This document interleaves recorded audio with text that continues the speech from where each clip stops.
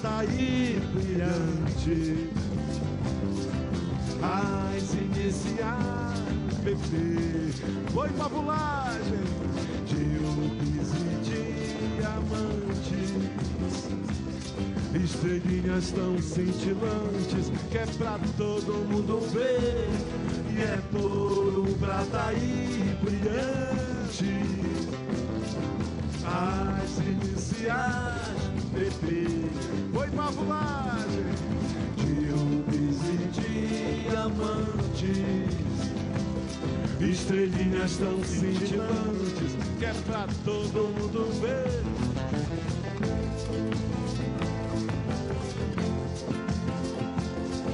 Manifestação da cultura nacional sancionada pelo presidente Lula.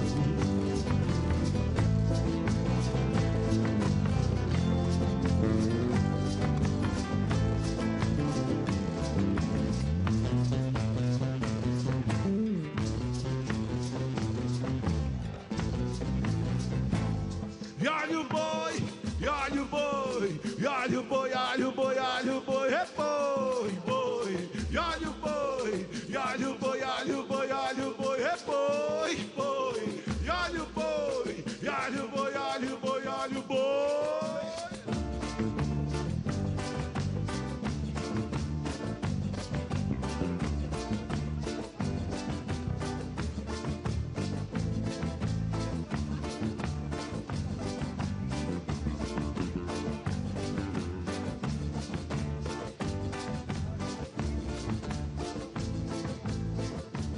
Vem ver, morena, vem ver, minha prenda é uma beleza, tesouro da natureza, realeza do Guamá.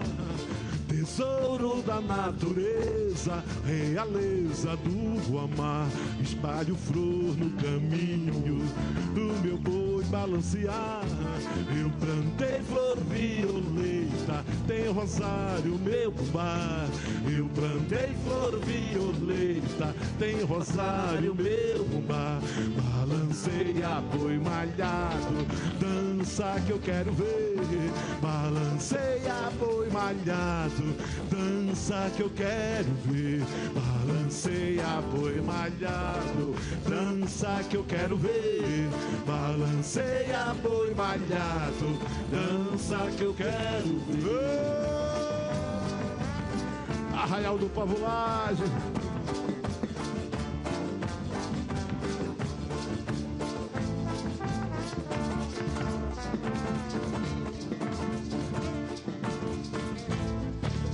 E olha o boi, e olha o boi, e olha o boi, olha o boi, olha o boi, boi, boi, e olha o boi, e olha o boi, olha o boi, olha o boi, boi, boi, e olha o boi, e olha o boi, olha o boi, olha o boi.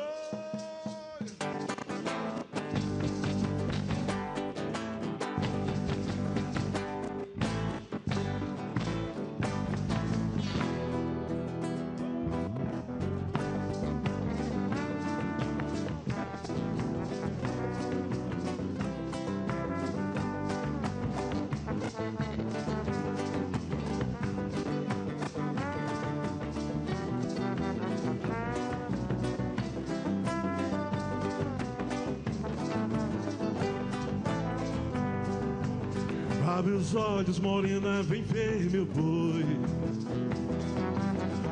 Tá vindo da estrela, traz batalhão afiado, couro bordado, pro contrário ver. Abre os olhos, morena, vem ver meu boi. Tá vindo da estrela, traz batalhão afiado, couro bordado, pro contrário ver. Sei que ele ainda sente saudade quando ver a bandeira azulada passar pela praça, modelo de graça do meu São João, do arraial que é do sol, do arraial que é da lua, do povo na rua, oi do meu guarnecer, do arraial que é do sol, do arraial que é da lua, do povo na rua, oi do meu guarnecer. descer, canta Varté das Cuieiras, que eu estando lá fora, e quando eu for embora, contrário, desse adeus é que tu chora, canta Varté das Cuieiras, que eu estrondo lá fora, e quando eu for embora, contrário, desse adeus é que tu chora. Prazer enorme estar nesse momento mágico para a Amazônia. Obrigado, presidente Lula. Governador Helder Barbalho, nosso povo. Agradece muito. E olha o boi!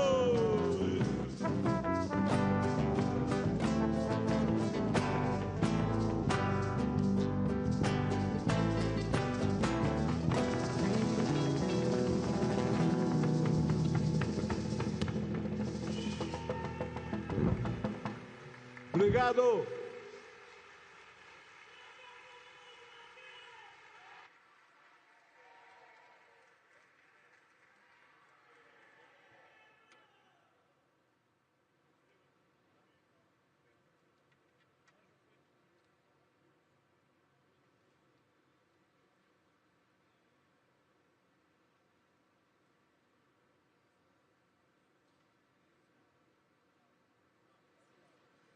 Bom dia, senhoras e senhores.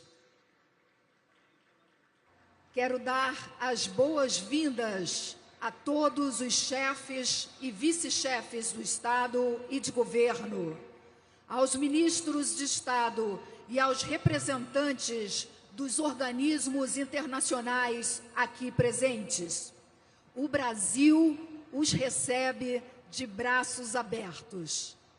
Daremos início com a intervenção da Organização Meteorológica Mundial e dos representantes da academia e da sociedade civil. Em seguida, passaremos à ordem estabelecida de intervenções dos países e organizações internacionais aqui presentes. Ouvir os alertas da ciência é crucial para orientar nossa nação. Convido a secretária-geral da Organização Meteorológica Mundial, OMM, Celeste Saulo, a fazer a sua intervenção.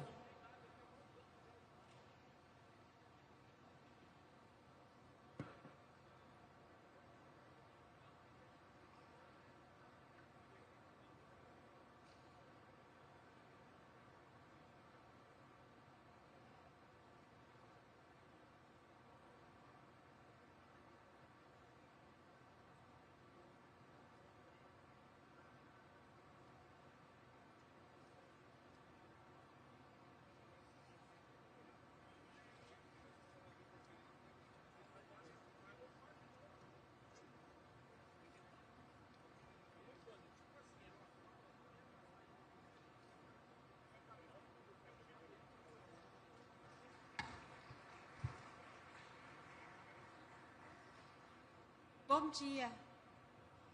Good morning. I would like to express my profound appreciation to President Lula. Obrigada, Presidente Lula, and to the COP President for convening us at this pivotal moment. I also extend my sincere thanks to Secretary General Guterres for giving us this opportunity to address you. Excellencies, the World Meteorological Organization is today releasing its State of the Climate Update 2025. It is a report grounded in science to guide COP30 with trusted evidence.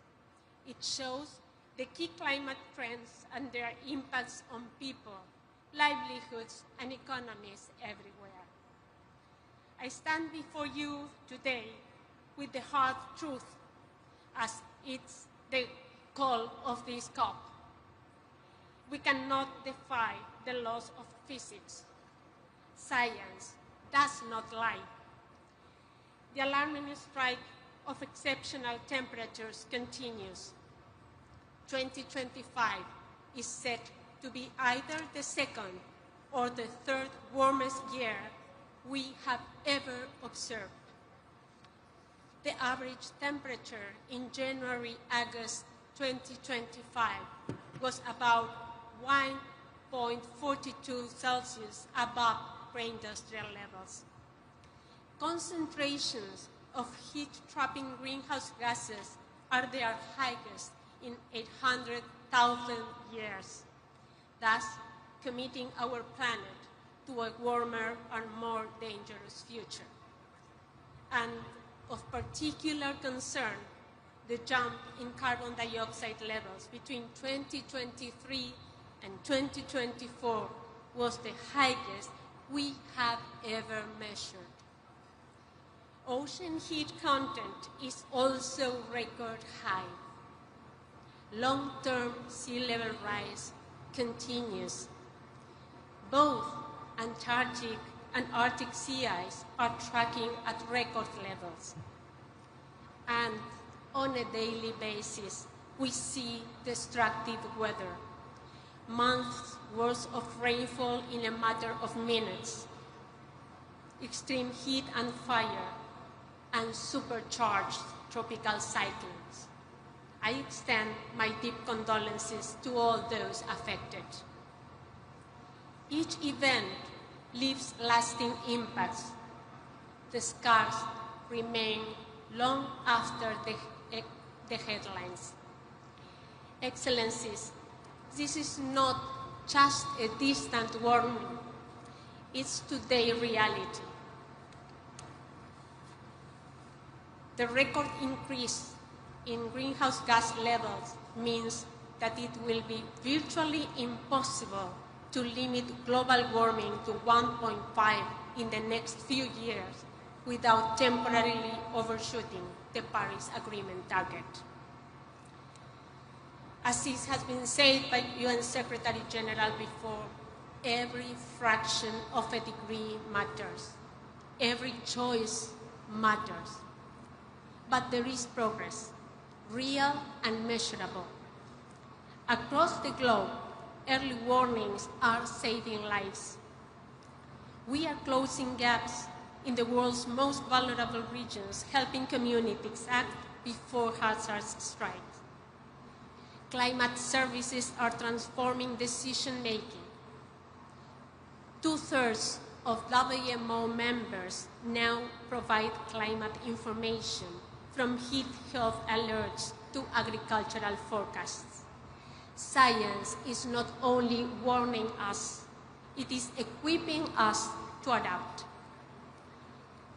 Excellencies, let COP30 be remembered as the moment the world changed course, with the Amazon as its witness.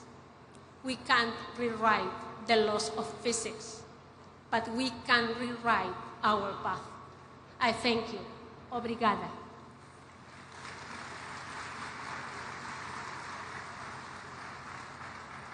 Obrigada à representante da OMM. E agora convido a todos que ouçam com atenção as palavras de Marinês Scherer, bióloga da Universidade Federal de Santa Catarina, enviada especial da presidência da COP30 para oceanos.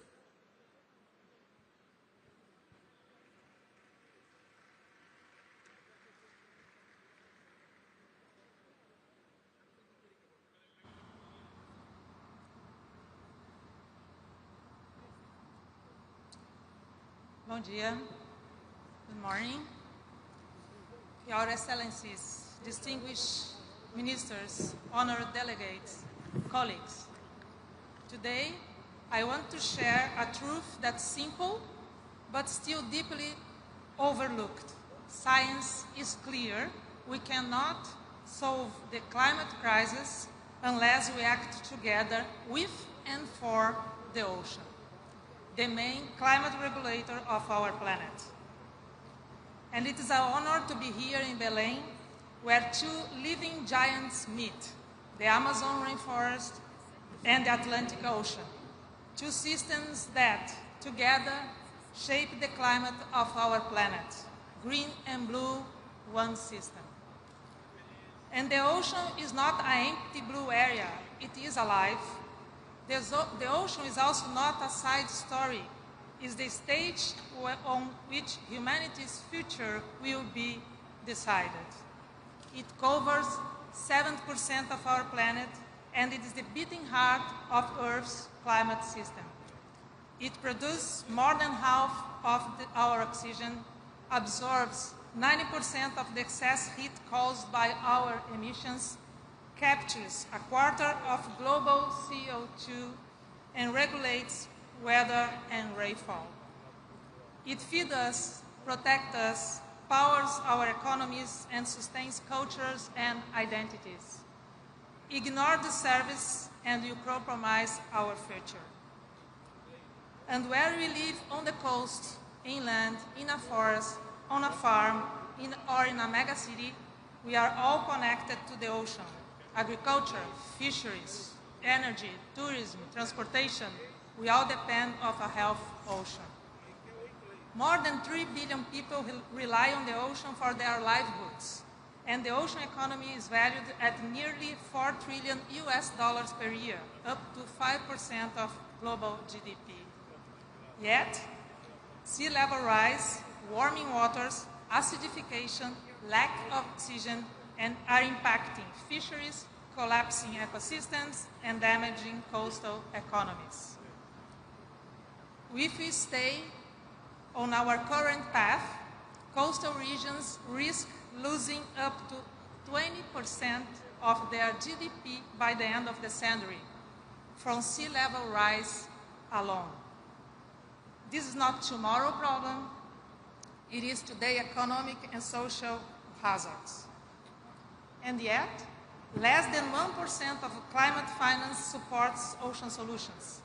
This must change, because ocean action is an investment in human security, prosperity, and stability.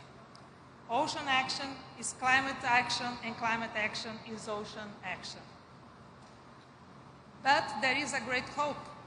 Ocean-based climate solutions could deliver up to 35% of the emissions reductions needed to keep 1.5 degrees alive. So what science says we must do? It is essential that we progressively end burning fossil fuels and ensure a just energy transition for all. Reform fisheries and scale sustainable aquaculture. Strengthen coastal resilience through natural-based solutions and conservation of critical ecosystems such as mangroves, dunes, seagrass, salt marshes, and coral reefs. Plan and manage coastal and ocean areas in a sustainable way, including areas beyond national jurisdiction. Align public and private finance with ocean regeneration.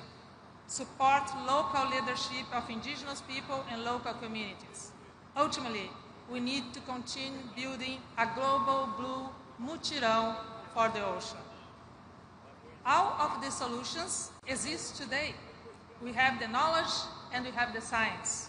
We have the technology and we have the tools. What is needed now is political will, investment, and implementation. Countries must integrate ocean measures, policies, and targets into national climate plans for mitigation and adaptation, and deliver them. Your leadership will decide how the science becomes action, from Belém to COP31 and beyond. COP30 can be a turning point. The ocean is being recognized where it belongs, at the center of a global climate policy for a resilient, net zero, nature-positive future. Let us use this moment to chart a path toward a world where ocean science and local knowledge guide decisions, where finance feeds natural-based climate solutions and livelihoods are protected. The ocean is people. The ocean is nature. Is our past, our present, and our future. It is no longer silent. It calls us to act. So let's act together now in a truly blue mutirão, because the ocean cannot wait and the planet will not wait. Thank you. Muito obrigada.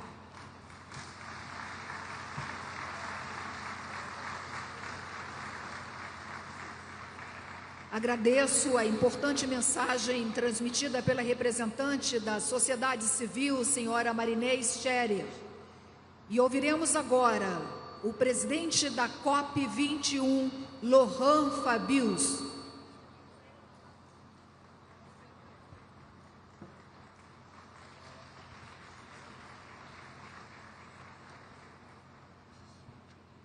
Monsieur le Président de la République fédérative du Brésil, Monsieur le Secrétaire général des Nations Unies, Excellences, Mesdames et Messieurs, je suis venu à Belém avec un ami. Et cet ami est dans ma poche, mais j'ai pensé que vous seriez heureux de le revoir. C'est un petit marteau.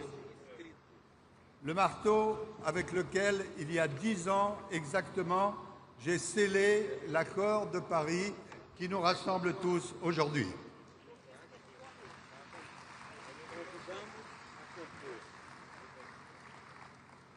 Ce marteau, il est à la fois le symbole de la lutte nécessaire pour le climat et du multilatéralisme. Et ce qui était vrai il y a 10 ans à Paris est vrai aujourd'hui à Belém. Alors il y a des discussions parfois sur l'effet de l'accord de Paris. Je pense que les scientifiques ont dit des choses qui sont incontestables. En 2015, au moment de l'accord de Paris, la tendance qui devait être celle de l'élévation des températures à la fin du siècle était de 4 degrés ou plus. Et aujourd'hui, la tendance est au maximum de 2,8 degrés. On dira que c'est insuffisant, et j'y viendrai dans un instant. Mais entre 4 degrés et 2,8 degrés, il y a des millions et des millions de vies sauvées.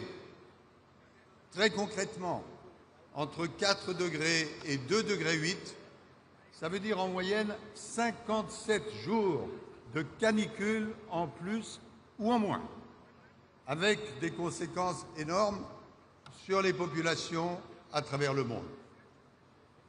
Alors bien sûr, il y a beaucoup de travail devant nous, à la fois dans le climat, sur les énergies fossiles, sur les énergies nouvelles, sur les financements, c'est évident. Mais je voudrais qu'on garde en tête cette idée simple. Paris-Belém, c'est une continuité. Nous nous sommes réunis avec mes collègues présidents de COP. Nous venons de différents continents, nous avons différentes expériences. Chaque COP a apporté quelque chose de supplémentaire. Mais nous sommes tombés d'accord sur le fait que cette COP de Belém devait mettre l'accent sur 3 points et sur 3 I. Et dans les 3 minutes qui me restent, je voudrais évoquer ces 3 I. Le premier I, c'est l'implémentation, la mise en œuvre. Nous n'attendons pas de cette COP de Belém des déclarations mirifiques sur de nouvelles initiatives qui pourraient être proposées et qui ne verraient jamais le jour. Nous attendons d'abord que les initiatives déjà prises soient concrétisées et précisées.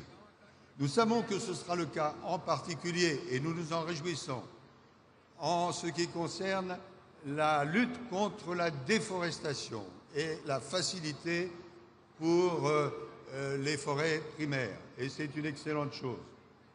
Nous savons aussi, en tout cas nous l'espérons, qu'il y aura des initiatives nouvelles prises pour réduire les émissions de méthane. On parle toujours du CO2, le dioxyde de carbone, mais vous savez tous, parce que vous êtes des experts, que le méthane représente 30% des gaz à effet de serre et qu'il est possible, sans que cela coûte énormément cher, en particulier en direction des industries pétrolières et gazières, que les émissions de méthane soient réduites, ce qui permettrait de gagner entre 0,3 degrés et 0,5 degrés. Bref, il y a toute une série de domaines dans lesquels nous voulons que les choses soient précisées et mises en œuvre. Je résumerai ma pensée sur ce point, notre pensée plutôt, en disant, faisant écho à un slogan qu'on a entendu ici ou là, et je m'exprime en anglais, le mot d'ordre à Belém, ça doit être « implement, baby, implement, implement, baby, implement ». Le deuxième I, c'est tout simplement l'inclusion. Vous êtes des chefs d'État et de gouvernement et vous engagez vos différents pays et c'est essentiel. Et par rapport, on en parlera certainement, aux contributions nationales que chaque pays doit dégager, il y a encore des progrès à faire. Mais nous savons maintenant qu'au-delà des gouvernements, il est essentiel d'inclure dans l'action à la fois les représentants des villes, les représentants des gouverneurs et aussi, bien sûr, la population. Bref, qu'il y ait une inclusion qui s'étend bien sûr aux entreprises parce que sans les entreprises, nous ne pouvons pas être efficaces et les entreprises savent que la vraie compétitivité, c'est de prendre en compte la lutte contre le réchauffement climatique. Inclusion. Inclusion des populations autochtones. Et c'est ce qui est fait ici à Belém par rapport aux populations de l'Amazonie. Inclusion par rapport à d'autres sujets. Qu'au moment de Paris, nous ne pensions pas aussi mêlés avec le climat. Je veux dire, la question de la protection des espèces, la question des océans, la question de la lutte contre les plastiques. Bref, le deuxième I, c'est l'inclusion. Et le troisième, c'est l'innovation. Il y aura des innovations dans cette COP de Belém, et c'est une très bonne chose. Par exemple, sous la présidence d'André Delago, l'agenda pour l'action va être revu pour faire en sorte qu'il ne soit pas nécessaire de présenter des projets dont on ne sait jamais s'ils sont exécutés ou non, mais qu'on y voit très clair. Et puis, l'innovation qui consiste, par exemple, à prendre en compte l'intelligence artificielle. Il y a 10 ans à Paris, personne, absolument personne, ne parlait de l'intelligence artificielle. Or, nous savons que les data centers nécessités par l'intelligence artificielle représenteront dans quelques années une consommation d'électricité aussi importante que toute l'Union européenne. Innovation, et je m'en félicite, parce que c'est la première fois dans une COP que les questions de justice, j'entends les juges, les questions de justice seront prises en compte au moment même où, il y a quelques mois, la Cour internationale de justice prenait une décision très importante sur l'accord de Paris. Respecter l'accord de Paris, ça n'est plus seulement une obligation morale, c'est désormais une obligation légale. Et puis, la lutte contre la désinformation, parce que, comme on l'a bien dit avant moi, il y a évidence à défendre la science. Bref, l'implémentation, l'inclusion, l'innovation doivent être au cœur de la conférence de Belém. Nous allons entendre dans quelques instants le président du Brésil, Lula. J'ai lu une déclaration de sa part disant « La COP30, ce sera la COP de la vérité ». Nous, les présidents de COP, nous sommes d'accord avec cette déclaration. Qu'est-ce que ça veut dire? Ça veut dire que la vérité aujourd'hui, s'agissant du climat, c'est un mélange de lucidité, parce que les temps sont difficiles, et en même temps d'espérance. Je souhaite, j'imagine avec vous tous, que la COP30 de Belém soit une COP de lucidité et d'espérance. Merci.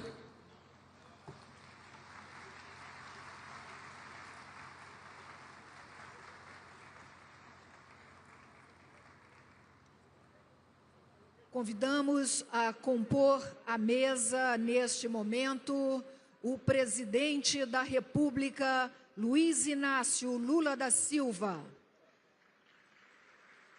acompanhado pelo secretário-geral das Nações Unidas, Antônio Guterres, pelo presidente do Senado Federal, senador Davi Alcumbre, presidente da Câmara dos Deputados, Hugo Mota, o presidente do Supremo Tribunal Federal, ministro Edson Fachin, ministro das Relações Exteriores, Mauro Vieira, a ministra do Meio Ambiente e Mudança do Clima, Marina Silva, o governador do estado do Pará, Hélder Barbalho, o presidente da COP29, Mukhtar Babayev, e o presidente da COP30, embaixador André Correia do Lago.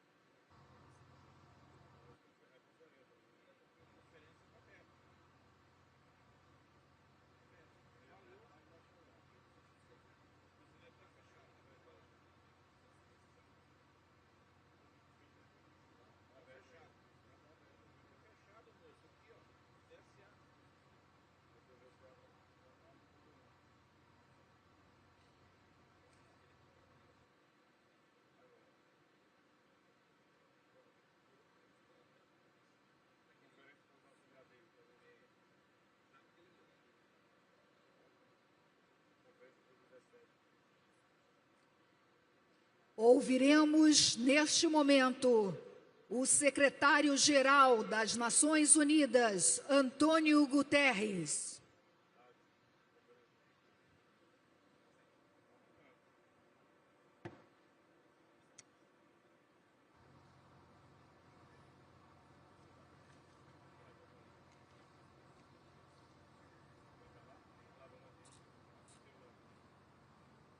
Excelências, Excellencies, agradeço ao Presidente Lula da Silva, ao Presidente da COP e ao Governo e ao povo do Brasil pela calorosa hospitalidade em Belém. Muito obrigado pela vossa liderança e firme compromisso com o multilateralismo no momento em que o nosso mundo está em jogo. Presidente Lula, you have called this the COP of truth. I could not agree more. And the hard truth is that we have failed to ensure we remain below 1.5 degrees. Science now tells us that a temporary overshoot between the 1.5 limit, starting at the latest in the early 2030s, is inevitable. We need a paradigm shift to limit this overshoot's magnitude and duration and quickly drive it down. Even a temporary average overshoot will have dramatic consequences.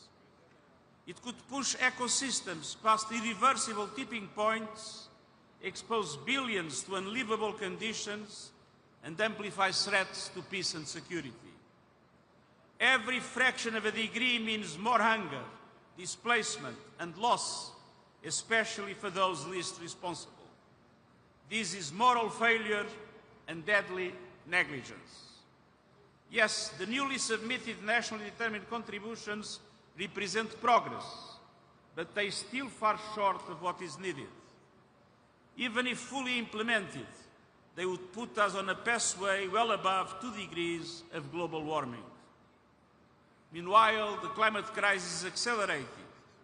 Record-breaking wildfires, deadly floods, superstorms, shattering lives, economies, and decades of progress. Last year, emissions reached another record high.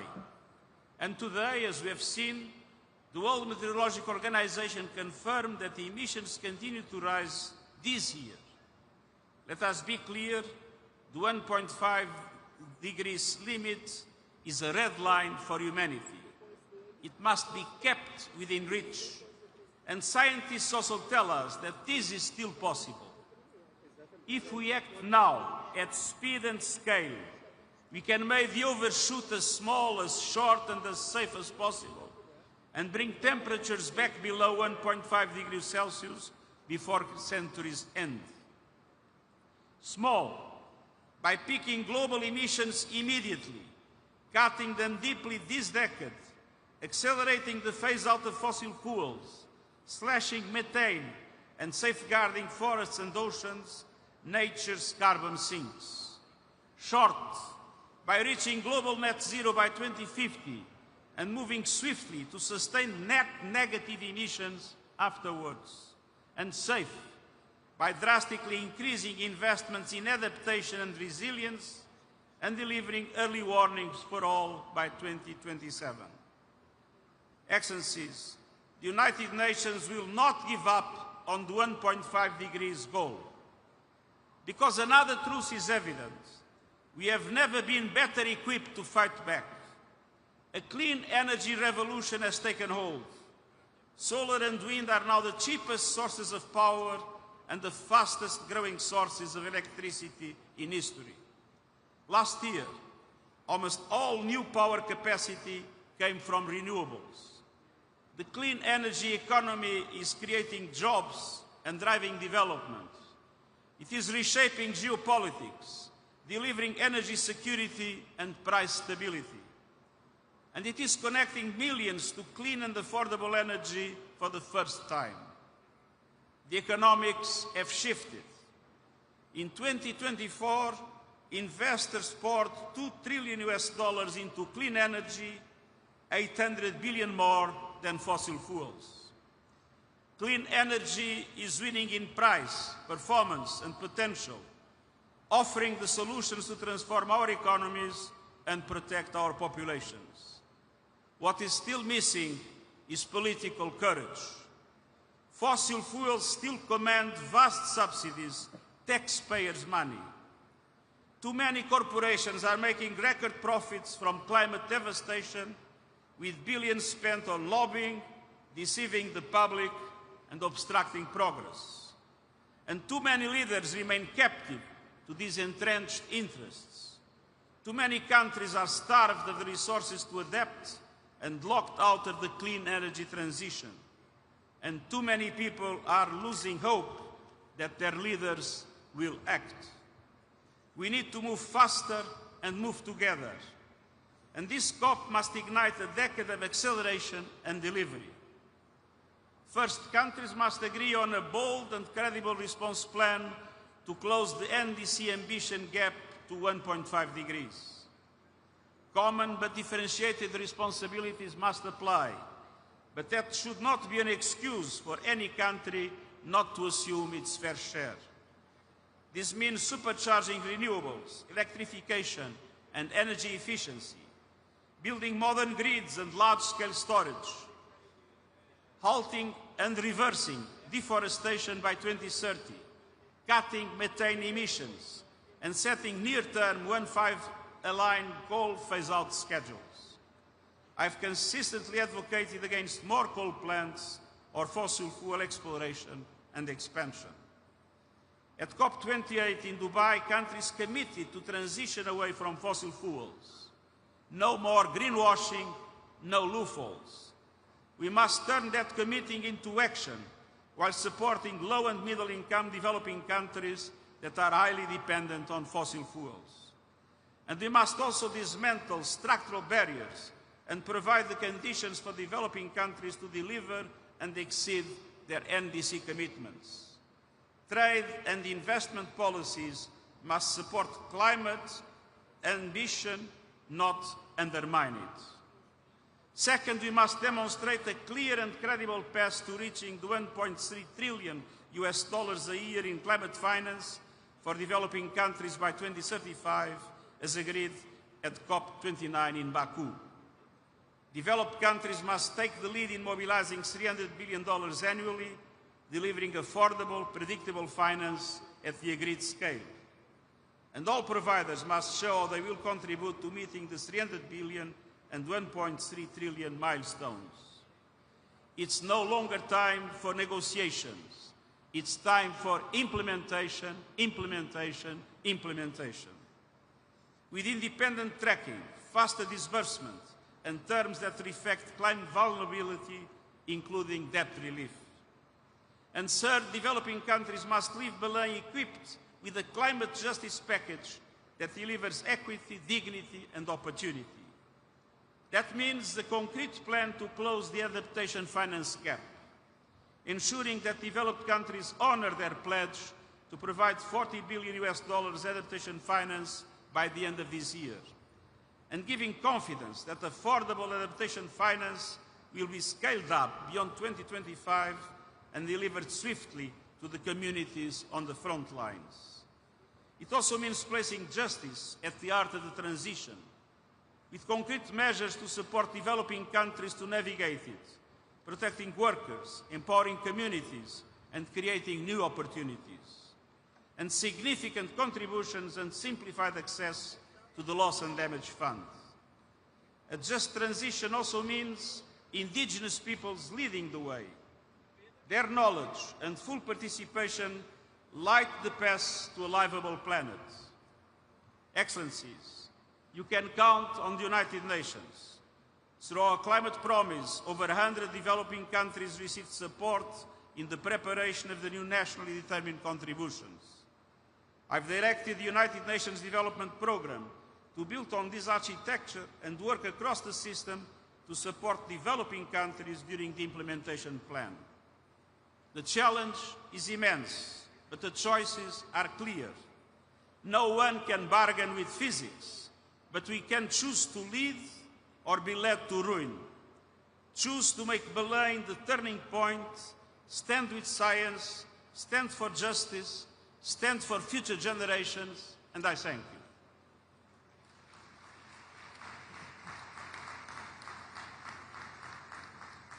Agradecemos a mensagem do secretário-geral das Nações Unidas, Antônio Guterres, e neste momento ouviremos o presidente da República Federativa do Brasil, Luiz Inácio Lula da Silva.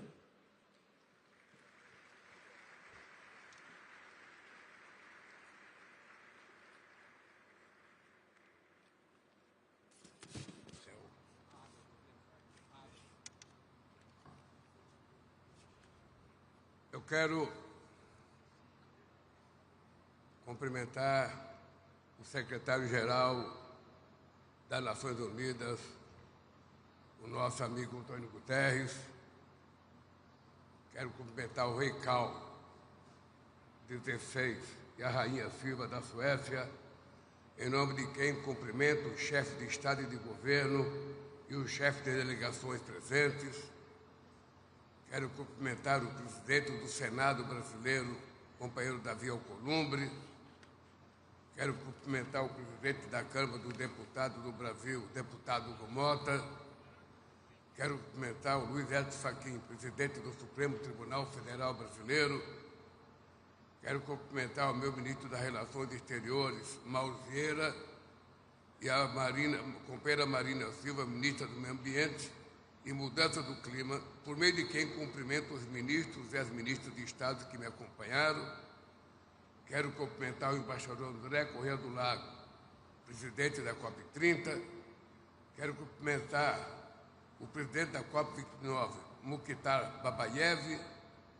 E quero cumprimentar o parceiro nessa jornada, o amigo Helder Barbalho, governador do estado do Pará, e cumprimentar a minha querida esposa Janja. Passados mais de 30 anos da Cúpula da Terra, no Rio de Janeiro, a Convenção do Clima regressa ao país onde nasceu. Hoje, os olhos do mundo se voltam para Belém, com imensa expectativa. Pela primeira vez na história, uma COP do clima terá lugar no coração da Amazônia. No imaginário global, não há símbolo maior da causa ambiental do que a floresta amazônica. Aqui correm os milhares de rios e igarapés que conformam a maior bacia hidrográfica do planeta. Aqui habitam as milhares de espécies de plantas e animais que compõem o bioma mais diverso da Terra. Aqui residem milhões de pessoas de centenas de povos indígenas cujas vidas são atravessadas pelo falso dilema entre a prosperidade e a preservação.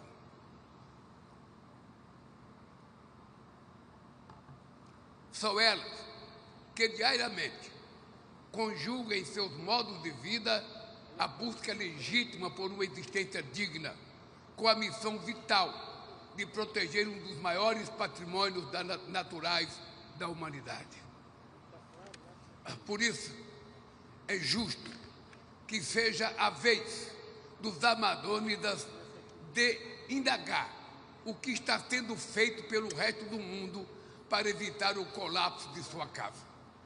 O multilateralismo, Acordo de Paris, o ano de 2025 é um marco para o multilateralismo.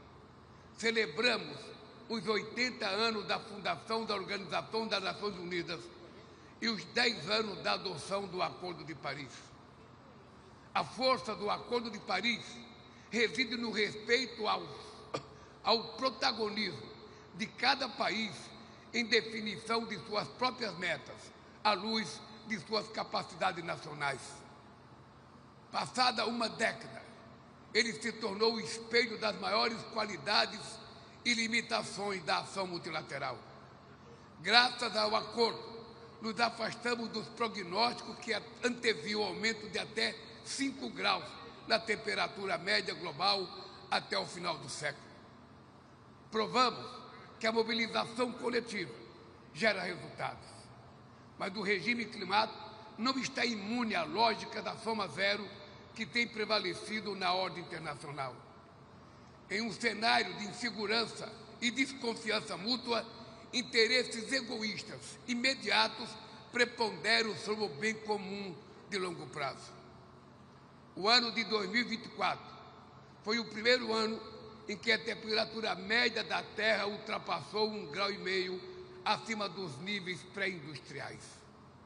A ciência já indica que essa elevação vai se estender por algum tempo ou até décadas, mas não podemos abandonar o objetivo do Acordo de Paris.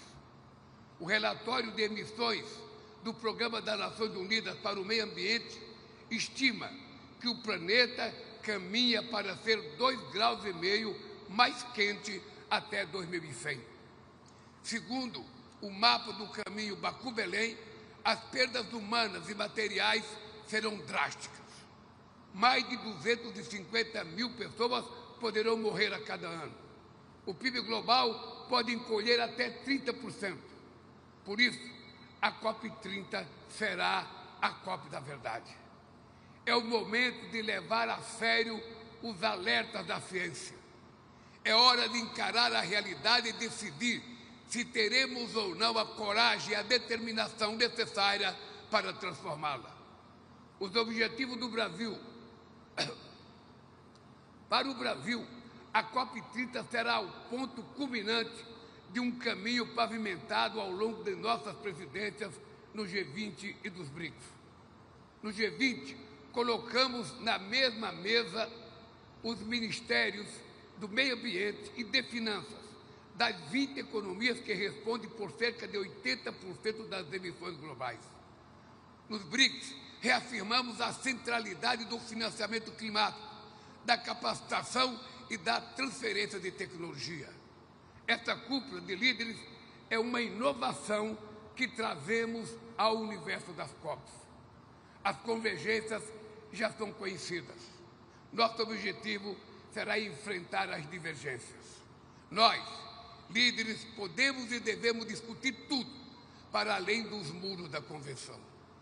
As palavras ditas aqui serão bússola da jornada a ser percorrida por nossas delegações nas próximas semanas. A humanidade está ciente do impacto da mudança do clima há mais de 35 anos, desde a publicação do primeiro relatório do IPCC. Mas foram necessárias 28 conferências para que se reconhecesse pela primeira vez em Dubai a necessidade de se afastar dos combustíveis fósseis e de parar de reverter o desmatamento. Foi preciso um ano adicional para que se admitisse em Baku a perspectiva de ampliar o financiamento climático para US$ 1,3 trilhão. Belém honrará os legados da COP28 e 29. Acelerar a transição energética e proteger a natureza são duas maneiras mais efetivas de conter o aquecimento global.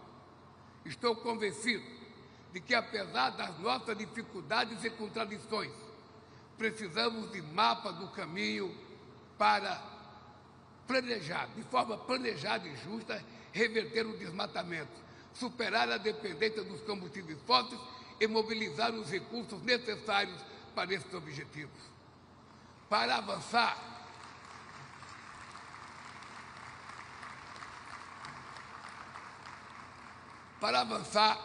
será preciso superar dois descompassos.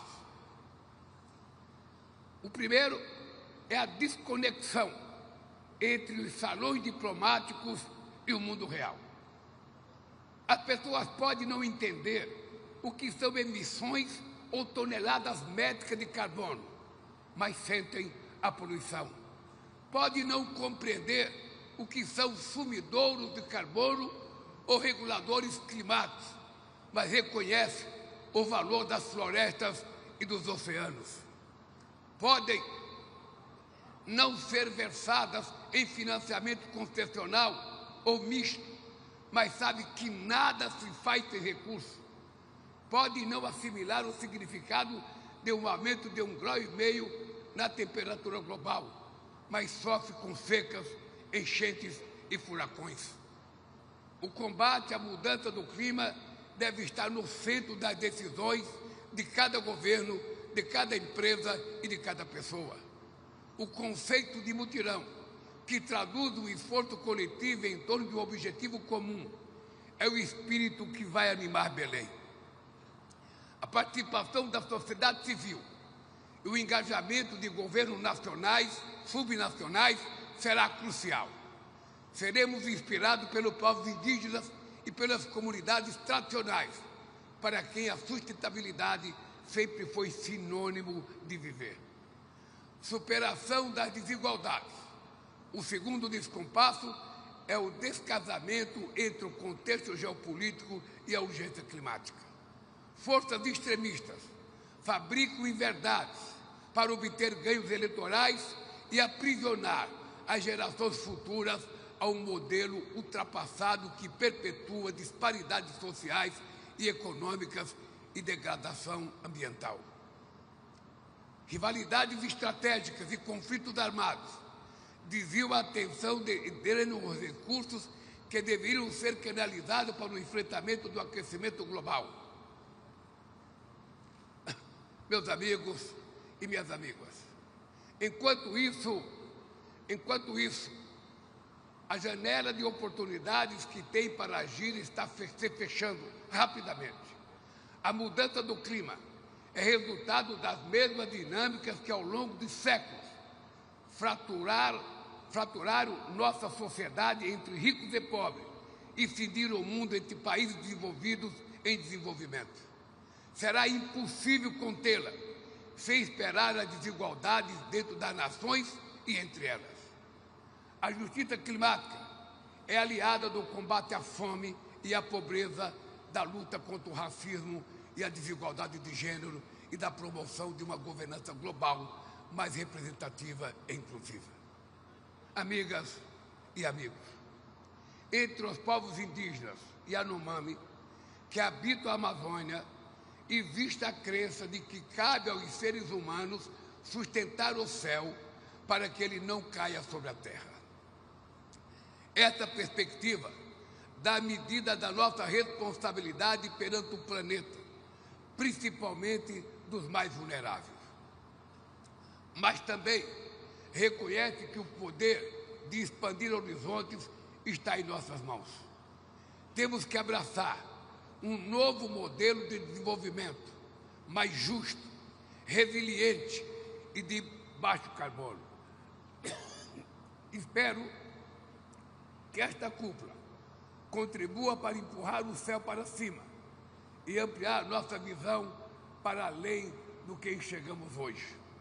Eu queria, meus amigos e minhas amigas, antes de terminar a minha fala, pedir a vocês que a gente tem que agradecer a disposição de fazer essa COP da Amazônia na Amazônia. Muita gente não acreditava que fôssemos possíveis trazer para o estado do Amazonas uma COP, porque as pessoas estão mais habituadas a desfilar por grandes cidades, e nós resolvemos que a Amazônia para o mundo é como se fosse uma Bíblia. Todo mundo sabe que existe e interpreta cada um da sua forma. E nós queríamos que a pessoa viesse aqui para ver o que é a Amazônia, para ver o que é o povo da Amazônia, para ver o que é a natureza da Amazônia, para ver o que é a culinária da Amazônia. E eu quero terminar pedindo uma salva de palmas para todos os trabalhadores que ajudaram a construir em pouco tempo esse espaço que nós estamos ocupando e aqueles que vão nos receber e nos atender durante a COP. Um abraço e boa COP a todos vocês.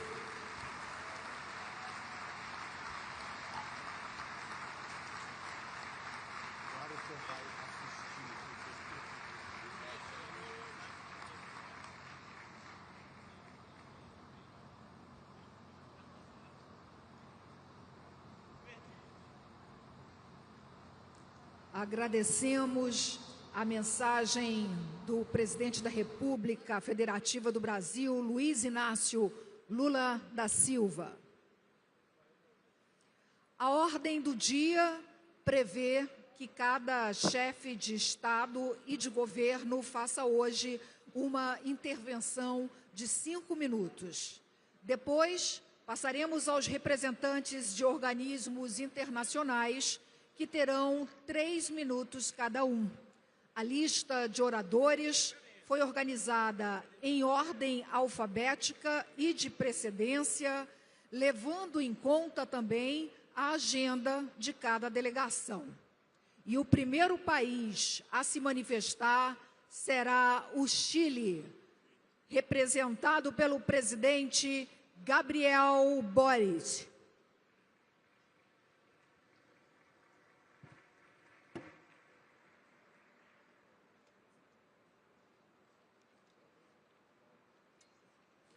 Buenos días. Resulta difícil tomar la palabra en esta cumbre mundial después de el presidente Lula por el tremendo liderazgo que expele por todos sus poros y que nos convoca a muchos otros líderes en el mundo. Y es que sabemos que vivimos tiempos complejos que ponen a prueba nuestra capacidad de actuar colectivamente como líderes, como comunidad internacional, como humanidad. Lo que está en juego es quizás el desafío más importante para nuestra generación, que es sostener la vida en el planeta. Hace poco tuve la suerte, la alegría de ser padre. Mi hija tiene 4 meses de vida. Y cuando la veo en esos 4 inocentes meses, en esa mirada que está aprendiendo a sonreír, y me pregunto qué mundo le vamos a dejar a esta nueva generación, no puedo evitar sentir a la vez una preocupación y un tremendo sentido de responsabilidad. Porque tal como ha dicho Lula, tal como dijo Antonio Guterres, el momento es ahora. Y es que a una década de la adopción del Acuerdo de París, tenemos que reconocer que como humanidad no hemos estado a la altura del desafío histórico que supone la crisis climática. Pero una de las gracias de aquella noche de 2015, que bien nos traían a la memoria con ese martillo con el que se zanjaron sus conclusiones, es que aún hay esperanza, es que somos capaces de ponernos de acuerdo. Por eso, lejos de la resignación, lejos del pesimismo, estamos aquí hoy más que para redoblar nuestros compromisos o para comprometer nuevas metas, para ser claros en cómo vamos a cumplir las metas que hasta hoy nos hemos dado. Porque las consecuencias de no hacerlo son realmente catastróficas. Y permítanme ejemplificar con un punto que ha hecho patente la actual presidenta de la Asamblea de las Naciones Unidas. Si la temperatura sube en 2 grados, significa que más de 400 millones de personas van a tener inseguridad alimentaria. Si esto aumenta a 4 grados, 1.800 millones de personas van a padecer inseguridad alimentaria, o sea, hambre. Las consecuencias de no actuar, de no cumplir con nuestros propios compromisos, son la muerte de muchos, son el hambre de muchos, de personas de carne y hueso que deben conmovernos, que deben llamarnos a la acción. ¿Cuáles son las reflexiones que tenemos desde Chile? En primer lugar, es que para esto se requiere mucho liderazgo y un liderazgo que es complejo, porque quienes estamos en posiciones de poder se nos juzga generalmente por lo que hacemos y las cosas que transformamos, pero muy pocas veces se puede evaluar lo que logramos que no suceda. Y en este caso estamos dando una pelea existencial para evitar que suceda algo, que es el aumento de la temperatura en el planeta. Y eso no da réditos electorales, seguramente no consiga aplausos, pero es el liderazgo que más se requiere en estos momentos, es el liderazgo generoso, comprometido, que es capaz de cumplir con sus compromisos. Desde ese punto de vista, en primer lugar, decimos que la ciencia y la evidencia científica deben seguir estando en el centro de nuestras decisiones. Fue la ciencia la que recomendó una instancia multilateral como esta COP, y es la ciencia la que nos va guiando respecto a los caminos que tenemos que andar. Y eso es importante decirlo hoy día, aunque parezca obvio, porque son tiempos en que surgen voces que deciden ignorar o negar la evidencia científica sobre la crisis climática. Sin ir más lejos, el presidente de los Estados Unidos en la última Asamblea General de la ONU dijo que la crisis climática no existe, y eso es mentira.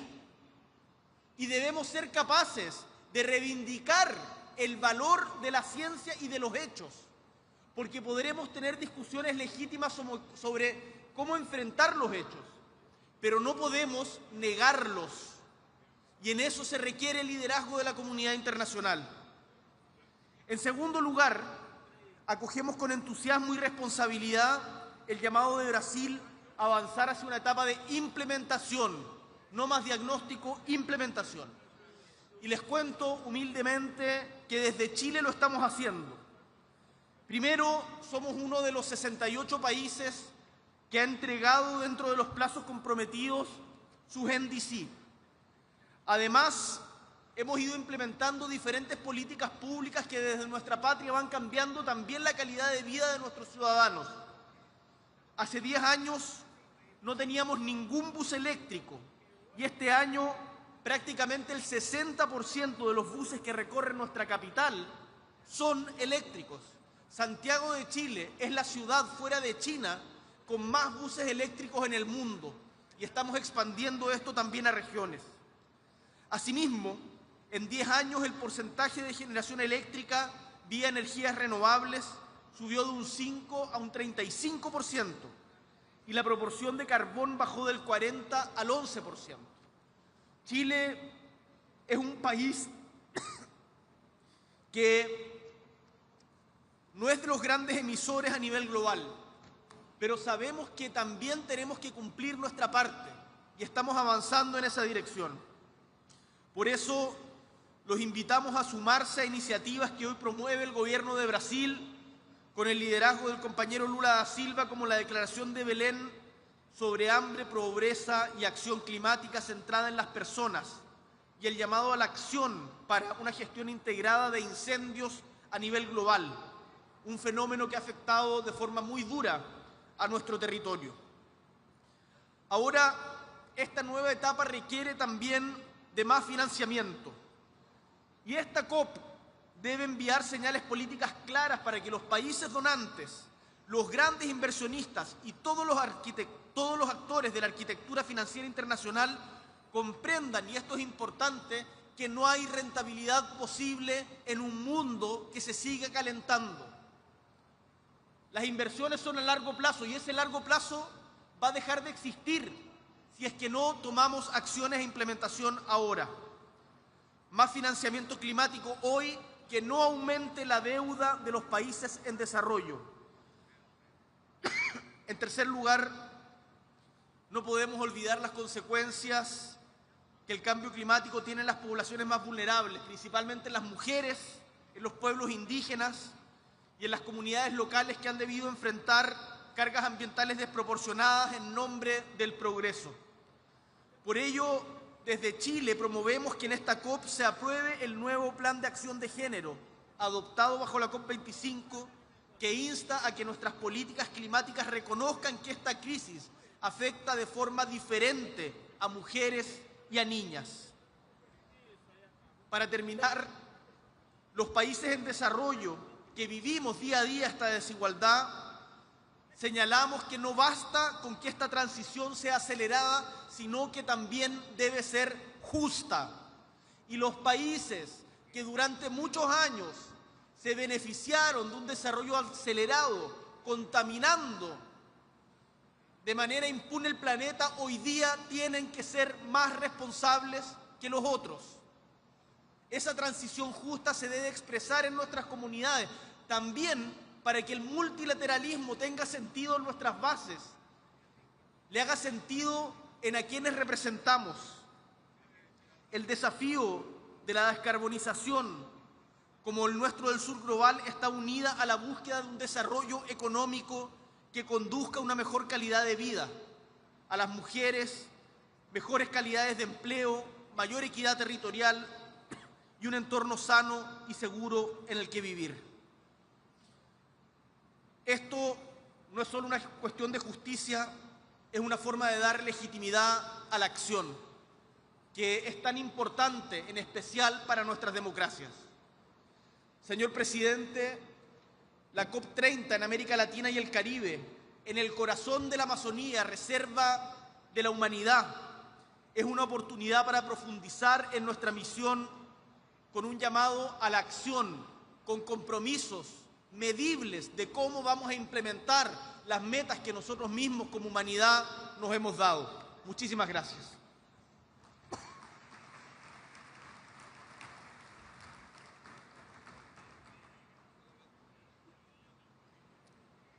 Obrigada pela manifestação. E chamamos agora o representante da China, o vice-primeiro-ministro Ding Xuexian.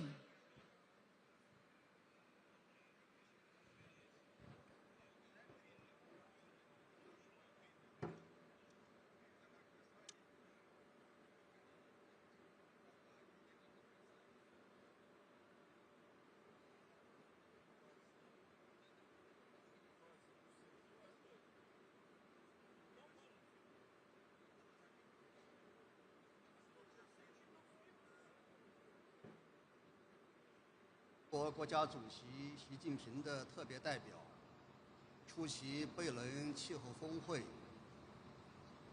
首先，我谨荣幸地转达习近平主席对巴西举办峰会的良好祝愿。习近平主席高度赞赏巴西作为COP30主席国，为积极推进全球气候治理做出的重要贡献，并预祝大会圆满成功。今年是巴黎协定达成10周年，全球气候治理进入关键阶段。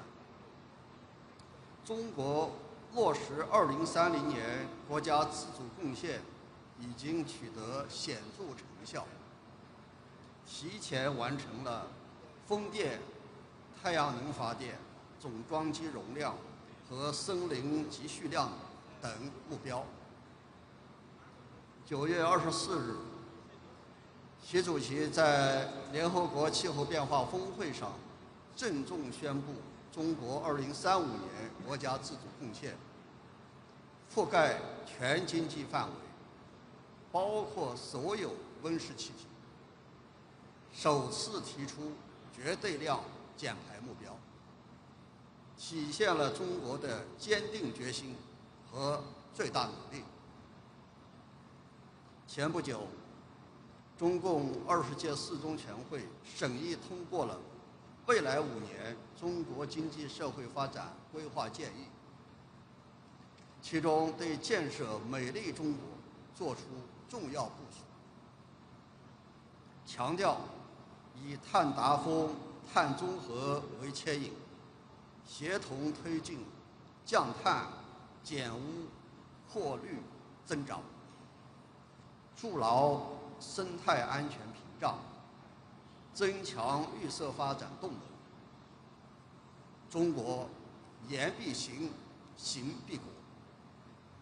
我们将加快经济社会发展全面绿色转型，积极稳妥推进和实现碳达峰，为应对气候变化做出更大的贡献。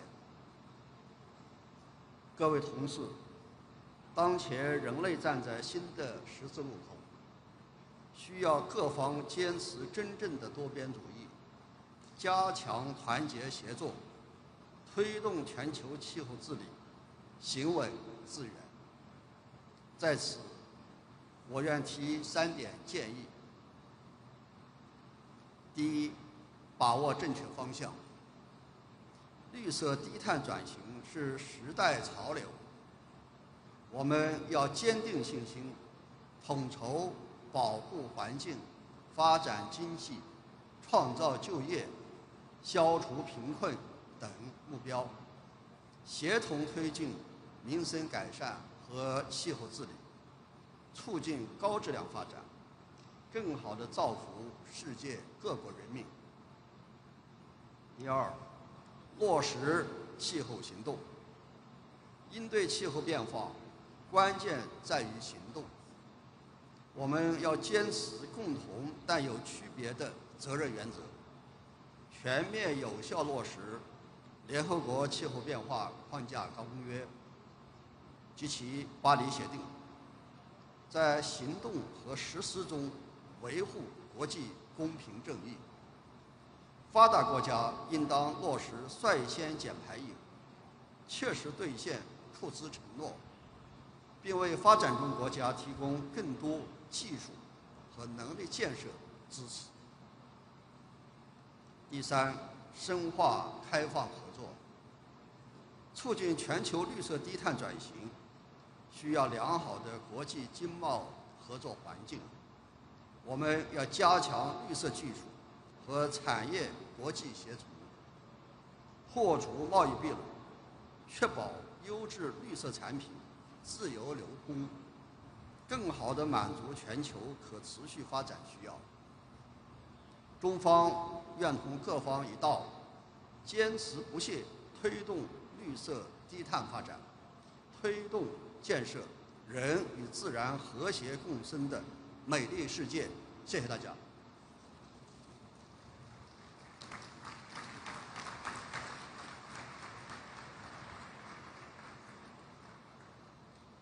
Chamamos para a manifestação, nesse momento, o representante da Colômbia, o presidente Gustavo Petro.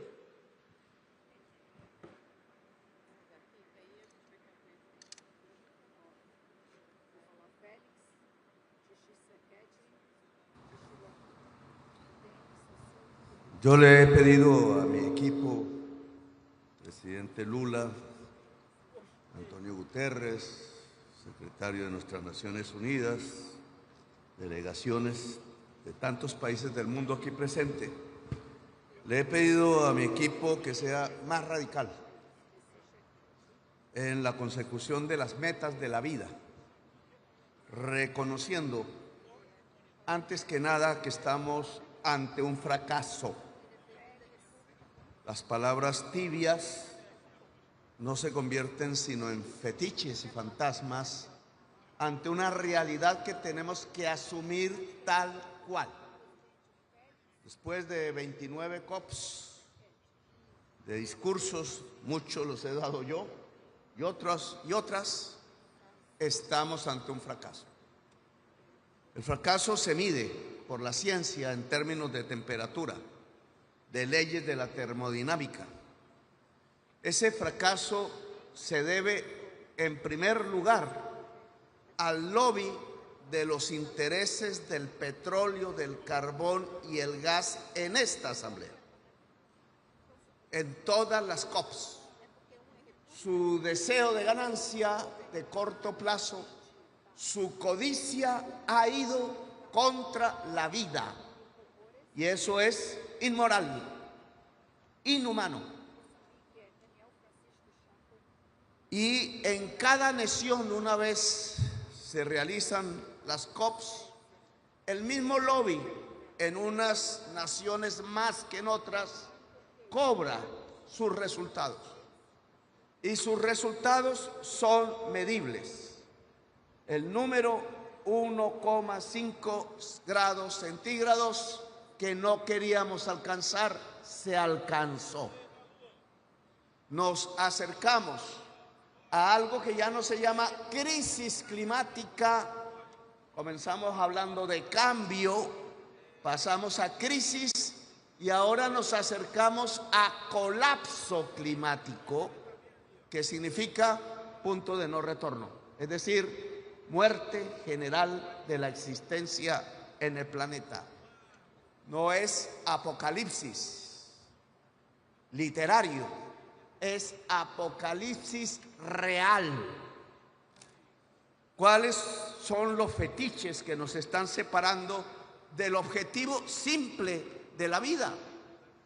Que ni de derecha ni de izquierda es simplemente el objetivo común de la humanidad.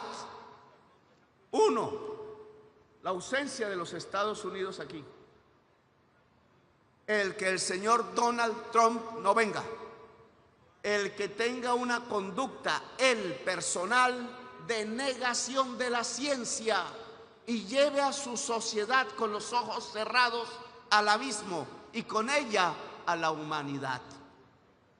El señor Trump está equivocado. La ciencia alumbra el colapso si Estados Unidos no se mueve hacia la descarbonización de su propia economía. No es taladrar, taladrar y taladrar. Está 100% equivocado el presidente de los Estados Unidos, Donald Trump. Dos, el que se lleve a Europa a invertir en más armas de acuerdo a su Producto Interno Bruto. Ese es un error de Europa, si hace caso. No es un problema de defensa y seguridad. No es Rusia el enemigo, es la crisis climática el enemigo. Son sus nietos, señoras y señores presidentes y primeros ministros de Europa, los que están en riesgo, al igual que todos los hijos y las hijas del enorme, gran y civilizatorio pueblo europeo y de la humanidad entera. Es más enemigo la muerte sobre el hijo y el nieto que los peligros fetiches que desde las épocas napoleónicas y anteriores tienen sobre una Rusia que no es sino parte de Europa. Tres, amenazas de invasión por doquier. Perdemos tiempos. Invasión a Gaza y genocidio. Amenaza de invasión a Venezuela. Amenaza de invasión a Cuba. Amenaza de invasión a Colombia. El que les habla aquí ha sido considerado por Trump como un líder del narcotráfico, cuando en mi vida personal y a riesgo de perderla he sido el primer paladín de la lucha contra el narcotráfico en Colombia, aumentando como ningún gobierno en la historia mundial las incautaciones de cocaína, solo para silenciarme ante estos eventos y que me calle ante la realidad. Amenazas de invasión a Brasil, amenazas de invasión a México y, óiganlo bien, invasión real al Caribe colombiano. Los mismos misiles que caen sobre los niños y las niñas de Gaza hoy caen sobre pobres jóvenes que no son narcos, sino empleados de los narcos o a veces pescadores en las lanchas rápidas en el Caribe, más casi 70 asesinatos que rompen el derecho internacional humanitario a través del principio de la proporcionalidad de la fuerza, es decir, son ejecuciones extrajudiciales en el Caribe, cerca de esta región. Y sigue.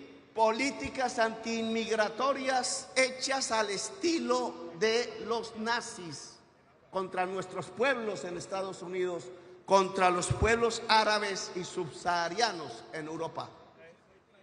Y sigue ya los mismos misiles que caen en el Caribe. Y estas políticas todas que producen a lo largo de estos 2 años desde Dubái, que perdemos el tiempo, que son fetiches, fantasmas, para ganar votos rápidos en los países del poder, los que emiten más CO2 y no hacer nada contra la crisis climática. Son excusas inventadas para abrazarse con el lobby petrolero, ganar un poco más de dinero y llevarnos más cerca al colapso climático. ¿Qué hacemos entonces? Indudablemente el objetivo no puede ser otro que en lo más rápido del tiempo, y es un cronómetro, es una carrera contra el reloj, construir una economía descarbonizada. Cero carbón, cero petróleo, cero gas. Economía descarbonizada es igual a construir una economía de la vida, la podemos llamar así, como Hinkelarmer en Costa Rica, de origen alemán, él la denominó. Hoy, literalmente, el señor Trump está contra la humanidad. Al no venir aquí, lo demuestra. Trump está contra la humanidad. ¿Qué hacemos entonces? Dejarlo solo, olvidarlo. El olvido es el castigo mayor. Cuando quiera hablar, hablamos, pero sobre la vida, no sobre nada más. ¿Qué hacemos? El progresismo del que hago parte tiene que saber que la bandera es su vida. No hay un progresismo fósil, porque sería un progresismo falso. El progresismo mundial tiene que definir con claridad que su bandera es llevar la humanidad hacia la vida, y ese es el objetivo real de corto plazo que tenemos. Y tenemos aquí en América, de donde vengo, en cada parte se podría hacer un esfuerzo similar, una propuesta concreta con $500,000 en América Latina y el Caribe. Vengan del mundo árabe, vengan de China, vengan de Europa, los recibimos, vengan de estados de los Estados Unidos con $500,000, bon marché. Se puede lograr que lo que hoy es potencial se haga realidad. 1.400 gigas anuales de generación de energía limpia. Tenemos ese potencial que se puede volver realidad. Está en nuestro sol, en nuestros vientos, en nuestra agua. Está en los volcanes y en la geotermia. 1.400 gigas anuales, algo igual puede hacer África, mientras la matriz de generación de energía eléctrica de los Estados Unidos consume o genera 1.200 gigas al año, 70% energía fósil. Matemáticamente fácil. Si se invierten 500.000 millones de dólares aquí, limpiamos 100% la matriz energética de los Estados Unidos. Es decir, un paso fundamental en evitar que de la crisis pasemos al colapso climático y salvemos entonces la existencia en el planeta Tierra.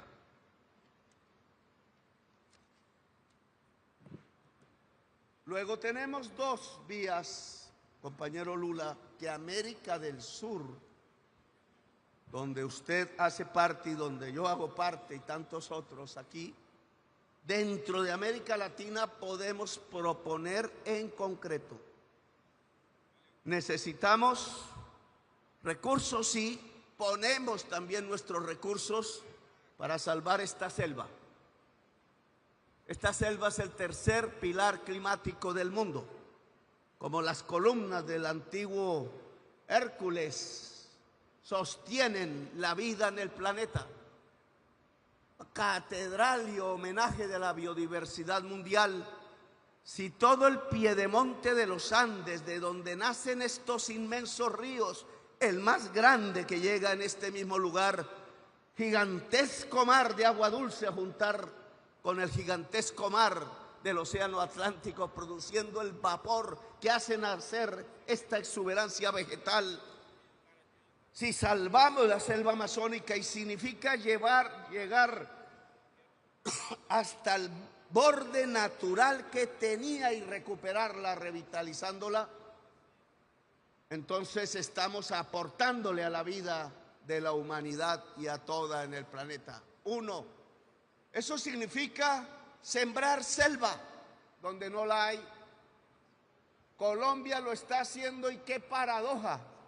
En donde antes existían 80.000 hectáreas de cultivos de hoja de coca que hoy están abandonados y que pueden ser fácilmente de nuevo selva. Todo el paramento entre la cordillera y la selva, el piedemonte, es donde nace este agua, y si se queda sin selva en Ecuador, en Venezuela, en Colombia, en Perú y en Bolivia, no quedará un solo árbol de la foto que ustedes ven aquí, y aquí Belém de Pará solo será un desierto, y la existencia habrá sabido que hemos llegado al punto del colapso climático. Luego, esta es la primera carta que América del Sur coloca para que nos ayuden y nos ayudemos a salvar la vida. No necesitamos el norte para ello, necesitamos la humanidad. Y dos, indudablemente podemos limpiar la matriz sucia de generación eléctrica de los Estados Unidos. Gran acumulador de CO2, el mayor del mundo, y responsable, por tanto, de la crisis y la posibilidad del colapso climático. ¿Qué necesitamos? 500.000 millones de dólares. Volver generación eléctrica real, el potencial de energía limpia. Construir una red moderna, homologada e inteligente de cables de energía eléctrica que vayan desde la Patagonia hasta Alaska, y ya prácticamente la tenemos.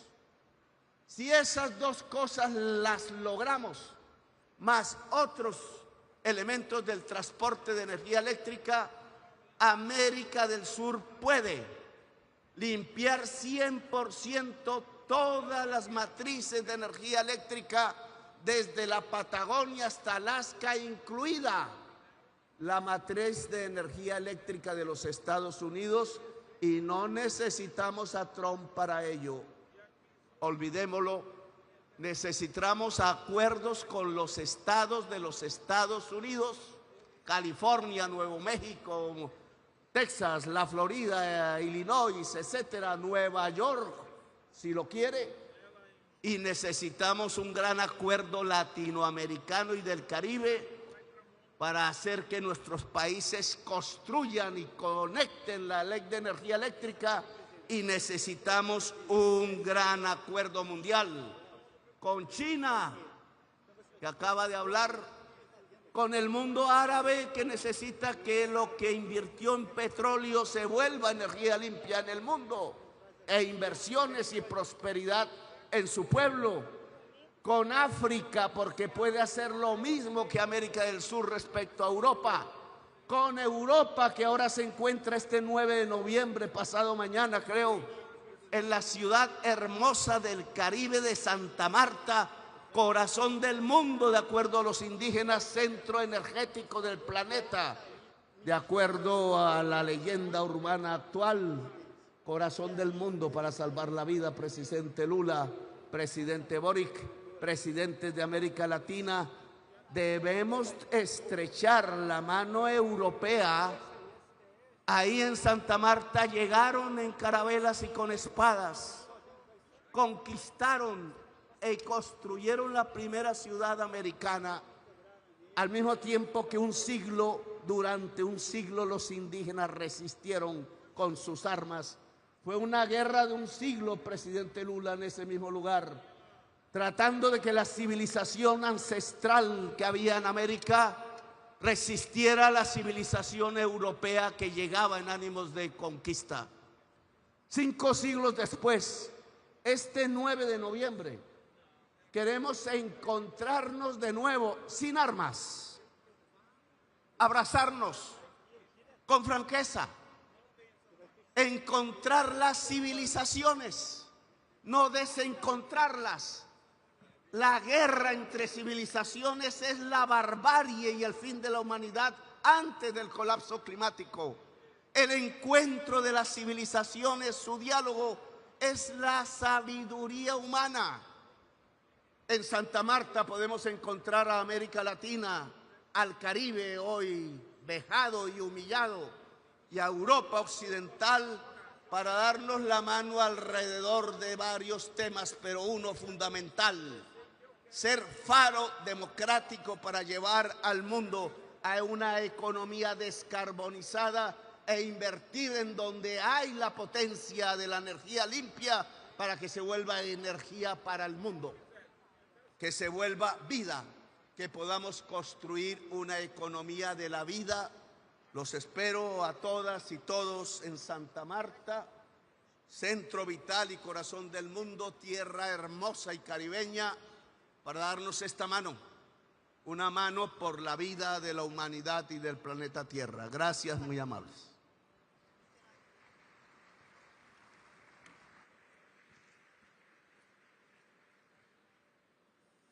Agora teremos a mensagem do Reino Unido com o Príncipe de Gales, William.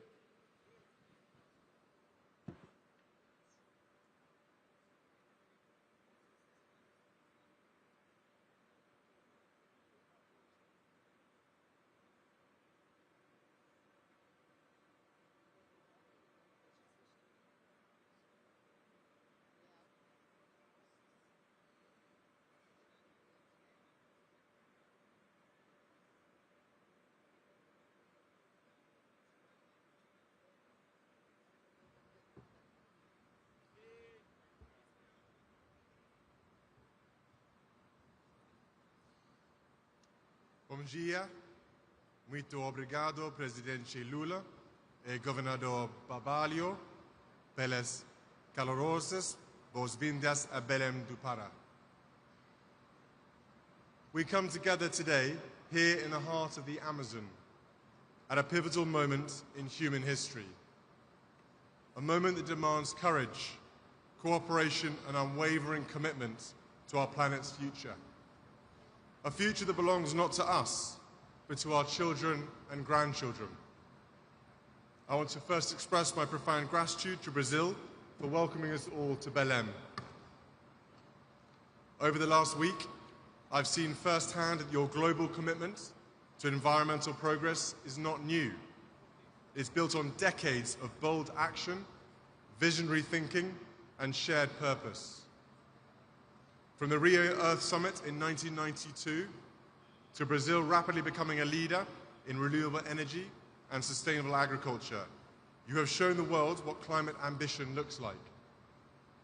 Just earlier this week, the vibrant city of Rio de Janeiro hosted the Earthshot Prize, a global initiative I founded to accelerate and spotlight the most innovative solutions to our planet's greatest environmental challenges. Many of these solutions are born in the global south.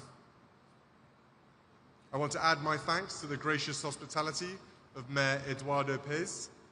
The event was not only a celebration of ingenuity and hope, but a powerful reminder of what's possible when we lead with vision and courage. It was inspiring to witness such bold ideas from people all over the world come to life in a place so deeply committed to sustainability. And so as we gather here in Belém, 10 years on from the Paris Agreement, we are reminded of the extraordinary power of nations, communities, and individuals coming together to drive change. Where we unite behind shared purpose, we can scale and accelerate solutions that transcend borders, solutions that give us hope and fill us with optimism for the future. I have long believed in the power of urgent optimism, the conviction that even in the face of daunting challenges, we have the ingenuity and determination to make a difference, and to do so now. I grew up with my father, the King, talking about the power of nature and the importance of harmony in the natural world, a subject he has championed for over 5 decades. It's a privilege to also represent him here today, as well as everyone else who has championed this cause for so many years. All of us here today understand that we are edging dangerously close to the Earth's critical tipping points, thresholds beyond which the natural systems we depend on may begin to unravel. The melting of polar ice, the loss of the Amazon, the disruption of ocean currents. These are not distant threats. They are fast approaching and will affect every one of us, no matter where we live. Communities around the world are already facing rising seas, extreme heat, wildfires, floods, droughts, and increasing frequency of extreme weather. We saw the disastrous impact of simultaneous floods, fires, and droughts in Brazil in 2023. Just this year, I visited the Welsh town of Pontypridd with my wife Catherine, where the community is still recovering from devastating floods. I met families who had lost their homes, their possessions, and their sense of security. One resident told me how the river that once brought life to the town had become a source of fear. Their resilience was deeply moving. It was also a powerful reminder that climate change is not a distant threat.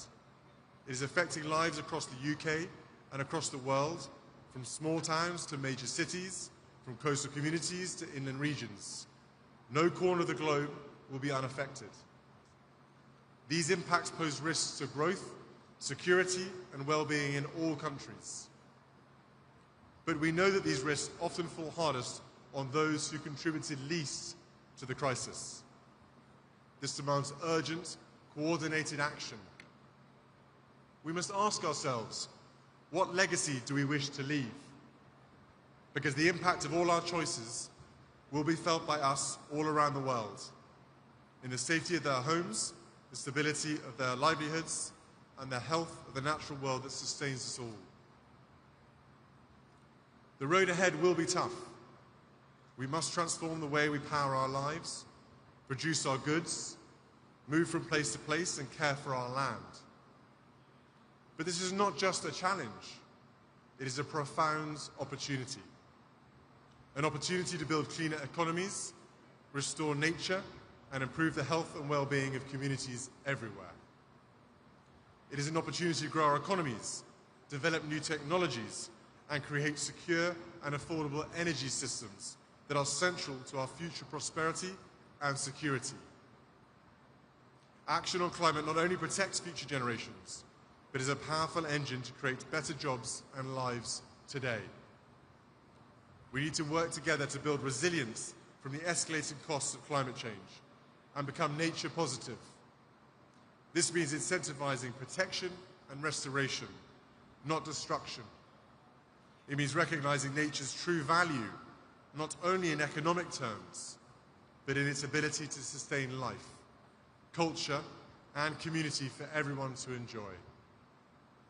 As we stand together in the heart of the Amazon, a region not only vital to global climate stability, but also home to indigenous communities who have safeguarded these forests for generations, we are reminded that true climate leadership means listening to those who have lived in harmony with nature and empowering them as stewards of the planet's most precious ecosystems.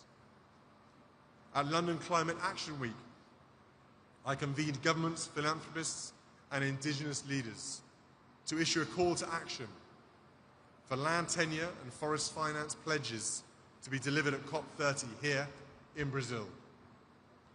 That call to action continued through New York Climate Week in September and brings us here to Belém, where we must listen to the voices and leadership of indigenous people and local communities who care for half of the world's land and a third of its remaining intact forests. Their territories are vital to climate mitigation and biodiversity preservation. Yet only 11% of this land is legally recognized. Where indigenous people and local communities have secured land rights, deforestation is lower, biodiversity is richer, and carbon is better stored. Yet nearly 800 million hectares of their land remain unrecognized. 10-year security empowers communities to resist harmful projects and pursue sustainable livelihoods. This is not just a moral imperative, it's a practical climate solution to the climate and biodiversity challenges our planet faces. Let us build a future where indigenous people and local communities are recognized as global climate leaders, where their rights are protected, their voices heard, and their knowledge respected as vital to the health of our planet. This week in Rio, I had the privilege of meeting representatives from indigenous people and local communities at events hosted by the Earthshot Prize and the Royal Foundation's United for Wildlife program. Their connection with and tireless efforts to protect nature are nothing short of inspiring. They are not just participants in the climate conversation, they are leading it, and we must stand with them. But it is also important to acknowledge the progress we have made. From the Paris Agreement to the Global Biodiversity Framework, we have shown that this can be a unifying agenda. When nations come together, we can chart a course towards a more sustainable future. And the UK stands with you in this mission. The UK hosted COP26 commitment to halt and reverse forest loss and land degradation by 2030, signed by over 140 countries, was a historic alignment of global will and has already exceeded its target. Since then, the global goal on adaptation has been agreed, and the fund for responding to loss and damage has been operationalized so that resources can begin flowing to communities hit hardest by climate impacts.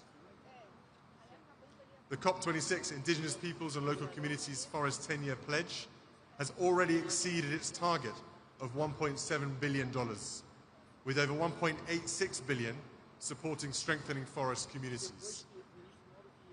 Climate finance is growing. Action is being taken on emissions. Renewable clean energy is expanding at record pace, creating thousands of new jobs and boosting economies around the world. Countries are embedding nature into climate strategies, launching national adaptation plans, and investing in nature-based solutions. These are not just policies, they are lifelines. Brazil's proposal for the Tropical Forests Forever Fund is a visionary step toward valuing nature's role in climate stability. That is why it was an Earthshot Prize finalist this year. The initiative recognizes that climate and nature must be addressed together, not in silos, but in synergy. The science is clear. We must go further if we are to secure a livable future for all, and we must go together. The time for partnership, protection, and progress is now. We know what is at stake. We know what must be done. And we know that no country, no community, no individual can do it alone. Our children and grandchildren will stand on the shoulders of our collective action.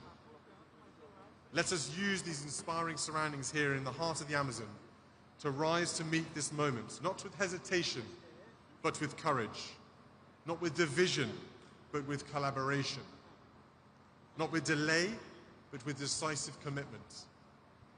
Let us honor the leadership of those who have long protected the planet, indigenous peoples and local communities, and walk forward together. Let us build a future where nature is valued and where every child inherits a world of prosperity, not peril. Let us rise to this moment with the clarity that history demands of us. Let us be the generation that turns the tide, not for applause, but for the quiet gratitude of those yet to be born. This here at COP30 is our moment. Let us not waste it. Our children and grandchildren are watching and hoping. Obrigado.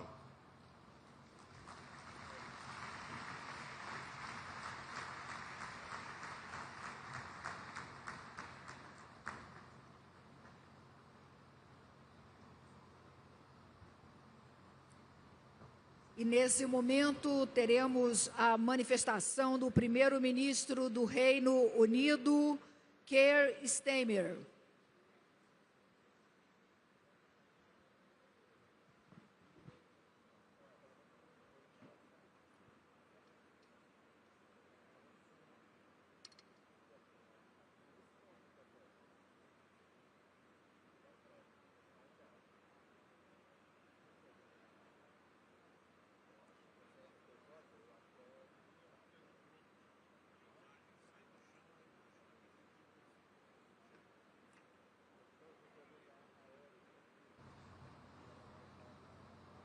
Colleagues and friends, 10 years ago, the world came together in Paris, united in our determination to tackle the climate crisis, a consensus that was based on science that is unequivocal. And this unity was not just international, it was there within most of our countries. There was a cross-party consensus in the United Kingdom. The only question was how fast could we go? Today, sadly, that consensus is gone, with some arguing that this isn't the time to act, and saying that tackling climate change can wait. But my question is this: can energy security wait too? Can bill payers wait? Can we win the race for green jobs and investment by going slow? Of course not. Inaction would only deepen these problems, drive prices higher, leave the call of opportunity unanswered, and leave our communities exposed to greater instability, flooding, rising food prices, growing migration flows, and growing threats to national security. Just look at the tragic destruction brought by Hurricane Melissa. Lives lost, homes, livelihoods, entire communities destroyed, islands just trapped in its devastating path. And so we say today to our friends in Jamaica and across the Caribbean, we stand with you. And look, there is a better path for all of us. We can choose to rise to this moment and to recognise that this is not just a problem to be solved, but also an immense opportunity to be seized. So the UK is doubling down on the fight against climate change. As an investment in future generations, yes, of course. but also crucially as an investment in improving the lives of working people here and now. Our aim is very simple: to make energy a source not of vulnerability, but of strength, an engine to create thousands of new jobs, bring down household bills, and end, once and for all, our exposure to volatile fossil fuel markets and dictators like Putin who seek to weaponize them. Everything we're doing here is about seizing that opportunity, renewing our nation to deliver for our people. We will bring these opportunities home, not by lowering our ambition here, but by raising it. That's why at COP last year, I announced our world-leading nationally determined contribution, aligned with delivering the Paris Agreement in full. I urge other leaders to do the same, as the best chance we have of limiting temperature rise to 1.5 degrees. And we're following through on our commitments today. I'm proud to say we're delivering the largest investment of clean energy in British history and the biggest nuclear building programme in a generation to take back control of our energy system and make Britain a clean energy superpower. Already, our clean energy sector is second only to tech in its rate of growth. At COP last year, I announced a £1 billion turbine contract for a wind farm blade factory in Hull. This year, I'm pleased to announce upgrades to the port of East Anglia, which will pre-assemble the turbines using the very same blades made in Hull, so they can be loaded out to the offshore wind farm in the North Sea. We've also got new deals in Belfast to support 2 major offshore wind farms in the Irish Sea, and in Manchester, where we're building one of the UK's largest battery sites. And all of this is in addition to the over £50 billion of investment into UK clean energy industries announced since last year, and 800,000 jobs expected by the end of the decade. So from revitalising our coastal communities to firing up our industrial heartlands, our clean energy revolution is powering millions of homes, securing thousands of skilled jobs, and delivering energy security and national renewal. And look, this is how we will win in the new era, by driving forward together. And we want you to join us to amplify our progress at home and around the world. We are already investing in adaptation and mitigation for our long-standing commitments on the international climate finance. And last year, President Lula and I joined forces to launch the Global Clean Power Alliance, together with partners around the world. We're helping developing countries secure investment for energy transition. And now we're going further in unblocking clean energy supply chains too. So let me be clear. To my mind, this is a win-win. The greater our collective ambition, the more progress we make in tackling the climate crisis and the greater opportunities that we create. For example, just for UK businesses, providing goods and services for global net zero transition could be worth £1 trillion by 2030. So look, my message is that the UK is all in, because we know you don't protect jobs and communities by sticking with the status quo. You don't meet a challenge like climate change by standing still. You do it by embracing change, embracing the opportunities, and doing it together. This iconic setting eloquently makes that point. The Amazon rainforest helps to regulate the climate for every person on Earth, and it reminds us that this is a truly collective endeavour. So, as His Royal Highness, the Prince of Wales, said just a moment ago, let's be inspired by this setting and let's rise to meet this moment together.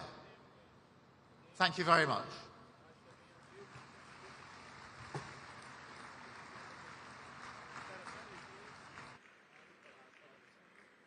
Teremos agora a manifestação do presidente da República Democrática do Congo, Félix Tshisekedi.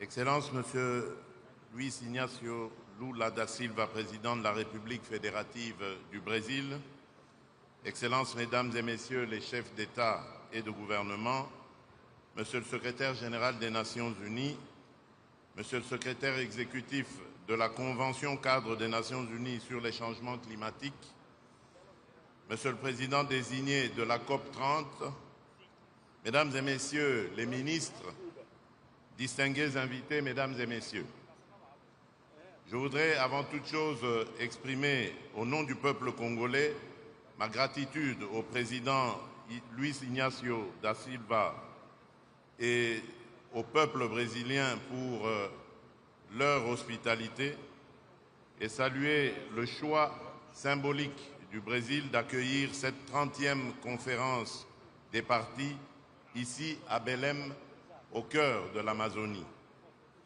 En effet, Belém est un message. L'avenir de l'humanité dépend en grande partie des forêts. Force est de constater que ces forêts vitales sont aujourd'hui en péril. 10 ans après l'adoption de l'accord de Paris, l'heure est à l'action. Il nous faut agir vite et honorer les engagements souscrits. Mesdames et Messieurs, les scientifiques sont unanimes. Si nous échouons à limiter la hausse de la température globale à 1,5 degré Celsius, les dommages deviendront irréversibles pour des vies humaines, pour des écosystèmes et pour nos économies respectives. La crise climatique n'est pas seulement une crise environnementale, c'est également une crise de justice et d'équité. Ceux qui ont le moins contribué au dérèglement climatique payent aujourd'hui le prix le plus lourd. Nos populations sont frappées par les inondations, les sécheresses extrêmes, les érosions et l'insécurité alimentaire. Pendant ce temps, les financements demeurent insuffisants, fragmentés et trop souvent mal ciblés. J'en appelle à un rééquilibrage entre financement de l'atténuation et celui de l'adaptation.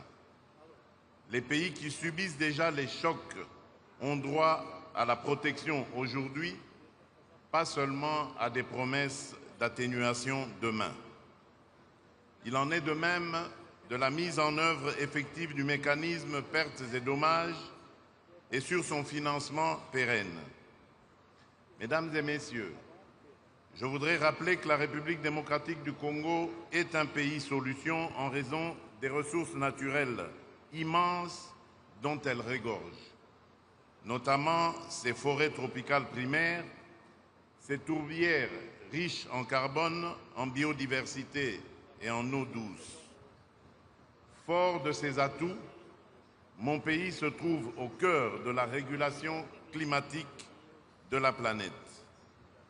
Ces dernières années, nous nous sommes employés à protéger les forêts, les droits des communautés locales et des peuples autochtones, à investir pour le développement et le bien-être de nos populations.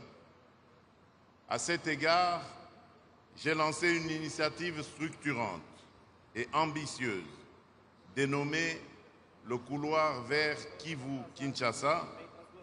Il s'agit en effet d'une approche territoriale intégrée de conservation des paysages couvrant plus de 540 000 km², dont plus de 100 000 km² de forêt primaire.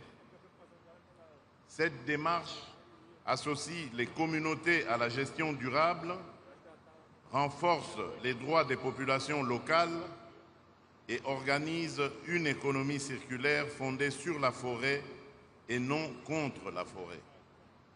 La République démocratique du Congo est ainsi l'un des rares pays au monde à avoir déjà consacré plus de 30% de son territoire à la conservation. Sur le plan institutionnel, nous avons engagé des réformes majeures pour assurer la transparence et la crédibilité du marché de carbone, notamment avec la création d'une autorité de régulation.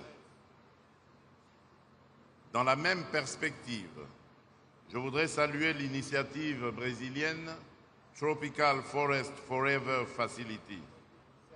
Mon pays est disposé à coopérer avec le Brésil et d'autres partenaires impliqués pour la réussite de celle-ci.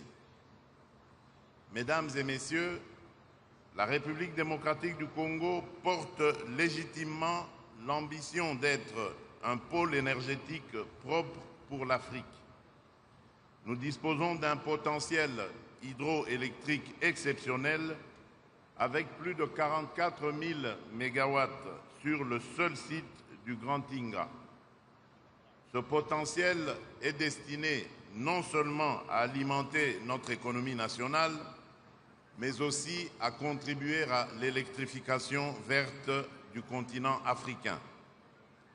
L'Agence nationale de l'électrification et des services énergétiques en milieu rural et périurbain, ANSER en sigle, est engagée à implémenter des mini-réseaux solaires ruraux. À travers le fonds Mwinda, mon pays est engagé à augmenter le taux d'accès à l'électricité aux ménages, dont une approche inclusive. Mesdames et Messieurs, l'agression que subit mon pays est aussi une guerre écologique en ce qu'elle détruit nos forêts, nos aires protégées, nos parcs.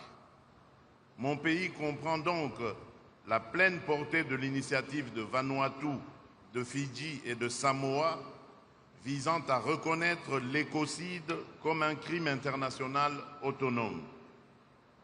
Détruire délibérément une forêt primaire, une tourbière millénaire ou une aire protégée essentielle au stockage de carbone revient à compromettre l'avenir de l'humanité.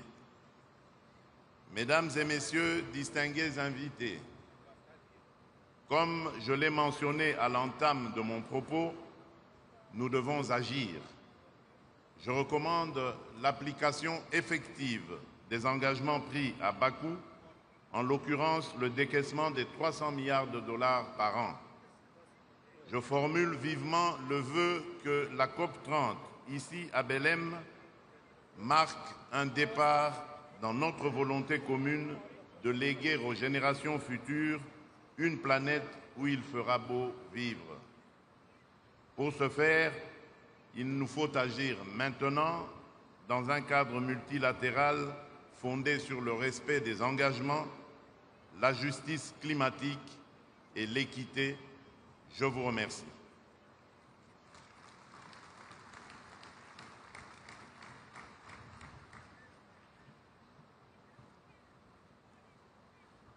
Fará uso da palavra o senhor Eduardo Martínez, vice-primeiro-ministro de Cuba.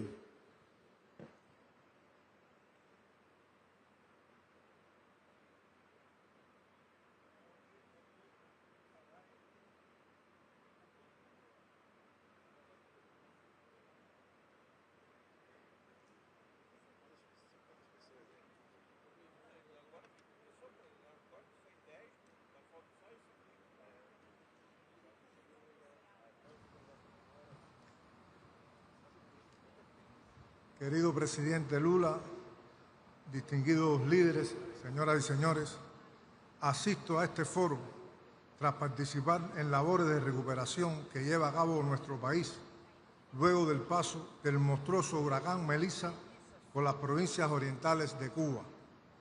Expresamos nuestra solidaridad a los pueblos hermanos de Jamaica, Haití, República Dominicana y Bahamas, que también fueron azotados por esta potente tormenta, evidencia directa de que el cambio climático es real.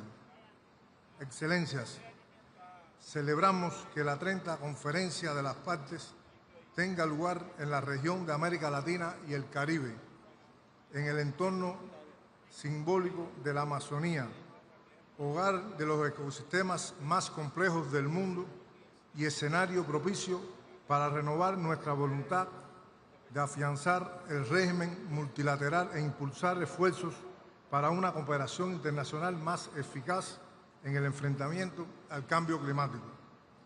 Debemos reconocer que la respuesta global al cambio climático ocurre en un contexto desfavorable. Las causas que originaron la crisis actual no han desaparecido. Por el contrario, continúan reproduciéndose en patrones de consumos y estilos de vida insostenibles que consolidan la desigualdad y los privilegios de las élites hegemónicas herederas de un pasado colonial que aún hoy perpetúa las desigualdades entre nuestras naciones. De esta manera se fracturan los postulados alcanzados en la histórica Declaración de Río de 1992, de la que Brasil es orgulloso albacea, y que establecen la relación simbiótica entre el medio ambiente y el desarrollo. Se resquebrajan las bases del régimen multilateral climático cuando se abandonan las obligaciones contraídas y se deja a su suerte a las naciones y los pueblos que menos han contribuido al cambio climático. También se socava la credibilidad del sistema multilateral cuando no se condena la salida unilateral del Acuerdo de París en su 10º aniversario del gobierno de los Estados Unidos, máximo emisor histórico. La inusitada carrera armamentista protagonizada por los países desarrollados y el alarmante desvío de cuantiosos recursos financieros para planes de guerra ocurren cuando los países del sur nos enfrentamos cada día a la disyuntiva de convertir en realidad las metas trazadas en el Acuerdo de París, mientras intentamos superar las condiciones de pobreza y desigualdad sin el necesario apoyo internacional. El actual orden económico internacional requiere cambios profundos y acelerados. Sus instituciones financieras reproducen un modelo arcaico que no se corresponde con las necesidades del presente y contraviene los principios sobre los que se sustenta la acción climática y la cooperación internacional con este fin. Debe abandonarse sin mayor dilación el acceso directo y la ampliación del financiamiento concesional, incluido el destinado a los pequeños estados insulares en desarrollo, a los que se les reconoce vulnerabilidades particulares. Excelencias, Cuba confirma su compromiso con el multilateralismo y con el proceso bajo la Convención y el Acuerdo de París. En este sentido, nuestro país presentó su informe bienal de transparencia y la actualización de su contribución nacional determinada.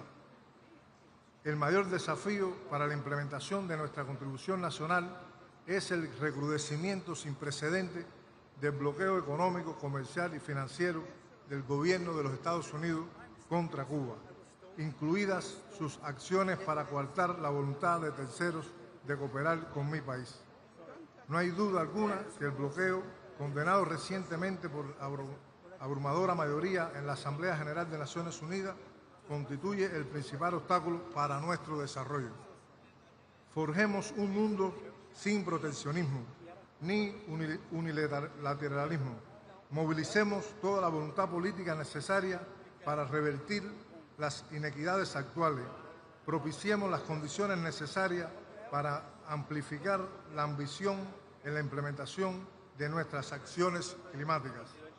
Como expresara el comandante en jefe Fidel Castro Ruz en la histórica conferencia de Río en 1992, y cito: cesen los egoísmos, cesen los hegemonismos, cesen la insensibilidad, la irresponsabilidad y el engaño. Mañana será demasiado tarde para hacer lo que debíamos haber hecho hace mucho tiempo. Muchas gracias.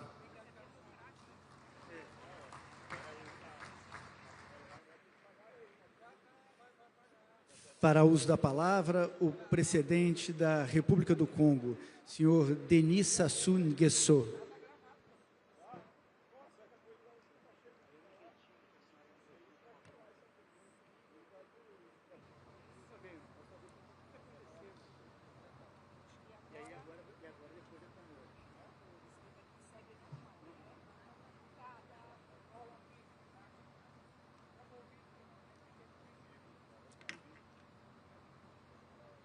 Monsieur le Président de la République fédérative du Brésil, Monsieur le Secrétaire général des Nations Unies, Monsieur le Président de la COP30, distingués participants, Mesdames, Messieurs, je voudrais adresser mes sincères remerciements à Son Excellence, Monsieur Luis Ignacio Lula da Silva, président de la République fédérative du Brésil, ainsi qu'au peuple et au gouvernement brésilien pour l'accueil chaleureux qui nous a été réservé à ma délégation et à moi-même. 33 ans après Rio, 13 ans après Rio plus 20 et 10 ans après l'accord de Paris, la COP30 qui se tient après celle de Bakou en 2024 se focalise sur des thèmes bien connus. Je me dois de rappeler qu'en 1992, j'avais pris part à l'historique sommet de la Terre à Rio de Janeiro. Les principaux enjeux de cette rencontre portaient entre autres sur le développement durable et la lutte contre les changements climatiques. Nous y sommes. La préservation des forêts, des tourbières et des ressources en eau. La coopération et le financement en matière d'environnement. Et aujourd'hui, 10 ans après les accords de Paris de 2015, force est de relever le fossé béant entre les ambitions proclamées et la grande insuffisance des efforts réalisés, sinon la quasi-impuissance du monde entier face au dérèglement climatique. Plus que jamais, de Bakou en 2024 à Belém ici, aujourd'hui, en 2025, la responsabilité dans l'équité au service de la survie de l'humanité nous interpelle tous sous l'emprise des incertitudes inhérentes au retard des réponses à apporter pour réduire le réchauffement climatique. aux promesses de financement non tenues et toujours attendues par les pays vulnérables en appui à leur lutte contre les changements climatiques et en lien avec la transition énergétique. Monsieur le Président, Mesdames, Messieurs, depuis plus de 4 décennies, mon pays, la République du Congo, porte en toute responsabilité sa contribution à la dynamique globale de lutte contre les changements climatiques.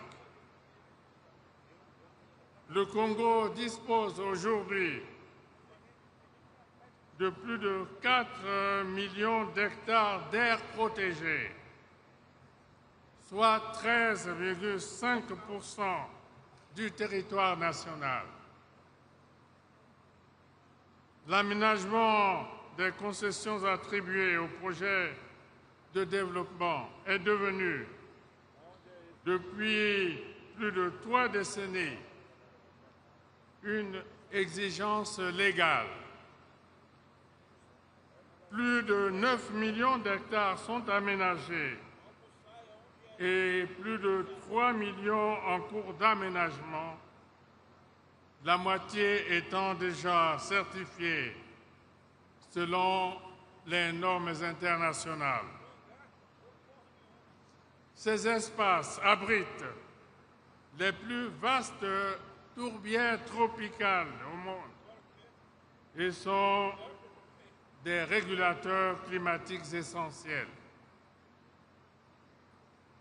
À travers la Journée nationale de l'arbre, le programme national d'afforestation et de reboisement, le Fonds bleu pour le bassin du Congo, l'aménagement forestier durable et la certification des forêts en zone tropicale humide, le Congo continue de démontrer sa ferme volonté de contribuer à la lutte contre les changements climatiques.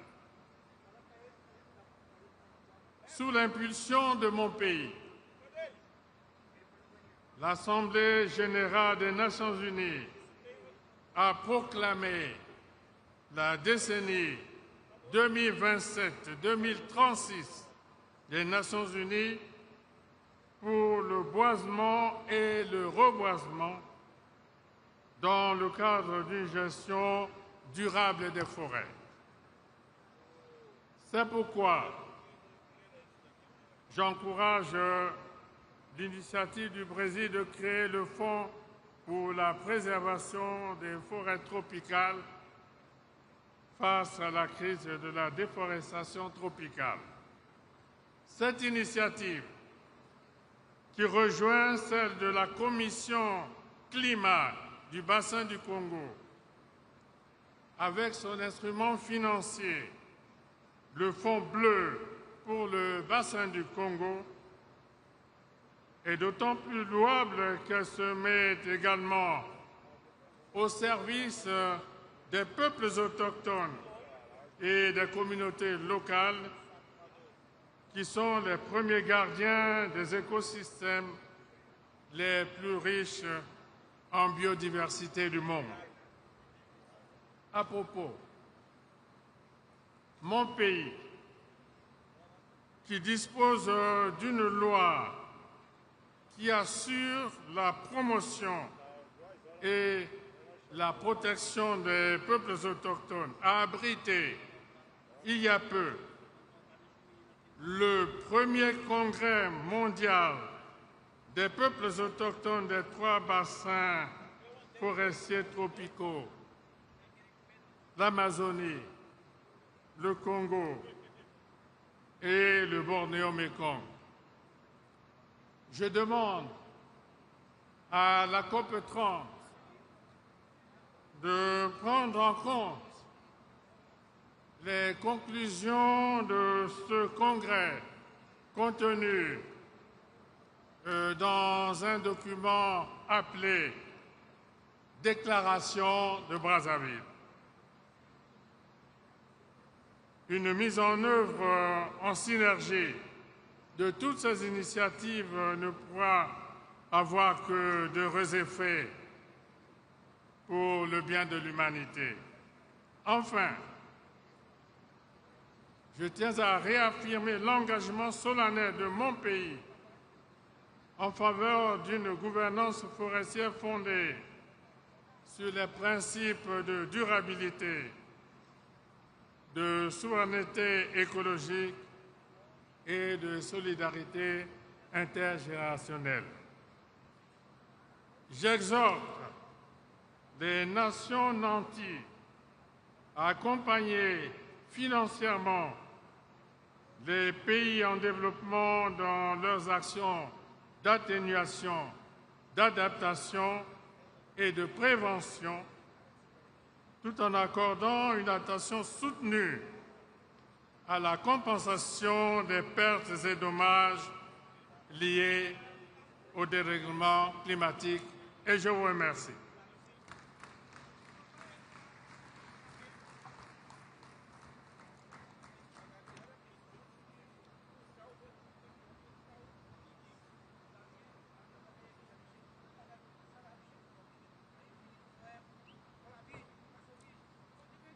Temos agora a manifestação do representante de Comores, presidente Azali Assoumani.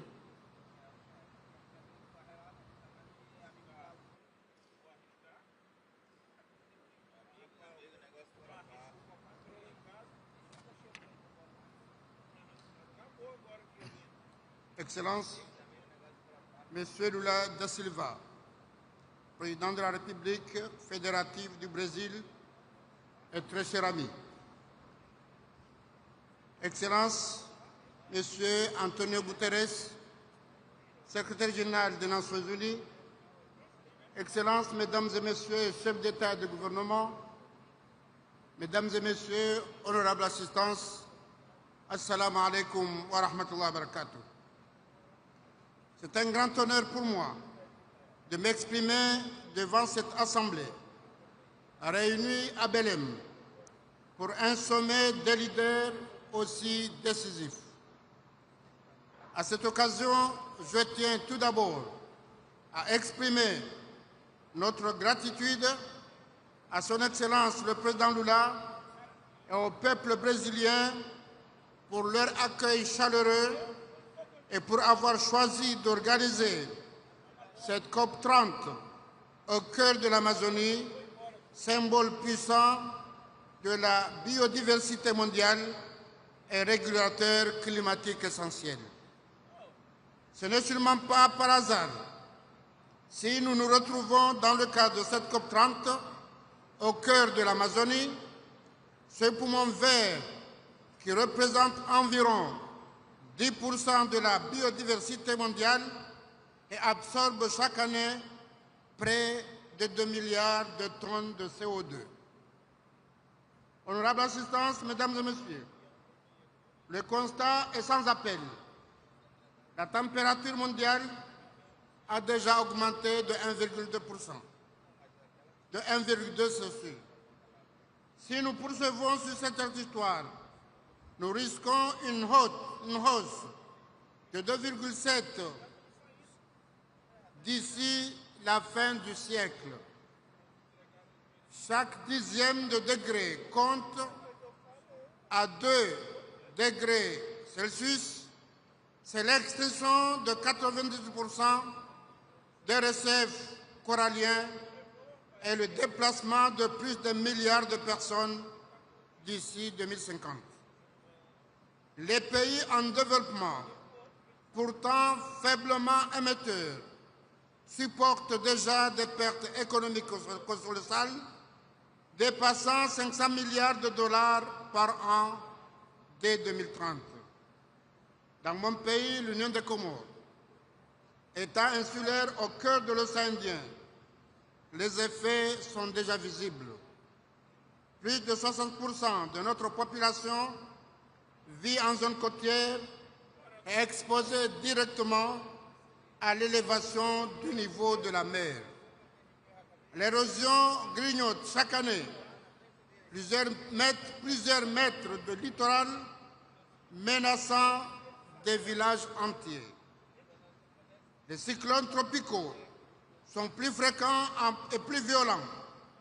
En avril 2019, le cyclone Kenneth a touché 345 000 personnes, soit près de 40% de notre population, avec des pertes estimées à plus de 180 millions de dollars, soit environ 16% de notre PIB.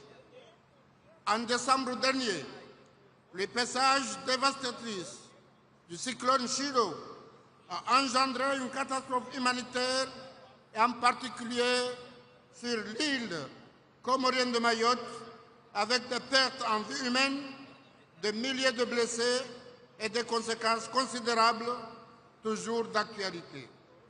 Ainsi, pour nous, le changement climatique n'est pas une théorie, c'est une urgence humaine, économique et culturelle.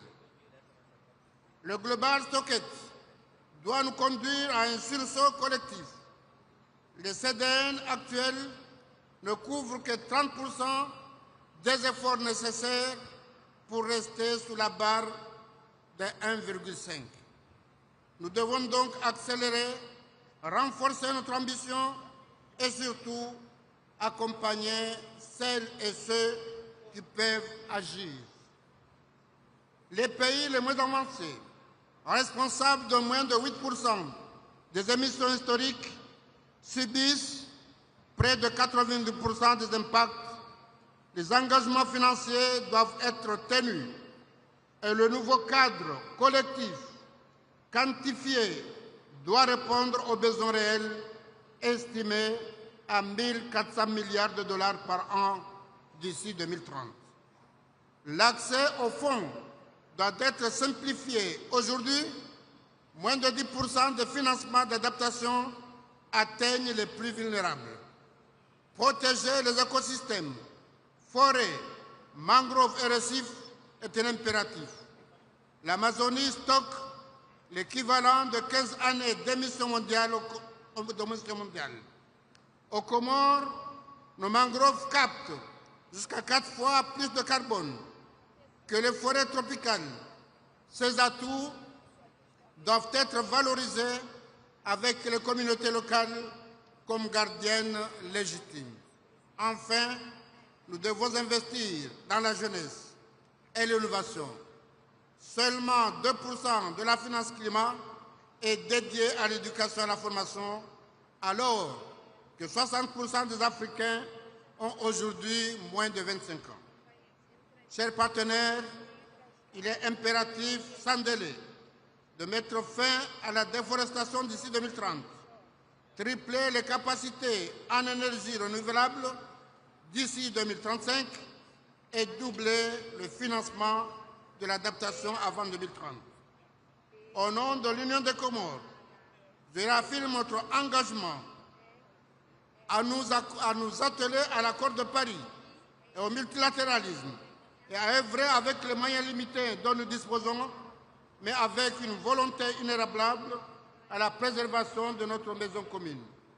Nous portons la voix de celles et ceux qui subissent déjà les conséquences d'une crise qu'ils n'ont pas provoquée, mais nous ne devons pas baisser les bras. Au contraire, nous avons le devoir de léguer un bel héritage aux générations à venir. Mesdames et Messieurs, je vous remercie.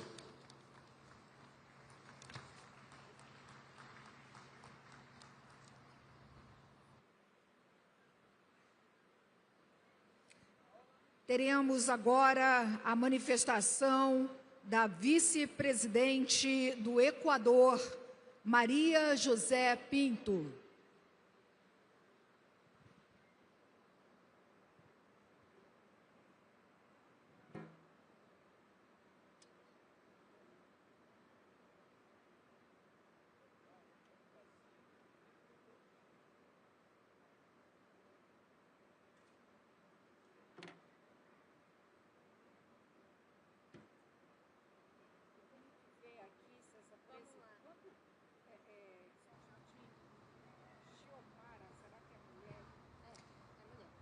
Excelencias, distinguidos jefes de Estado y Gobierno, representantes de organismos internacionales y todos quienes trabajan por el planeta.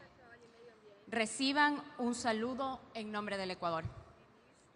En esta COP vamos a hablar de bosques, de carbono, de transición energética, pero yo quiero empezar hablando de algo que casi nunca tiene micrófono en estos foros: los niños.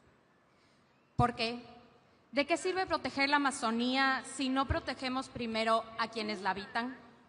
¿De qué sirve hablar de futuro verde si los niños de la selva crecen rodeados de miedo? ¿Cómo podemos hablar de conservación si al mismo tiempo miles de niños están siendo reclutados por las mismas mafias que destruyen los ríos, los suelos y la vida? La verdad es incómoda, pero es real. La minería ilegal no solo mata árboles, envenena cuerpos y contamina agua. También destruye infancias, también roba futuro, también desplaza comunidades enteras. Y por eso hoy quiero decir algo simple: no hay conservación si no hay seguridad. No hay sostenibilidad si hay comunidades amazónicas que viven bajo amenaza. No hay clima sin infancia. No hay selva viva si los niños desaparecen en el silencio. En Ecuador, bajo el liderazgo del presidente Daniel Noboa, lo sabemos bien. Cada vez que combatimos la minería ilegal, no solo defendemos el territorio, defendemos a los niños que estaban a un paso de ser reclutados. Cada vez que protegemos un río, también estamos protegiendo la salud de una familia. Cada vez que un adolescente puede estudiar sin miedo, la Amazonía respira un poco más.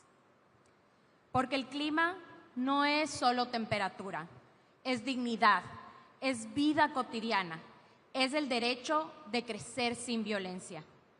Y quiero decirlo con claridad: los niños no pueden seguir siendo una estadística en los informes internacionales.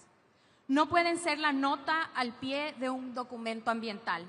Ellos son la razón, ellos son la medida, ellos son el futuro del planeta, literalmente.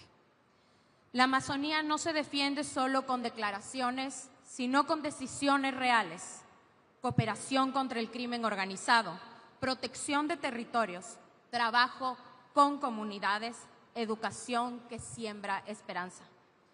Por eso hoy, desde Ecuador, quiero invitarles a algo profundo: a que la causa climática deje de ser solo técnica y vuelva a ser humana.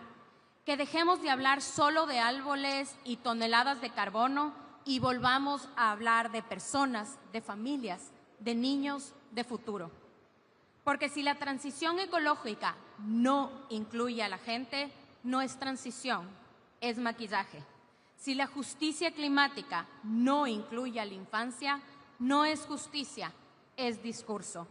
Si el planeta se salva, pero los niños no, entonces habremos fracasado. Hoy les propongo que demos un paso más, que la defensa de la infancia sea reconocida como una parte esencial de la agenda climática global. Porque proteger a los niños es proteger la continuidad de la vida. O lo hacemos juntos o no habrá victoria individual. La Amazonía no tiene fronteras, el futuro tampoco. Y termino con esto: un niño que hoy crece sin miedo, mañana será un adulto que sabrá cuidar la tierra.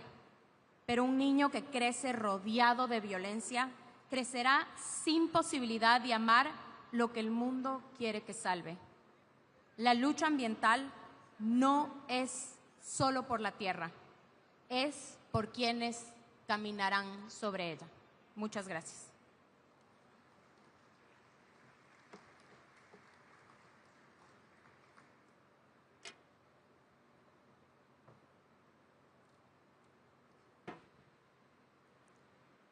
Temos agora a manifestação da Guiana através do presidente Irfan Ali.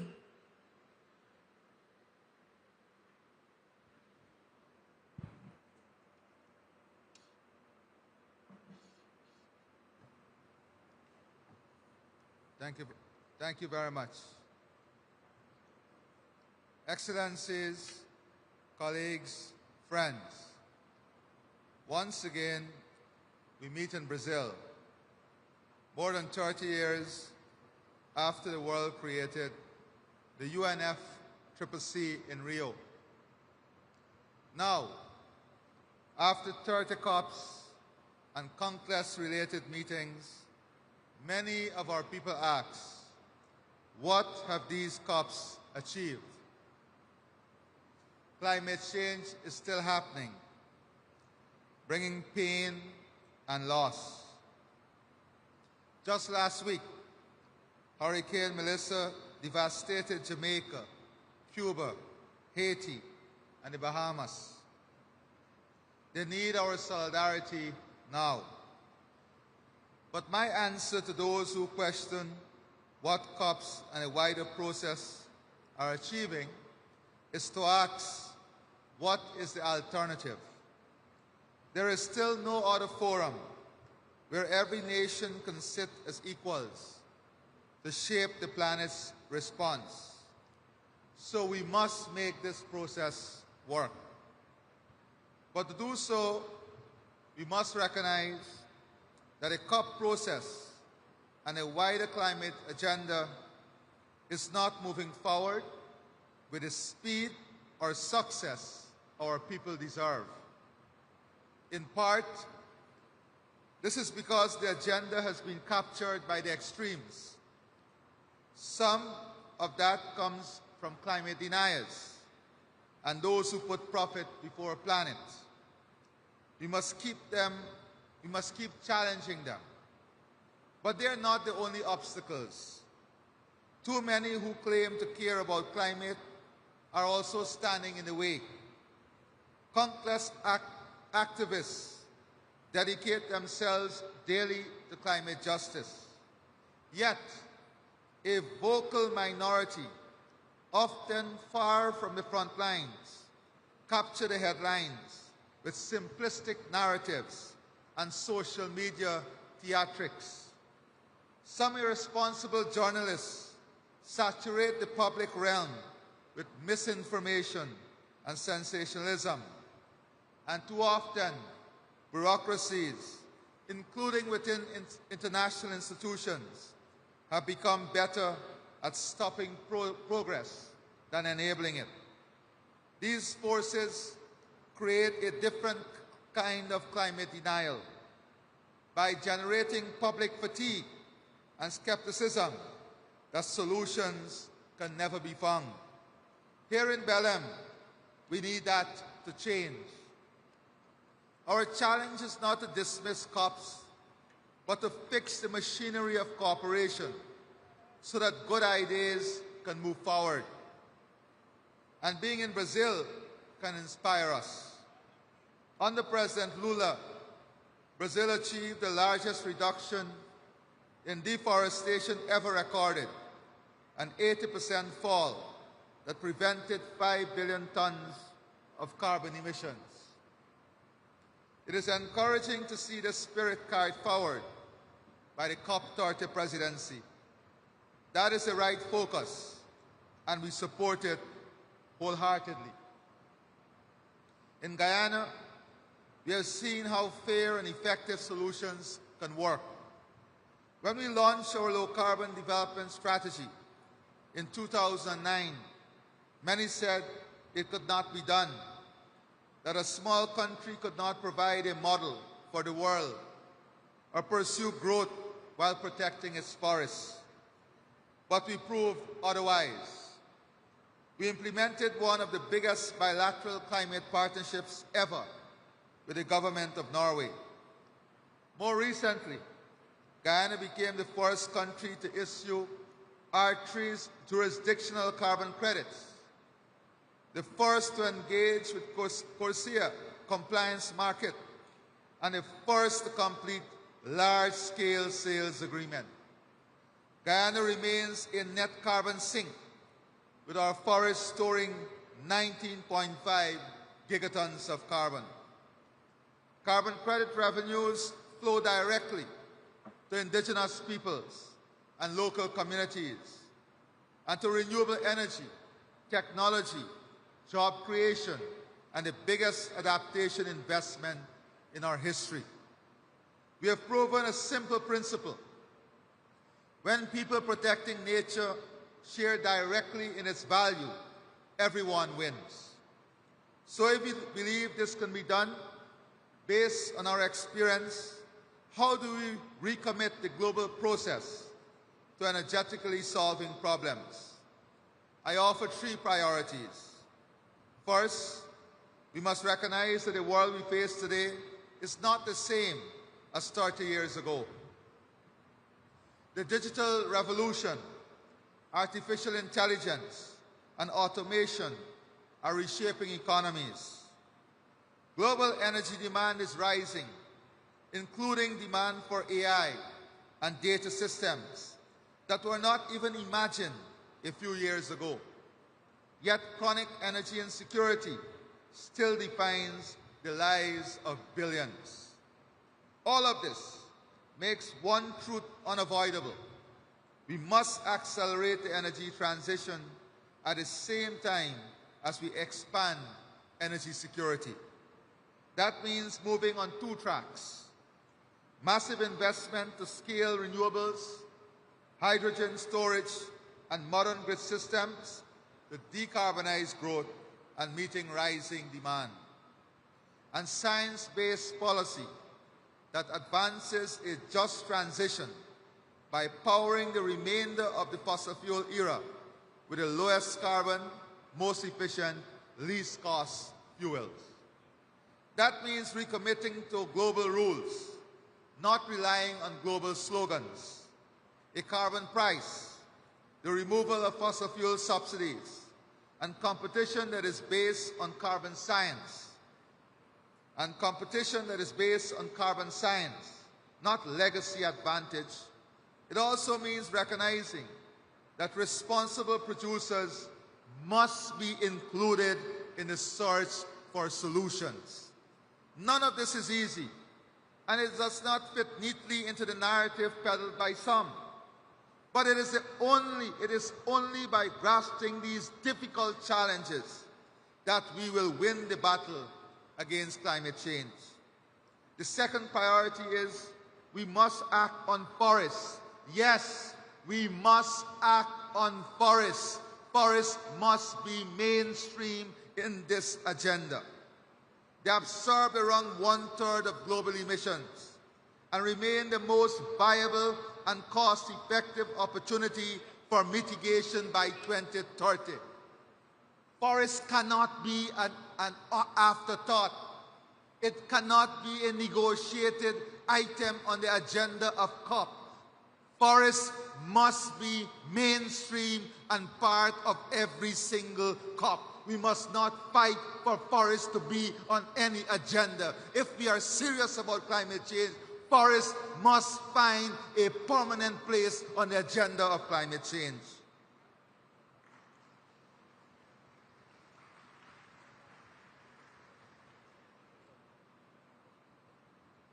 I congratulate Brazil for advancing the Tropical Forest Forever facility, the TEEF.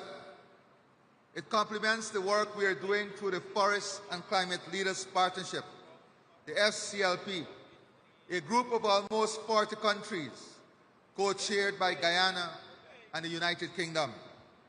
Together in the FCLP, we have worked with Brazil and other partners to develop the Forest Finance Roadmap, a shared plan setting out a menu of 6 complementary options to halt and reverse forest loss by 2030. The world must now act on all the financing options in the roadmap, expanding jurisdictional RED+, scaling up the TFFF, strengthening concessional finance, and unlocking private capital. Once again, we also express our support for the Bridgetown Initiative. We must also connect to the other Rio conventions by integrating biodiversity into our work. Healthy biodiversity strengthens ecosystem. Strong ecosystems stabilize the climate, and a stable climate protects economies and sustains societies.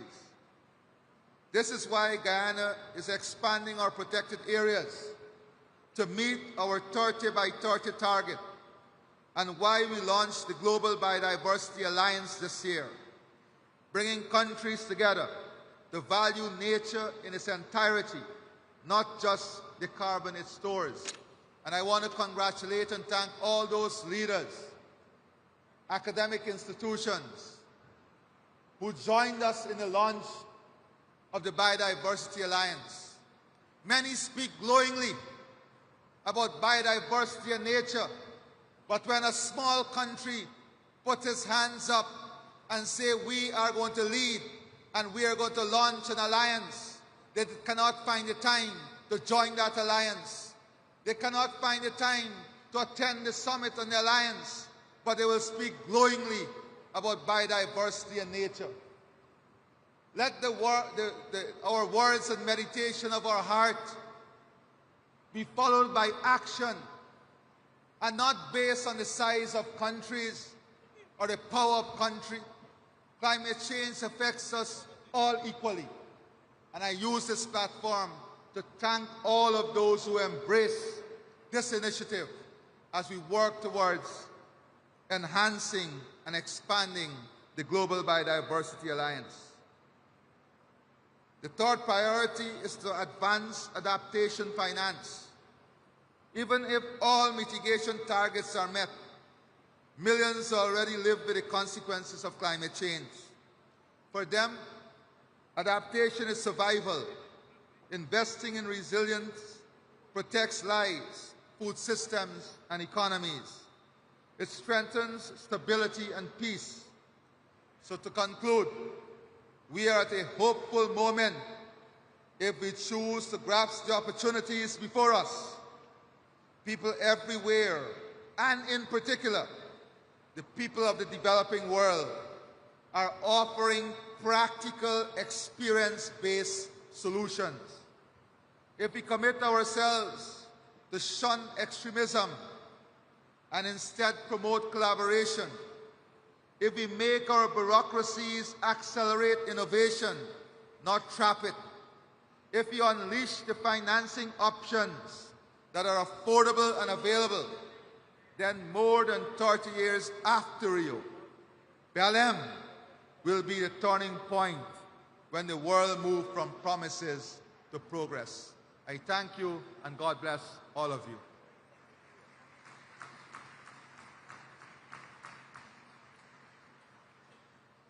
Agora teremos a manifestação da presidente de Honduras, Xiomara Castro.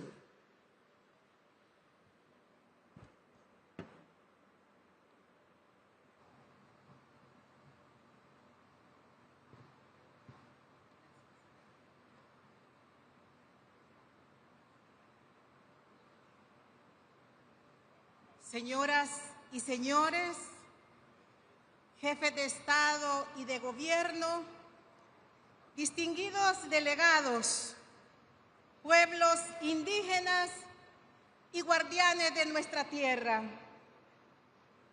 Es un honor representar al pueblo soberano de Honduras en esta COP30, aquí en Belém do Pará, el corazón vivo del Amazonas. Agradezco al presidente Luis Ignacio Lula da Silva, a su equipo y al pueblo brasileño por organizar esta cumbre que devuelve al sur la voz de la esperanza y de la vida. Hablar desde Belém es hablar desde el pulmón del planeta, pero también es hablar desde el lugar donde nació una conciencia continental contra la violencia y la desigualdad.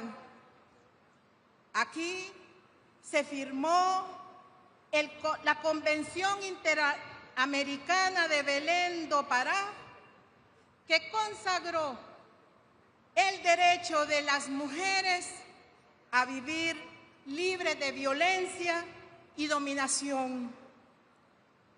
Hoy, desde este mismo suelo, levanto mi voz como la primera mujer presidenta de Honduras para afirmar que también la tierra tiene derecho a vivir libre de abusos, explotación y violencia. Fui electa después del golpe de Estado del 2009, revirtiendo 12 años y 7 meses de saqueo, impunidad, corrupción público-privada. Durante ese periodo, la narcodictadura entregó los ríos, los bosques, las minas y las costas al capital especulativo. Redujo al Estado a servidumbre y repartió el país como un botín. 25 grupos económicos y 10 familias concentraron el poder y destruyeron los cimientos de la democracia. Refundar Honduras ha significado devolver su dignidad, su soberanía y el alma verde. Nuestros países del trópico somos la reserva vital del oxígeno que sostiene al mundo. Sin embargo, seguimos siendo los más castigados por la desigualdad climática. En la COP28, como presidenta de la coalición de países con bosques tropicales, denuncié que 100 corporaciones generan el 71% de las emisiones contaminantes, mientras el norte global, con apenas el 10% de la población, produce más de la mitad de los gases que destruyen el clima. El capitalismo se ha convertido en el principal verdugo ambiental. Devora los bosques, seca los ríos y condena al hambre y desplazamientos a millones de seres humanos. El cambio climático no es pronóstico, es una herida abierta que sangra en nuestros pueblos. En Dubái propuse 7 medidas urgentes para que la naturaleza y la vida humana sea reconocida como bienes supremos universales. Hoy se las reitero a ustedes. Exigir ante las Naciones Unidas el cese inmediato de las guerras que devastan el planeta y asegurar la paz con respeto a los derecho internacional. Condenar el terrorismo en todas sus formas, incluyendo el terrorismo del Estado. El genocidio contra el pueblo palestino en Gaza no puede quedar impune. Erradicar el lucro depredador que destruye bosques, ríos y tierras ancestrales, fortaleciendo alianzas entre países tropicales y pueblos indígenas. Formular una iniciativa para que los países acreedores y los organismos de crédito internacionales aprueben la conversión de la deuda externa para implementar planes de desarrollo ambiental y mitigar los efectos nefastos del cambio climático.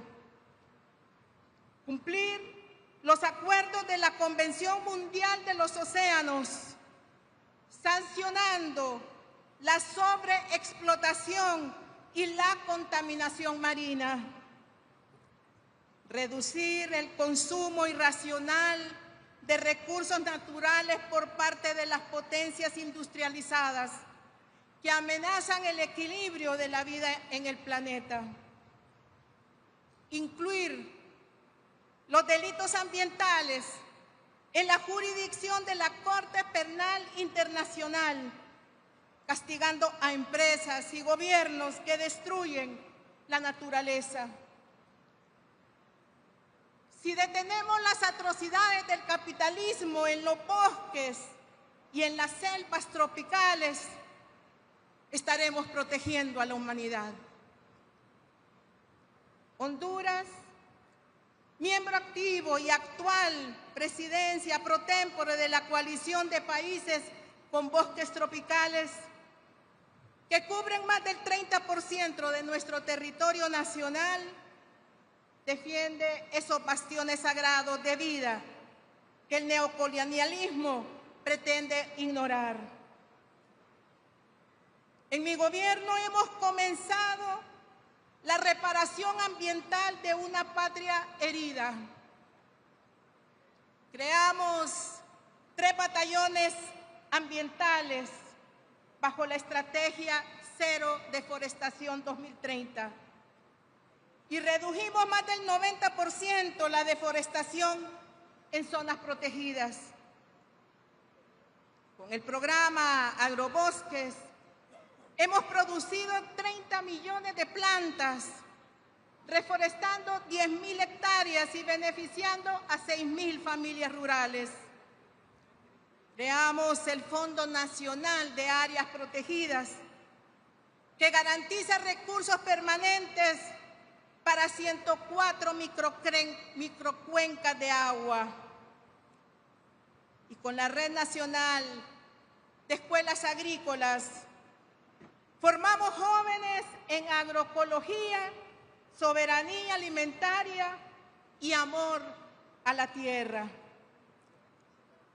Además, Honduras firmará su primer acuerdo internacional para movilizar financiamiento climático soberano, basado en créditos de carbón de alta integridad, que aseguran justicia ambiental y desarrollo sostenible.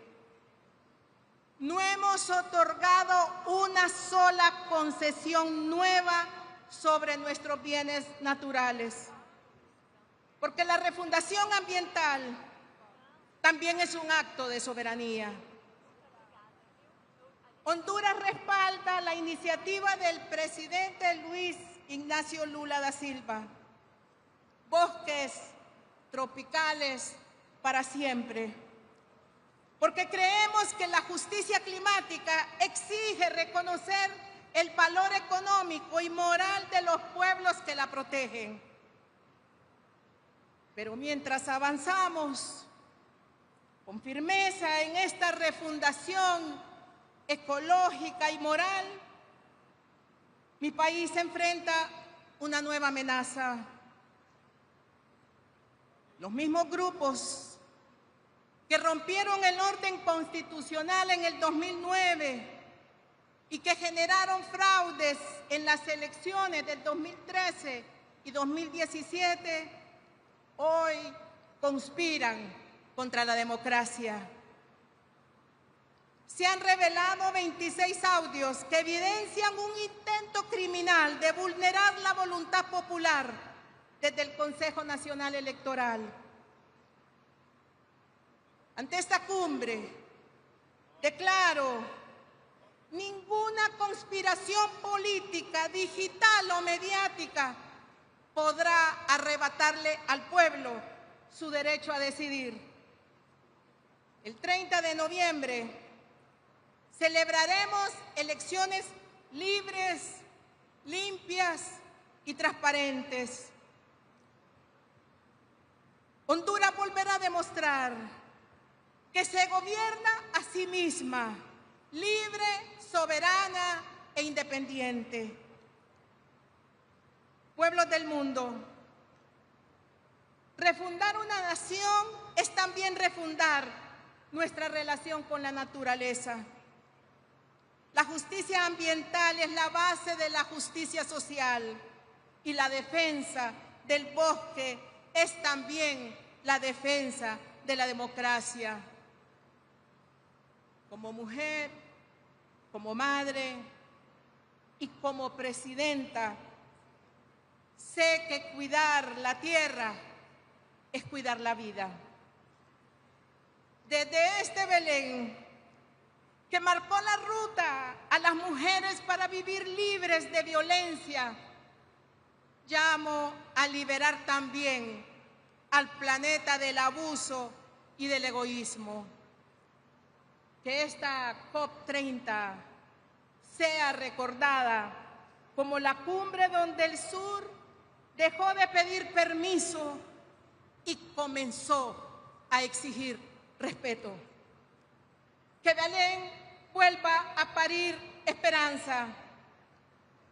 Despertemos humanidad.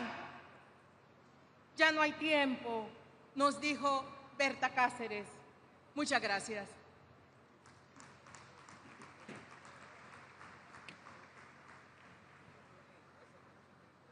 Temos agora a manifestação do primeiro-ministro da Irlanda, Michael Martin.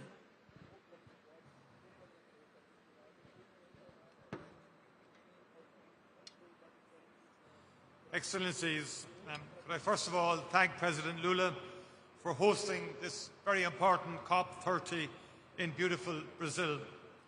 And as we meet here in Belém, at the edge of the Amazon, we find ourselves in a place that is both a wonder of nature and a reminder of what is at stake. The Amazon is much more than a forest.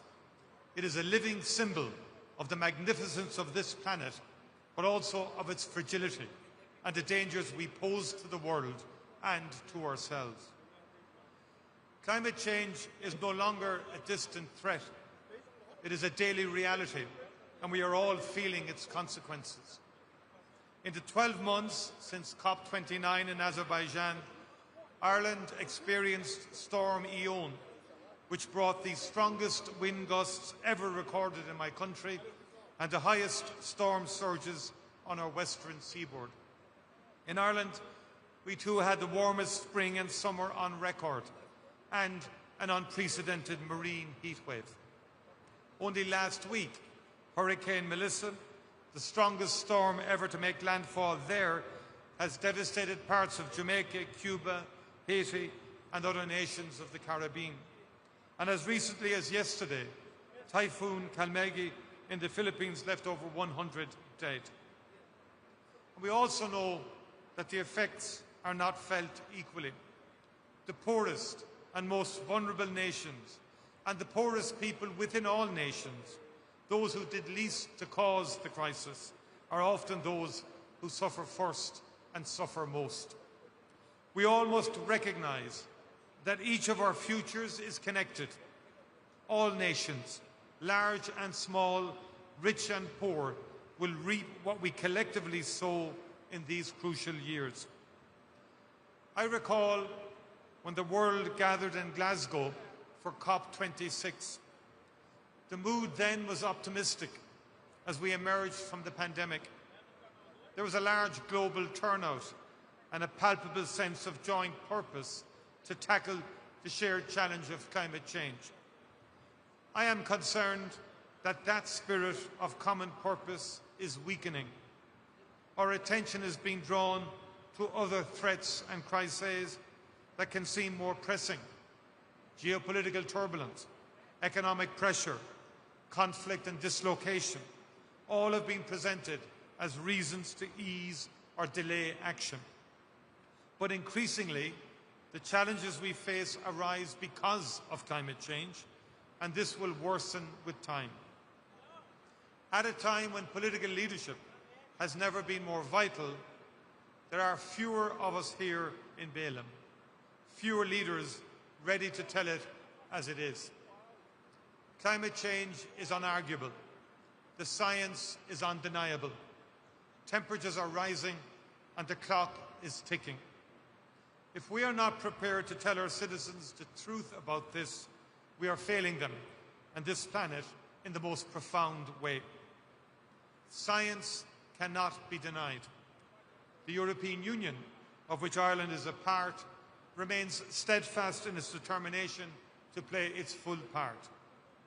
We in Europe have now set our sights on reducing our collective emissions by 90% by 2040. This will undoubtedly be challenging, but it is necessary to drive the investment, innovation and invention that a transition to a fully decarbonised economy and society will require. Ireland will continue to be part of that effort.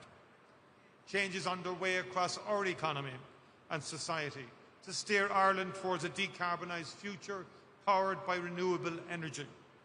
We are seeing the fruits of our efforts.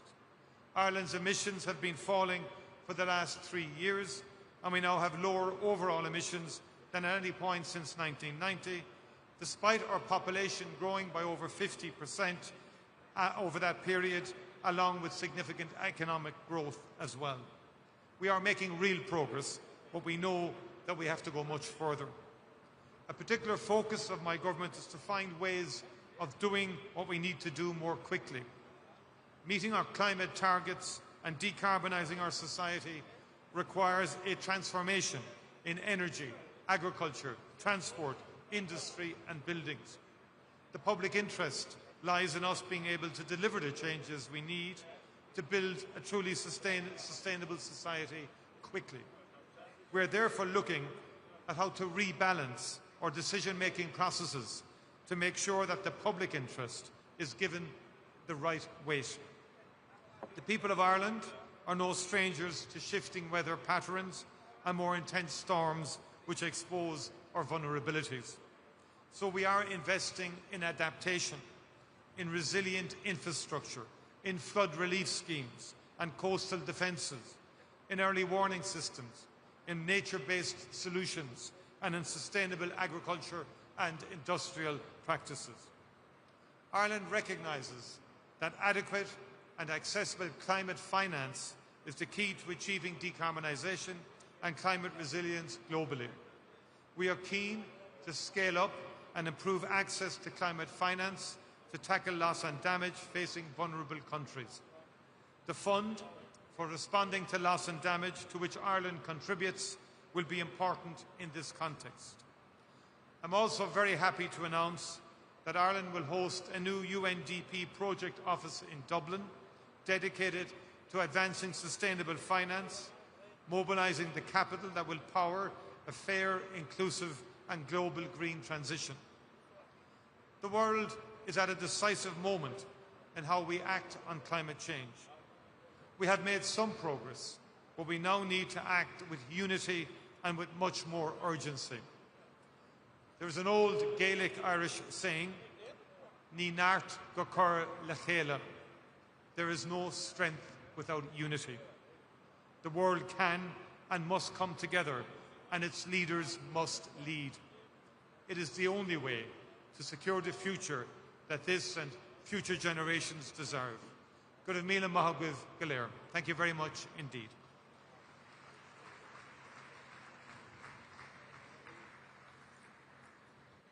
Vamos agora à manifestação do presidente de Moçambique, Daniel Francisco Chapo.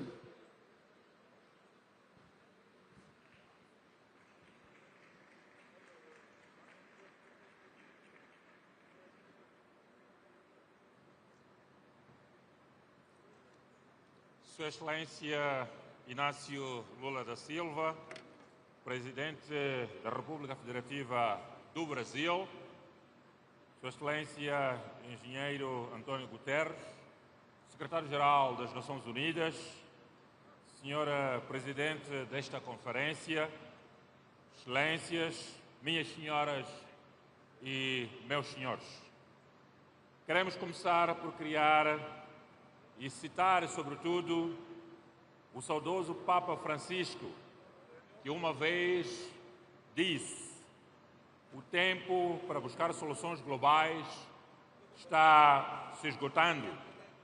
Só encontraremos soluções adequadas se agirmos juntos e em acordo. Estas palavras, excelências, devem fazer-nos assumir esta reunião como prioritária nas nossas agendas, pois é sobre a nossa casa comum, a Mãe Terra.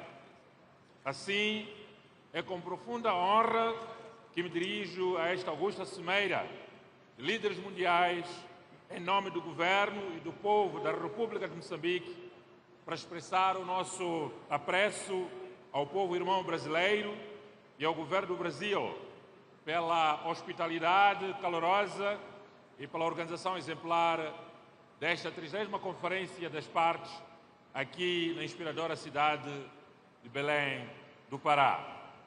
A escolha de Belém, no coração da Amazônia, como palco da COP30 é profundamente simbólica.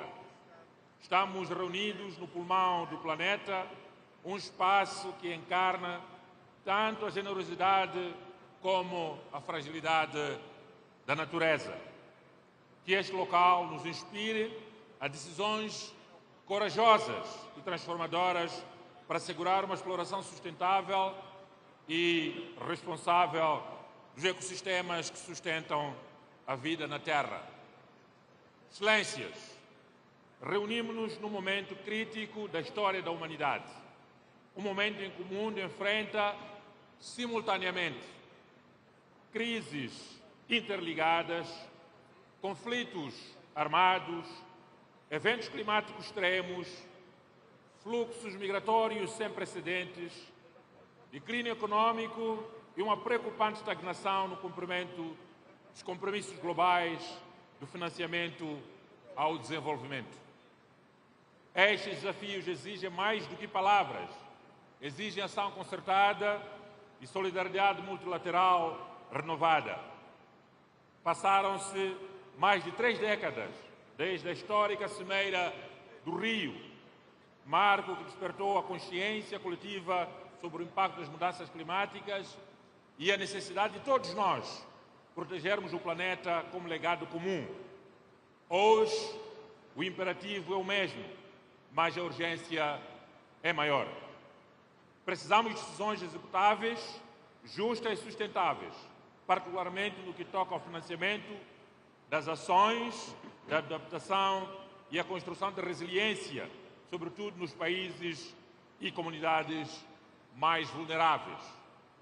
Ao longo dos anos, criamos instrumentos e mecanismos multilaterais para travar a degradação ambiental, no combate à desertificação, na proteção da biodiversidade e na gestão sustentável da água. São avanços que nos encorajam, mas não nos devem satisfazer. Como se tem dito, o tempo de agir é agora e a escala da ação deve ser tão vasta quanto o desafio. O balanço global da ação climática é inequívoco. O progresso existe, mas é insuficiente. Precisamos de aumentar a ambição e acelerar o passo para alcançar a meta de limitar o aquecimento global a 1,5 graus centígrados, conforme o Acordo de Paris. Cada fração de grau importa e cada ação ou omissão tem consequências reais. Excelências, minhas senhoras e meus senhores, Moçambique é um país de vastas riquezas naturais e de extraordinária beleza, mas também de alta vulnerabilidade climática. Ciclicamente, somos assolados por ciclones, cheias, secas, inundações e secas prolongadas que devastam comunidades inteiras, degradam os ecossistemas e comprometem o nosso desenvolvimento. Apenas nos últimos 2 anos, os ciclones Chido, Decled e Jude deixaram um rastro de destruição, afetando milhares de famílias e ceifando 233 vidas em várias províncias do nosso país. Estima-se que Moçambique necessita de cerca de 300, ou melhor, 37,2 mil milhões de dólares para alcançar a plena resiliência climática do seu capital humano, físico e natural. Este número traduz o custo de adaptação, mas também o valor de esperança de milhões de moçambicanos. Com uma população maioritariamente jovem, o futuro do nosso país e do continente africano depende das decisões que tomarmos hoje. É por isso que defendemos uma ação climática inclusiva que envolva governos, setor privado, comunidades locais, melhor dizendo, e a juventude. A educação e a literacia climática devem ser prioridades para que cada cidadão compreenda o seu papel na defesa da terra. Apesar destes desafios, Moçambique tem feito progressos notáveis.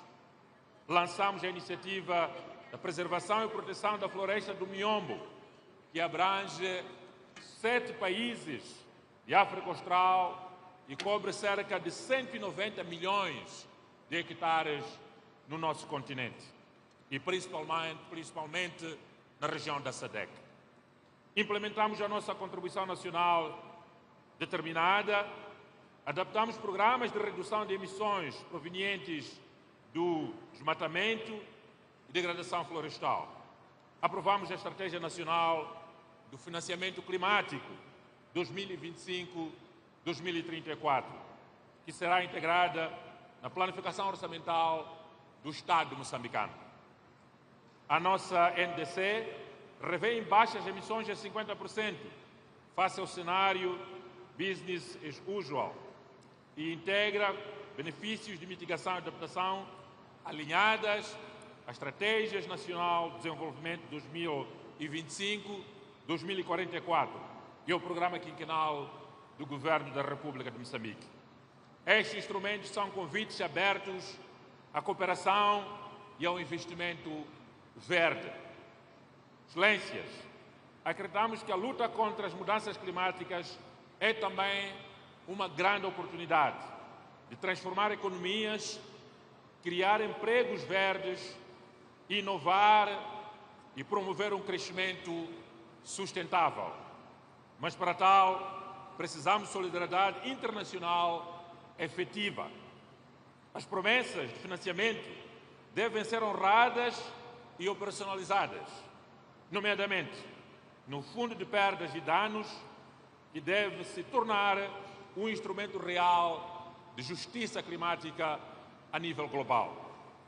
Instamos igualmente para que os mecanismos financeiros multilaterais e bilaterais sejam mais acessíveis e sensíveis às realidades de países em desenvolvimento que enfrentam simultaneamente o desafio da industrialização e da descarbonização.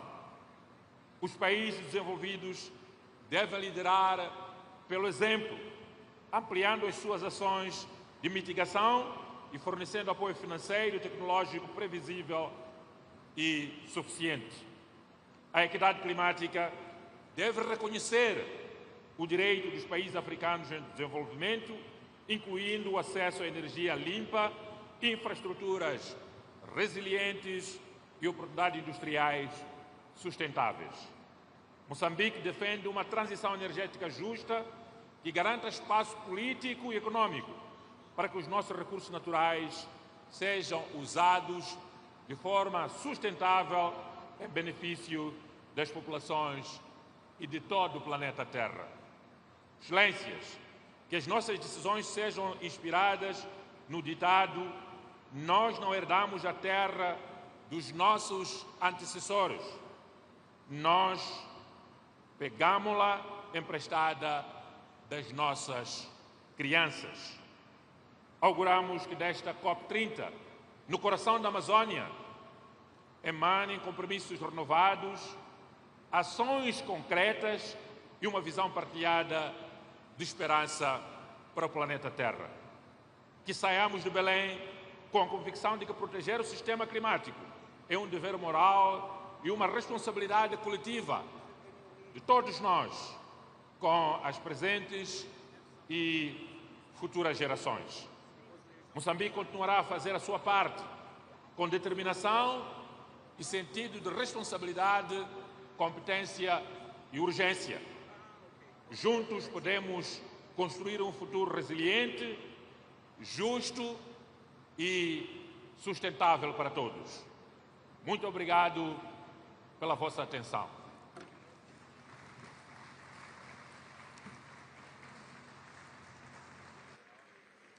Chamamos agora a manifestação dos Países Baixos através do primeiro-ministro Dick Schoof.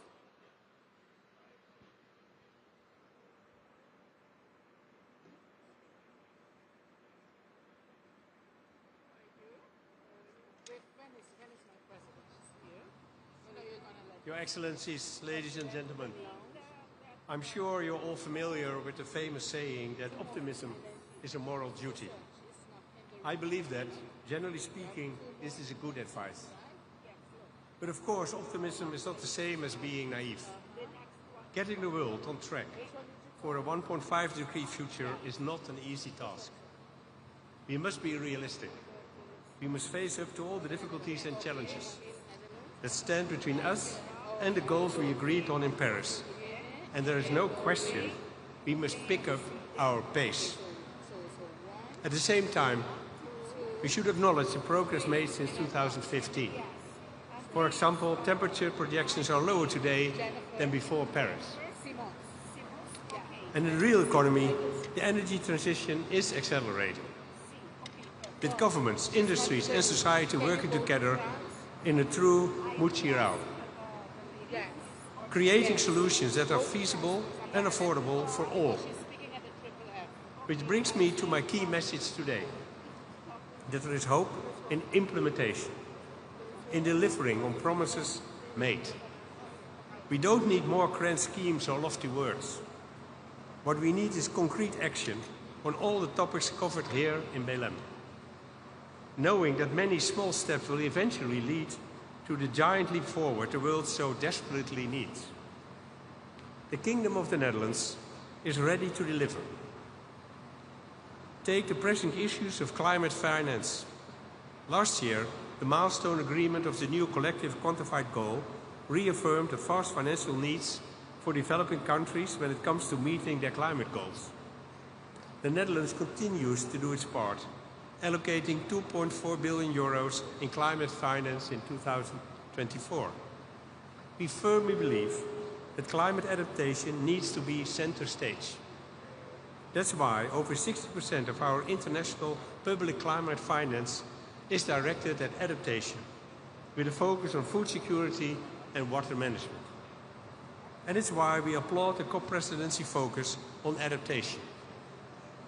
On adaptation, water management in particular is part of my country's DNA. This is the result of centuries of working across sectors to keep our feet dry in a country where large areas lie below sea level. We are a maritime nation. We are a kingdom that stretches from the North Sea coast in Europe to the island countries in the Caribbean. So we know how vital it is to adapt to rising sea levels and changing weather conditions. We know how vital it is to innovate, moving from traditional agriculture to climate-smart food systems, and we're eager to share our expertise in these fields with others. In today's world, water management, future-proof agriculture and renewable energy sources like hydrogen are becoming more and more interconnected. And that's a good thing, because it's putting us firmly on the path of green growth. With this in mind, the Netherlands is convinced that strengthening the NDC partnership can serve as a catalyst. After all, NDCs are at the heart of the Paris Agreement, and the EU has just finalized its NDC for 2035. We are determined, and will continue doing our part. We have also agreed to work towards 90% emission reduction by 2040. Our ambition level is clear. And since NDC implementation on water and food is lagging behind, the Netherlands is supporting the Energy Partnership with an additional 10 million euros. Because again, we must focus on implementation. And that includes following up on decisions made in previous COPs. In this light, I applaud Brazil for its Tropical Forest Forever Facility initiative. The Netherlands is proud to support this initiative and will contribute $5 million to help to get the fund off the ground. What's more, and I think even more important, is that I know that Dutch asset managers and large investors like pension funds are interested in taking part too. Now, is this fund all it will take to achieve the pledge we reaffirmed 2 years ago? To stop and reverse deforestation by 2030? No, of course not. We also need to address the root causes and work towards deforestation-free products. But it is an important step forward. And as I said earlier, every step counts and leads to something bigger. So, ladies and gentlemen, let us send a strong message to the world from here in Belém. If we continue the moral duty of optimism with realism and resolve, working step by step, we can and we will move closer to the Paris goals. The Kingdom of the Netherlands stands ready to work with all of you. Thank you.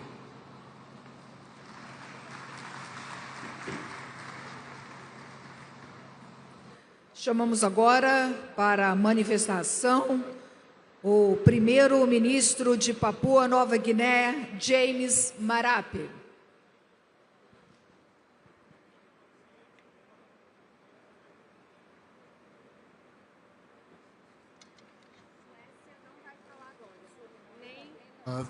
Thank you very much, Mr. President. His Excellency, the Governor General of, Secretary General of the United Nations, President Lula, and all distinguished guests, ladies and gentlemen, on behalf of the government and people of Papua New Guinea, firstly and foremost, I want to thank President Lula, government of Brazil, and the people of Brazil for what a wonderful hospitality and a good meeting so far. Thank you very much for your hospitality. Good to be here in the city of Belém. Papua New Guinea has a good relationship with the city of Belém. It was here that our experts were trained through the Terra Amazon program to monitor deforestation and degradation skills that has helped us to build our own forest monitoring system, now the blueprint of our sustainable forest management. Brazil is not new to the conversation on environment and climate change. It was Rio de Janeiro in 1992 that birthed this contemporary conversation on environment and climate change sensitivities. Mr. President, I come here with one message: save our one livable planet by honoring our commitments for Papua New Guinea. Climate adaptation and mitigation is not a choice, it is a matter of survival. We call on all nations to act now, act responsibly, and honor our combined pledges. We all, human beings, have no second planet or no second chance if we destroy this one planet. For Papua New Guinea, we come here to join Brazil and all forest and ocean nations to offer solutions to the fight against climate change and save this planet. Whilst most of us forest and ocean nations have minimum carbon footprints, we are bigger climate victims. We are here also to offer solutions. Papua New Guinea joins the family of nations to offer solutions in the climate change fight. Solutions to fight climate change lies in forest and nature. That is why Papua New Guinea over 10 years ago championed Articles 5 and 6 of the Paris Agreement. Forests and oceans offer nature-based solutions and technologies to replenish Mother Earth, Mr. President. As a forest nation, just like Brazil is, Papua New Guinea safeguards 35 million hectares of pristine rainforest. These are lungs of the earth, and with many of our forest nations globally, in the Amazon basins, in the Congo basins, and us in Southeast Asia, we offer our forests for the sustainability of planet Earth. Our forest has been our livelihood, but this is also our contribution, our legacy to the world as we face this climate change diversity. We are implementing locally our nature, forest, and climate country package to help manage our forests better, introduce nature-based solutions, and mobilize innovative financings for all our communities that hold these forests. This initiative represents how local actions can drive global impact through example of the Mutirao spirit of collective actions that Brazil is known for. We are also advancing our National Earth Trees platform, aiming to issue very high quality jurisdictional REDD+ credits by year 2026. This could unlock potentially over $1 billion in carbon finance and reduce over 82 million tons of CO2, real variable results from a small nations like Papua New Guinea that holds a substantial forest. This morning I was inspired by the Director General of World Trade Organization, Dr. Iwala, who said correctly that the rainforests of the world produce atmospheric river that waters the planet Earth.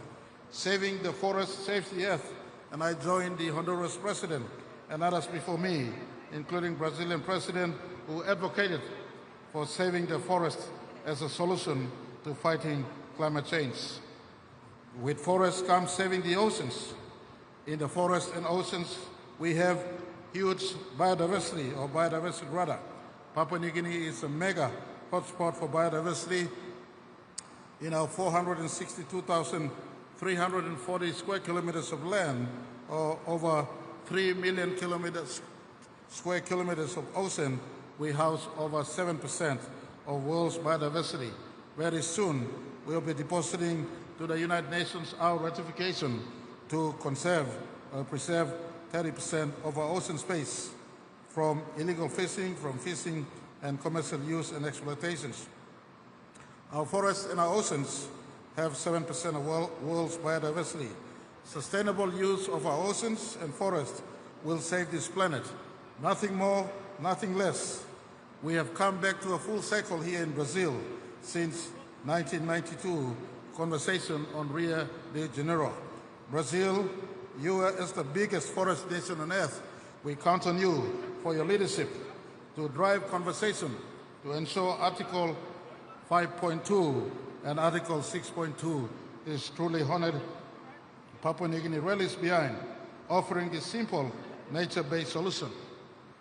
When we save our forests and when we save our oceans, they could help assist in the manner in which our planet is kept. We have talked about energy transition. Not too many nations have shut down fossil fuel. And I offer today in COP30, as we all work towards energy transition, why don't we save a tree? Why don't we save our oceans? Why don't we keep our biodiversity intact? Whilst technology compels us to go and look for solutions elsewhere, Papua New Guinea today point us back to nature-based solutions. Nature-based solutions that can help save the earth. The earth that we inherited from our ancestors in its natural pristine form is the earth that we must pass on to our children who will inherit the earth from us. This earth that has forests, this earth that has oceans, this earth that has biodiversity in its natural form will save us from the climate change diversity. In its conversation at COP30, Papua New Guinea stands behind Brazil and offers to the world a possibility of nature-based solution as a way to go in as far as fighting climate change conversation is concerned. I want to pause and thank all leaders who've been talking about keeping our earth together. I recall my meeting with His Majesty King Charles not too while ago. He mentioned about nature-based solution and saving forests and biodiversity and oceans of the earth I thank him. I want to thank Chinese President Xi Jinping, and the Chinese government. They have reforested. They have the leading nation now in as far as reforestation is concerned. Over 96 million hectares of land have been reforested by the Chinese government. I thank the United Nations Secretary General, who continues to advocate for nature-based solutions and forestry and indigenous people, and justice that must be rendered to them in as far as indigenous communities' keeping of forestry is concerned. And I thank everyone else who advocate for nature-based solutions. Papua New Guinea is an ocean nation. Papua New Guinea is a forest nation. Our oceans and our forests combined can be solutions in as far as fighting climate change is concerned. And I thank also other stakeholders, private sectors, who have assisted us. For instance, the Green Climate Change Fund that has assisted Papua New Guinea in forest resource conservation. I want to thank also ICRAF, or Coalition of Rainforest Nations. These are private sector people who have joined us in an effort to save our forestry. And I want to thank nations like France and Australia who've come in and helped conserve our forestry. Mr. President, as we talk about climate change, I want to say climate change conversation is totally redundant without nature-based solution. Without nature-based solution. Technology is redundant without saving our forests, without saving our trees, without saving our ocean. Papua New Guinea, in our constitution, as we were birthed in 1975, the father of our country, Sir Michael Thomas Somare, talked about preserving our trees and sustainable development. It is this sustainable development that I am pointing to today, while science and statistics compels us to a planet that is warming. Why don't we turn back in simple things like saving our trees, preserving our biodiversity, saving our oceans. In nature, we can truly keep our earth in balance. And I put this to the forum of esteemed leaders here. Talk globally, go back home and act locally, and nature-based solution holds the key to preserving this earth. We inherited a livable planet from our ancestors. We must all work together to pass on a livable planet to our descendants. This planet is worth saving and fighting. You can look 96 billion light years into the extremity of the observable universe. You can never find one planet that is like our Earth. And so it is worth fighting for, it is worth defending, it is worth living a sustainable lifestyle. That is why Papua New Guinea will offer our support to Australia, and the biggest ocean nation, to host COP31, so that we bridge the conversation between forestry and ocean.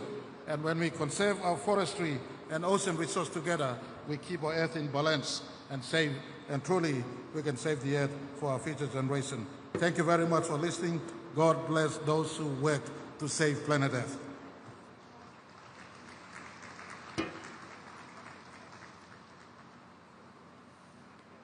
Nesse momento, representando a Eslovênia, chamamos a vice-primeira-ministra e ministra das Relações Exteriores e Europeias, Tanja Fajon.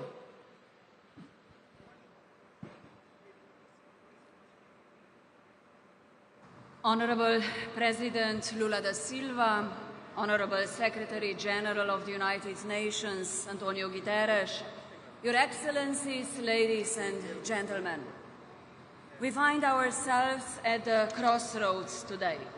COP30 is not just another checkpoint. It is a credibility test for the Paris Agreement. The next generation, nationally determined contribution will decide the pace of decarbonization through 2030s and the future of our planet. Our task here is straightforward: turn the global stocktake into implementation and keep 1.5 degrees Celsius within reach.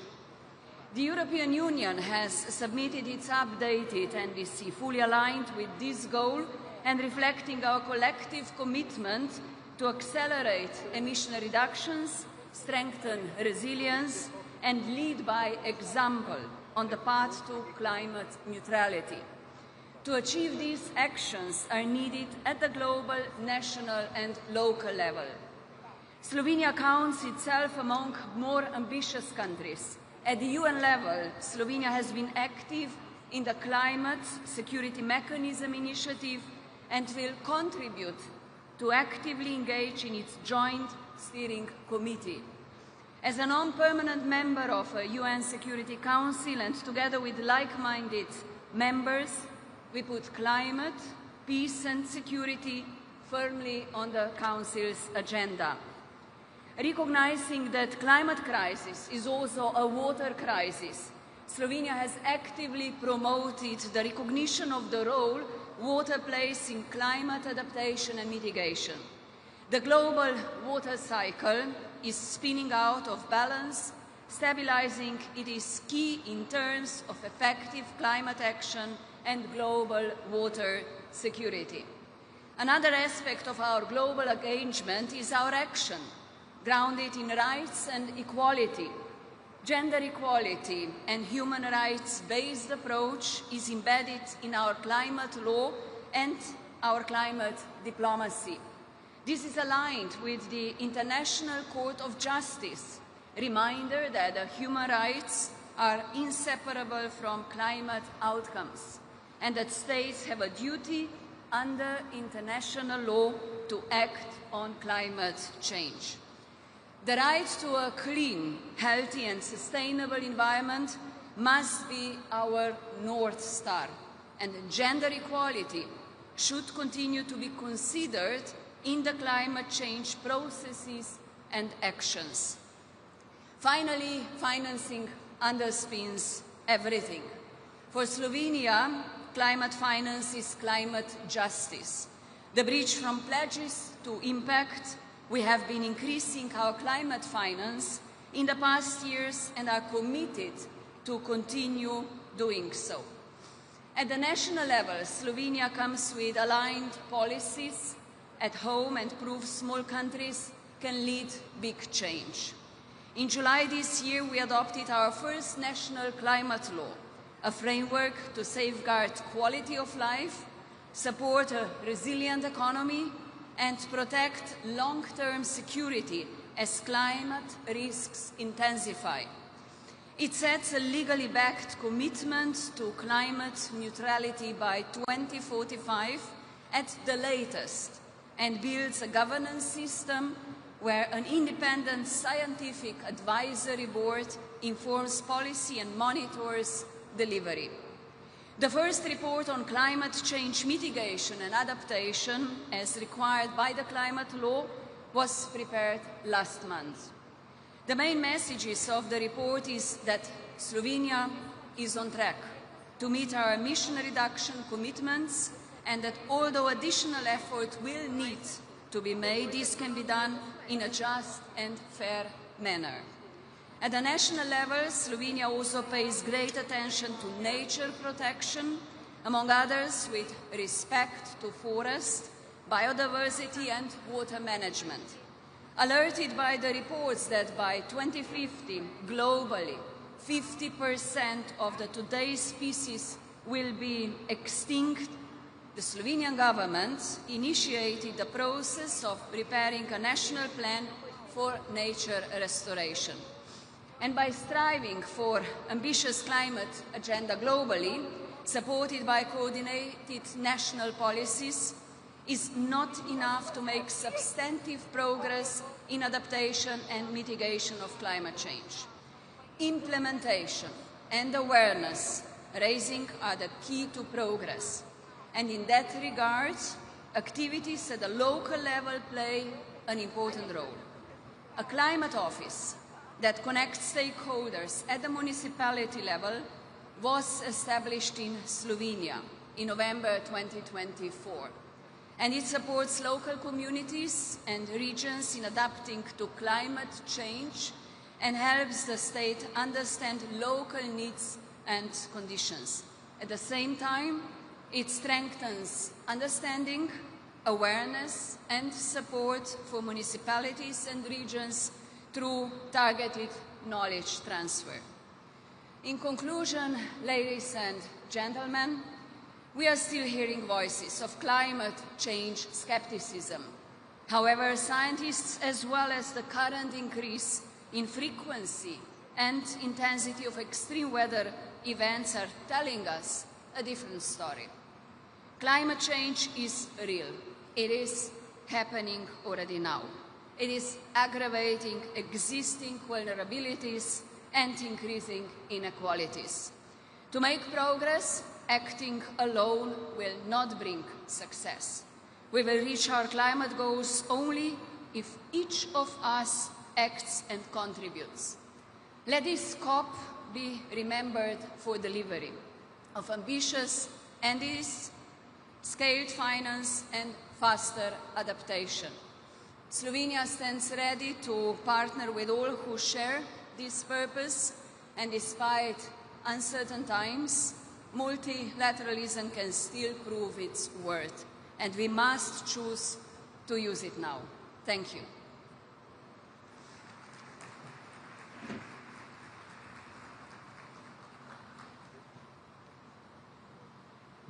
Chamamos para a manifestação o primeiro-ministro de Eswatini, Rousseau Missor Dlamini.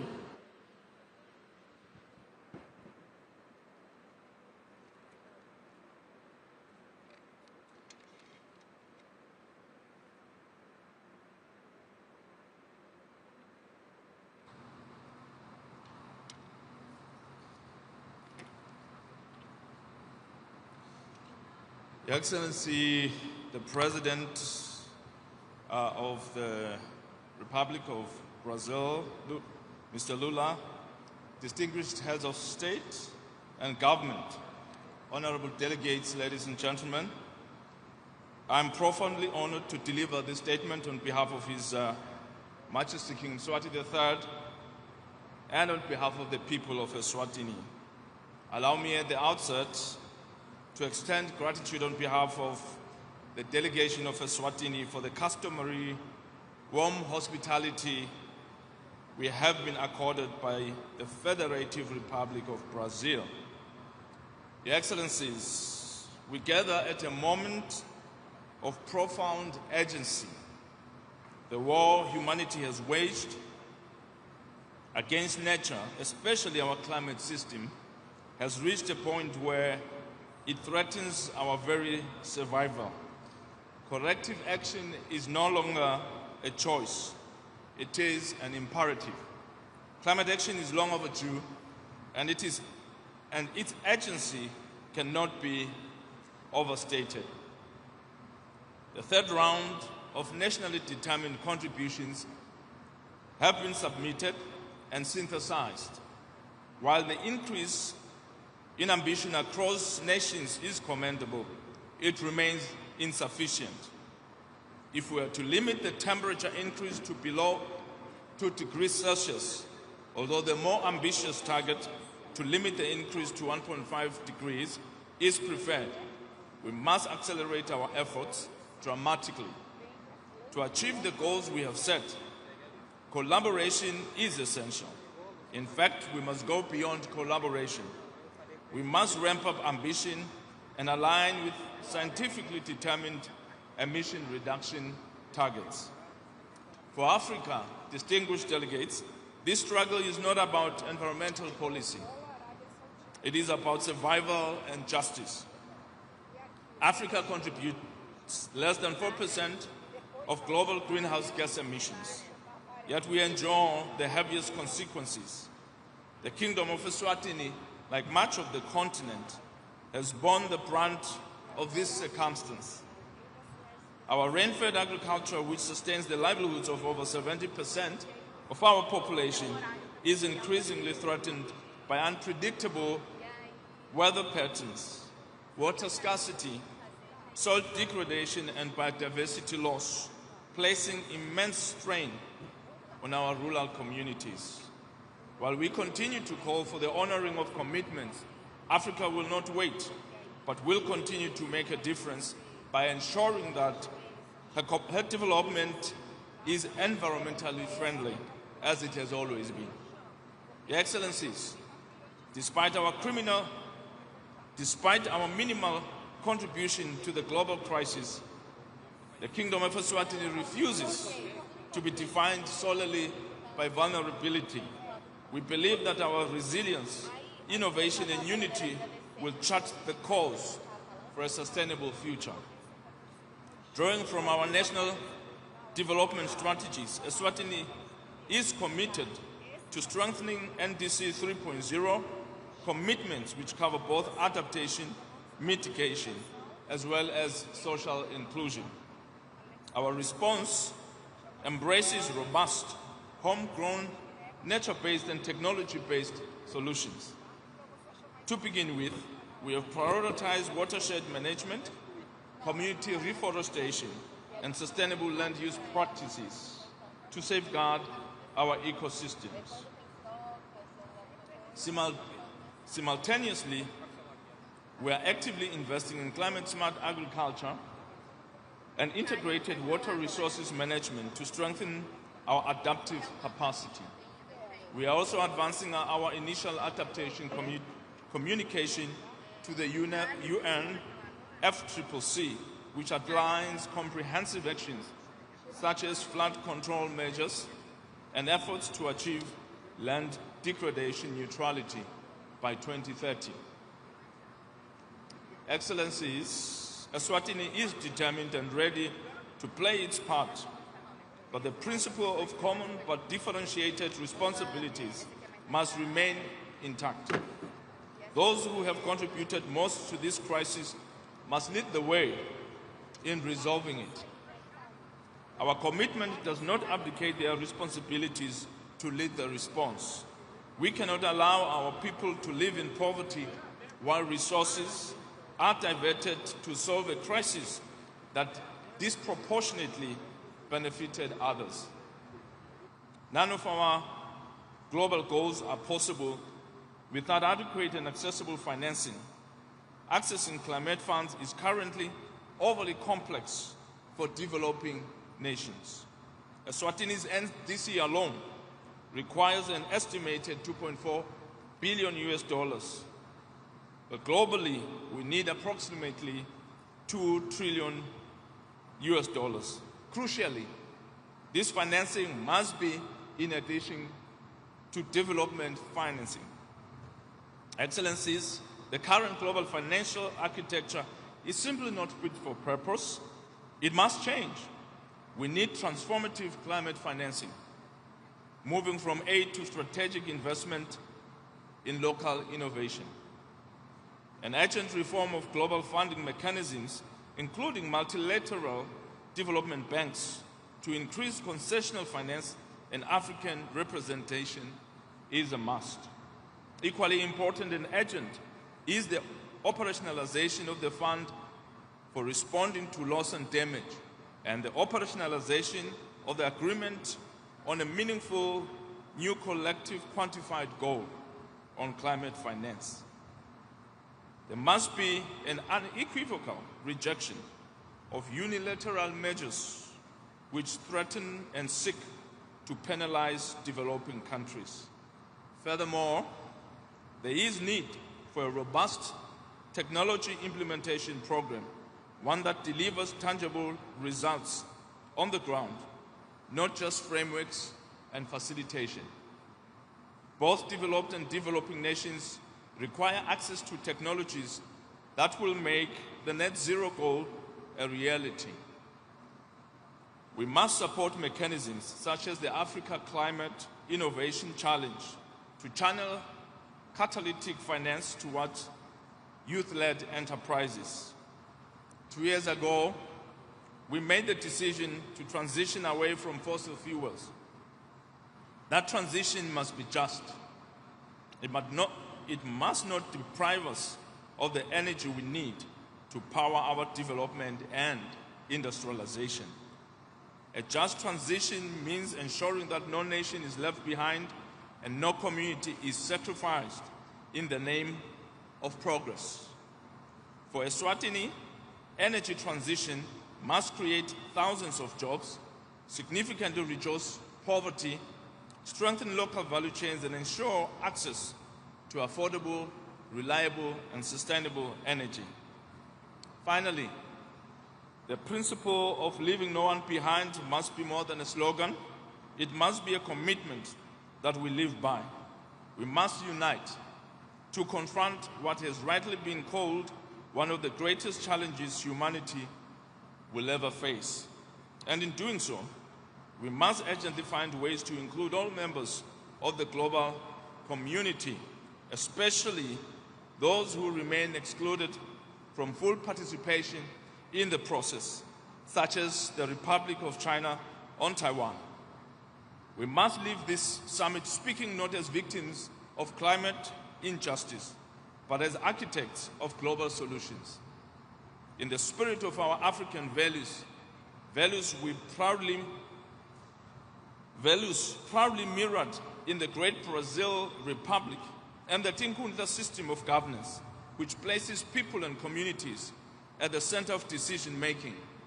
The Kingdom of Eswatini commits to working with all member states to ensure that climate action is inclusive and equitable. Let us rise to this moment. Let us act. This is the most important thing. We must act. This action must be taken with courage, with fairness, and with unity. The future demands nothing less. I thank you. Obrigado.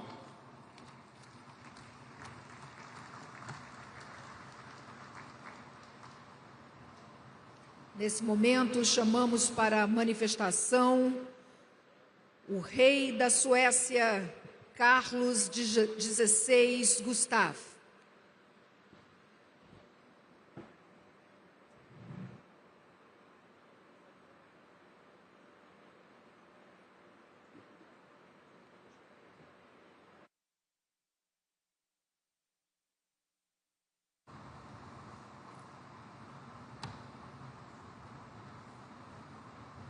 Mr. President, Secretary General, Excellencies, ladies and gentlemen, I've had the privilege of visiting Belém before, a vibrant gateway to the Amazon. The river and the rainforest give life to the city, shaping its people, economy, culture, and culinary traditions. President Lula's commitment to protecting the Amazonas is appreciated and urgently needed at a time when the impact of climate change is increasingly being felt across the globe. In 1972, I participated in the first ever United Nations Conference on Environment held in Stockholm, Sweden. I was a young crown prince back then, attending the ceremony with my grandfather, King Gustav Adolf. It was historic, as it placed global environmental issue on the political agenda and was a starting point for international environmental cooperation. For me, that conference marked the beginning of a lifelong dedication to protecting the nature and belief in science will foster innovation and show the way forward. It also convinced me that the cooperation across borders, disciplines and sectors will be essential to meet the challenges ahead. This spirit of collaboration is at the heart of Sweden's climate transition, and more than 500 companies, municipalities, regions, and organizations are engaged in effort aiming to make Sweden one of the world's first fossil-free welfare nation. To turn ambitions into concrete actions, the Swedish Climate Policy Council has supported the development of Panorama. It is a platform that provides an overview of how Sweden can reach net zero gas emission by 2045. And hopefully, just before President Lula and I turn 100 years. The model can be adopted globally, helping other countries research climate goals. These efforts go hand in hand with our international engagement. This year, Sweden is the co-chair of the Green Climate Fund. Through this role, we help mobilize resources to turn climate commitment into real action. However, major challenges remain. 33 years after the Climate Convention was signed in Rio de Janeiro, emission of greenhouse gases continue to rise. Biodiversity is declining and ecosystems are under enormous pressure. International collaboration is crucial. Pollution, climate change respects no border, that we all know. Cooperation between nations is the only path towards sustainable development and long-term prosperity.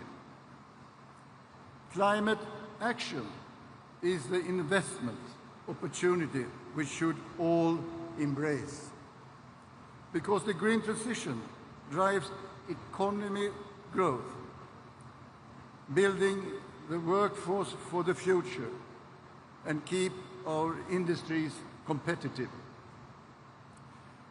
We know there are ways to limit temperature rise while building resilient economies of the future. I am now counting on all of you, heads of states, governments, to implement policies that stimulate demand for sustainable involvement. Together, we must speed up the deployment of these solutions to limit temperature rise to 1.5 degrees and to build resilience for generations to come. The message, I believe, is really what we need to see happening here and now.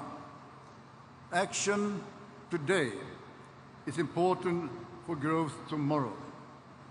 Lack of action means a tremendous loss in human as well as economic capital. I would like to conclude by quoting from the 1972 Stockholm Declaration. Quotation: "In our time, man's capability to transform his surroundings is used wisely, if used wisely, can bring to all people the benefit of development and the opportunity to enhance the quality of life." End of quotation. So let us make this gathering here in Belém turning point, a moment when the world come together, not just to discuss, but also to deliver. Thank you and good luck.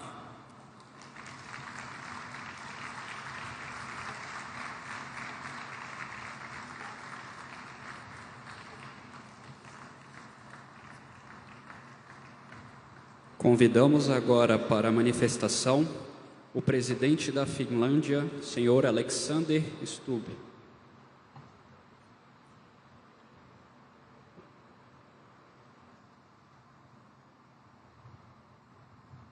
Mr. President, Your Excellencies, ladies and gentlemen, it's a great honor for me as President of Finland to speak after the King of Sweden. He mentioned that he has been in Belém before.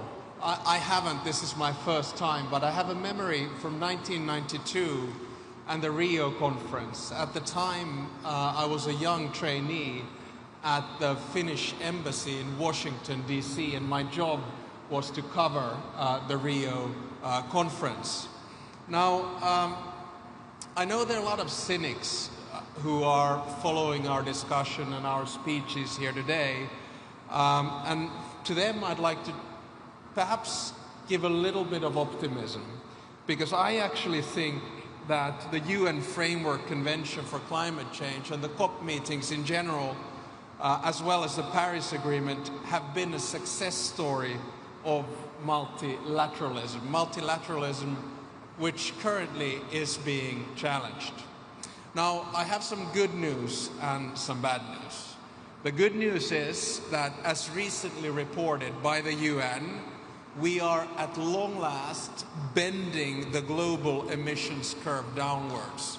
So basically we are emitting less CO2 than before. That is, if we stick to our commitments. The bad news, of course, is that the direction might be right, but the pace is, as the King of Sweden just noted, way too slow. Now, COP30 is a crucial step on this path. Whether we will permanently lose the 1.5-degree goal depends on the decisions here and now. In my short speech, I would like to underline three critical elements which I believe will ensure the success of COP30. First, we must all lead by example. At COP, each party has an equal say, regardless of their size. And of course, in international relations, this is not always the case.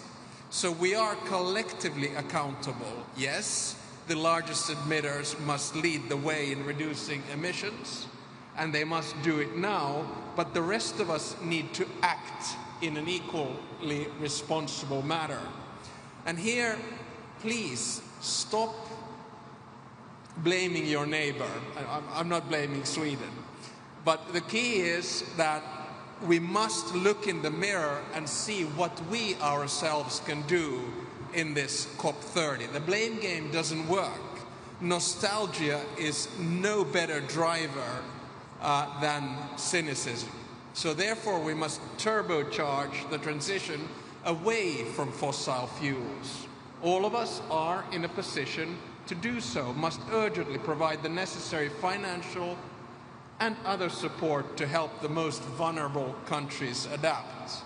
Leading by example means giving a voice to those most affected by climate change. So let me applaud the COP presidency, Brazil, for highlighting the role of the indigenous people in climate action, as well as underline the importance of the COP adopting an ambitious gender action plan. My second point is to put science in the driver's seat. While the states gathered here have different interests, we all share a common goal of ensuring a livable planet for future generations. And the only way we can do it is to rely on science. Not a single person in this room wants to pass on devastation to their children and grandchildren. We have the best scientists at our disposal, and they are unanimous that delaying climate action would have consequences that are devastating for all and irreversible for some. There are no excuses. At the same time, we need to recognize the growing amount of disinformation around climate science as an attempt to rattle the multilateral system and slow down a clean transition. When we face difficult political choices, debate is necessary, and it has to be frank and honest. Remembering our common goal, we must not yield to efforts stoking polarization. My third and final point is to say that be bold, be bold. We need at least 3 things to solve the climate crisis. 1 is regulation and targets, 2 is financing, in other words, money, and 3 is innovation. You can't pick and choose one of them. They go hand in hand. So please don't pit climate action and growth as some kind of enemies. They're friends. They go hand in hand. Numerous encouraging examples show that decoupling carbon emissions from economic growth is possible. To do this, we need to invest in clean technologies and make sure that those who most need them have the access. Investment for climate change is the growth and prosperity plan for this century. So let me finish by noting that COP30 must send a clear message that the green transition is here to stay and that fossil fuels have no future. 10 years after Paris, let's make sure BELEM will be remembered as a success too. And let me finish with a Finnish saying which I disagree with. In Finnish, we have a saying that a pessimist will never be disappointed. The problem, of course, is that a pessimist is often quite cynical. And let me assure you that pessimists will never solve the climate crisis. Optimists and realists will. Thank you very much.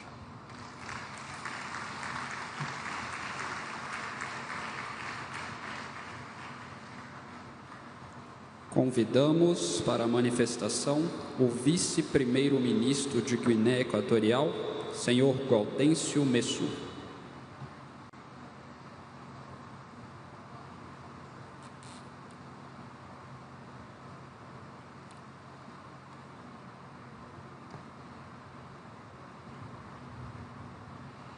Excelentísimo señor Luis Ignacio Lula da Silva, presidente de la República Federativa de Brasil.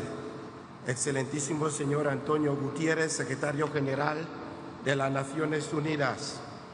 Excelencias, señoras y señores, jefes de Estado y de Gobierno y representantes de los países miembros de las Naciones Unidas aquí presentes, distinguidos delegados e invitados todos, señoras y señores, permítanme tomar la palabra en este evento tan significativo en nombre de Su Excelencia Obiang Mambasogo, presidente de la República de Guinea Ecuatorial, quien por razones de su apretada agenda no ha podido asistir a esta cumbre personalmente como había sido su deseo. Ante todo, expreso mi gratitud al excelentísimo presidente de la República de Brasil por la acogida a esta 30ª sesión de la Conferencia de las Partes sobre el Cambio Climático COP30. Felicitamos de igual forma la acogida y la hospitalidad de la que hemos sido objeto desde nuestra llegada a esta bella ciudad de Belém. Excelencias, quiero recordar que desde la cumbre del Río de Janeiro del año 1992, Brasil siempre ha sido epicentro de lucha contra el cambio climático. Por eso, esa COP30 que se celebra por vez primera dentro de la cuenca amazónica, que es la selva tropical más grande del mundo y considerado también como el primer pulmón del planeta debido a su rica biodiversidad y su papel en la regulación del clima. Se concibe como una plataforma para mostrar que los países tropicales disponen de los principales sumidores de carbono y deben ser los líderes de innovación climática y de sostenibilidad, pasando de la dependencia a la corresponsabilidad. Distinguidos invitados, señoras y señores, la lucha contra los efectos adversos del cambio climático constituye un problema amplio y multifacético que amenaza la misma existencia de la vida humana. Por tanto, requiere un trabajo conjunto con la participación de todas las naciones del mundo. La cuenca del Congo, ubicado en África, es el segundo bosque tropical más grande del mundo y el primer pulmón como sumidero de carbón forestal tropical del mundo. Es donde se encuentra ubicada la República de Guinea Ecuatorial, concretamente en África Central, por lo que nuestro país contribuye a la regulación de la temperatura del planeta.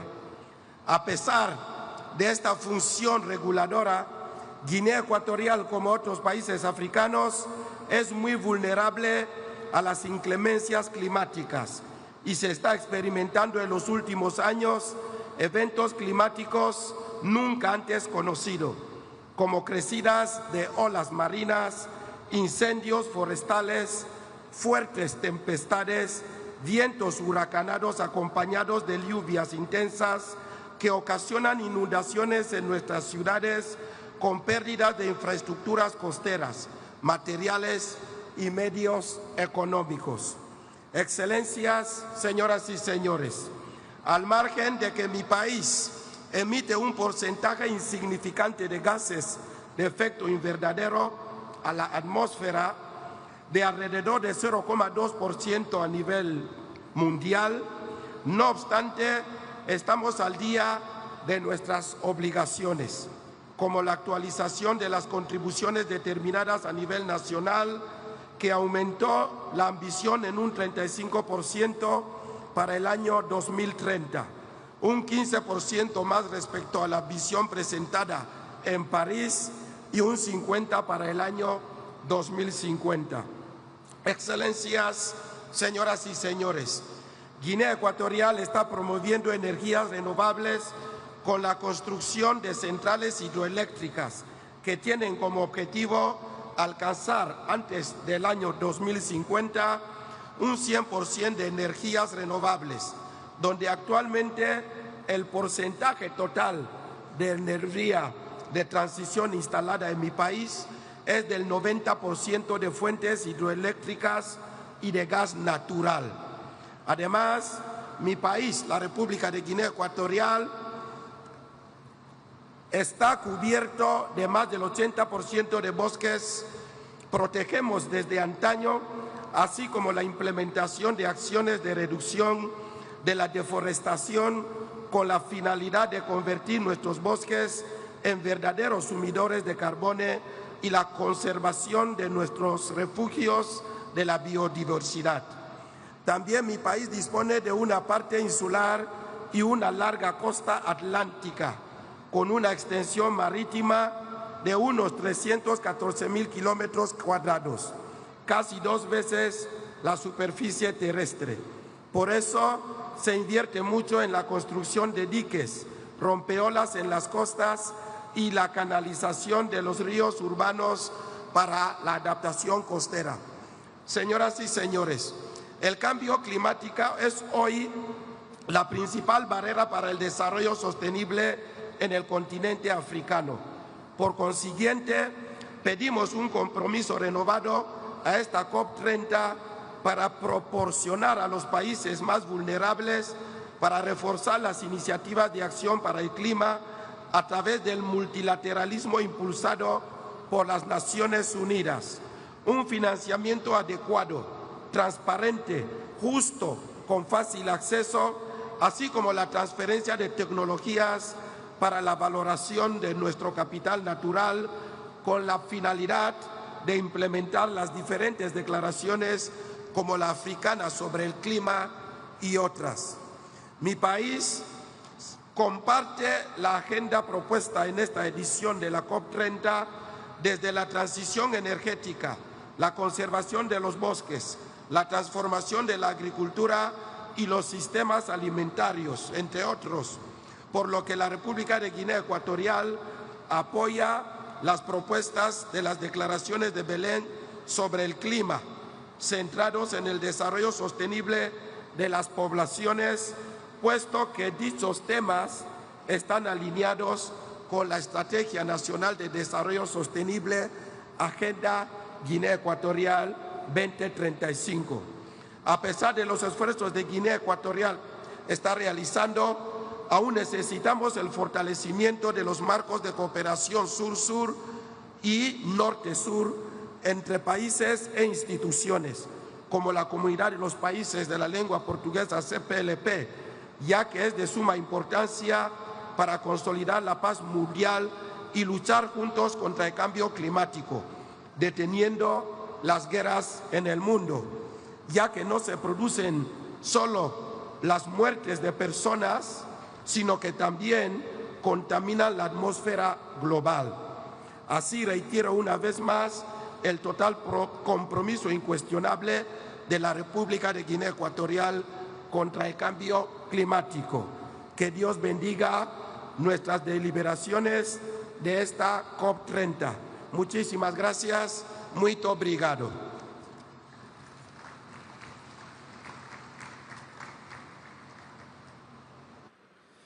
Convidamos para a manifestação o vice-presidente do Iêmen, general de brigada Tariq Saleh.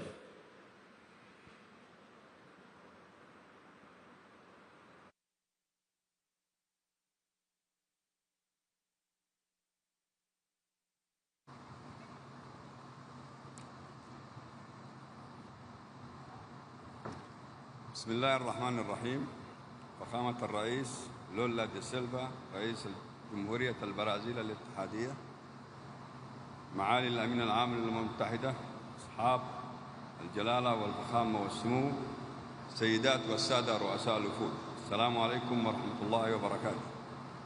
يشرفني باسم الجمهورية اليمنية أن أتقدم بخالص الشكر والتقدير إلى حكومة وشعب جمهورية البرازيل الاتحادية على استضافة هذا المؤتمر الهام الذي ينعقد في قلب الأمازون، رمز الحياة والتوازن البيئي على كوكبنا. السيدات والسادة، تأتي مشاركة اليمن في هذه القمة ونحن نعيش واحدة من أعقد الأزمات الإنسانية والبيئية في العالم، بلد أنهكته الحرب التي تقودها الميليشيات الحوثية ضد الدولة والمجتمع، وتواجه في الوقت ذاته تداعيات متطرفة لتغير المناخ تضرب كل جوانب الحياة، ظهرت في حالات الجفاف والفيضانات المتكررة وانهيار الغطاء النباتي وجرف الأراضي الزراعية وتدمير الممتلكات، بحيث أصبحت هذه الظواهر واقعاً يهدد الأمن المالي والغذائي لملايين اليمنيين، ويعمق هشاشة المجتمعات الريفية، ويدفع بالآلاف إلى النزوح الداخلي والهجرة الخارجية، ويعطل قدرة الإنسان على الاستقرار والإنتاج. نحن في اليمن رغم أننا لا نتحمل المسؤولية عن الانبعاثات العالمية، إلا أننا من بين أكثر الدول تضرراً من آثارها القاسية، ولذلك فإن مشاركتنا هنا ليست مجرد واجب دبلوماسي، بل دعوة إنسانية نوجهها للعالم من أجل العدالة المناخية وإنصاف الدول الأضعف التي تدفع ثمن أزمة لم تصنعها. الحضور الكريم، إن أولويات الجمهورية اليمنية في هذه القمة تتمحور حول 3 قضايا أساسية. أولاً، العدالة المناخية والتمويل.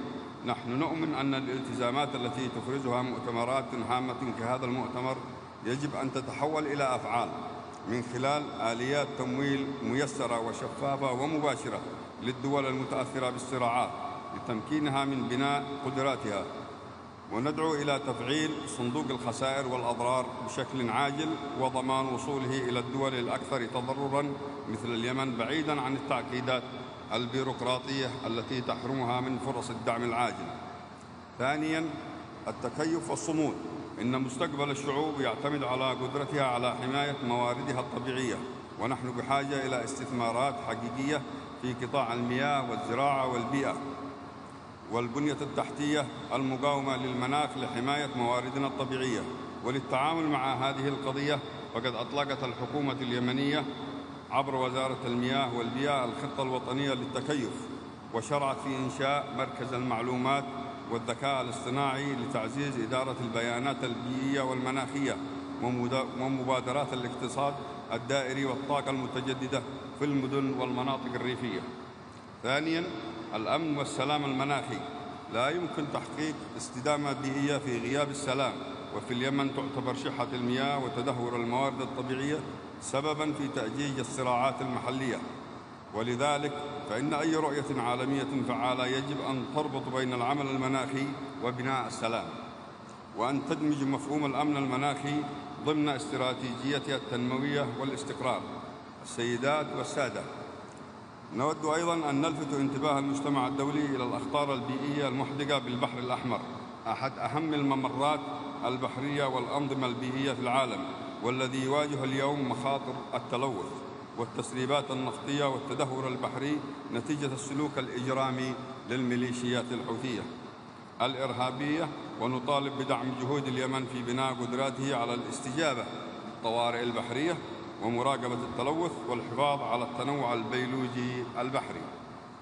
فخامة الرئيس، إن الجمهورية اليمنية رغم كل التحديات تؤمن بضرورة المضي في مسار التنمية المستدامة وتحقيق أهداف اتفاق باريس، كما أننا ندرك أن مسؤولية حماية الكوكب مسؤولية جماعية، وننظر إلى قمة بليم لا كمحطة تفاوض فقط، بل فرصة لإعادة بناء الثقة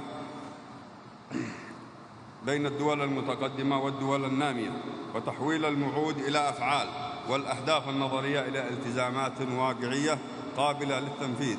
ونؤكد للجميع أن التعاون في بناء القدرات والتمويل العادل ونقل التكنولوجيا ليست طرفاً بل شرطاً أساسياً لتمكين الدول النامية من المساهمة الفاعلة في الجهد العالمي.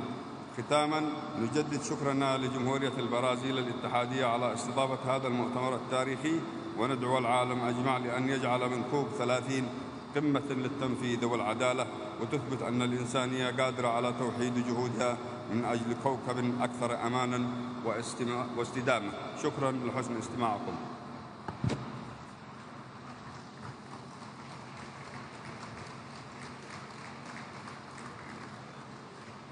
Convidamos para a manifestação o vice-primeiro-ministro de Lesoto, senhor Ntomen Majara.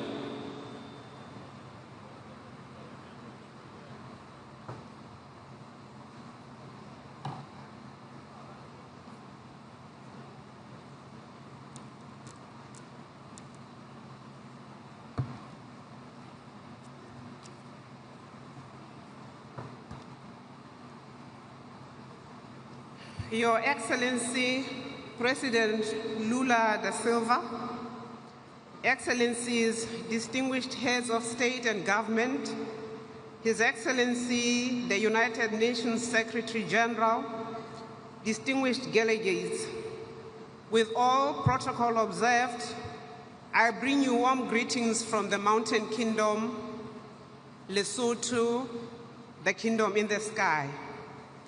A land perched high above most of the rest of the world, where the beauty of our mountains meets the harsh realities of a changing climate. Our unique, lofty altitude makes us proud, yet it also renders us deeply vulnerable. In Lesotho, climate change is not an abstract concept.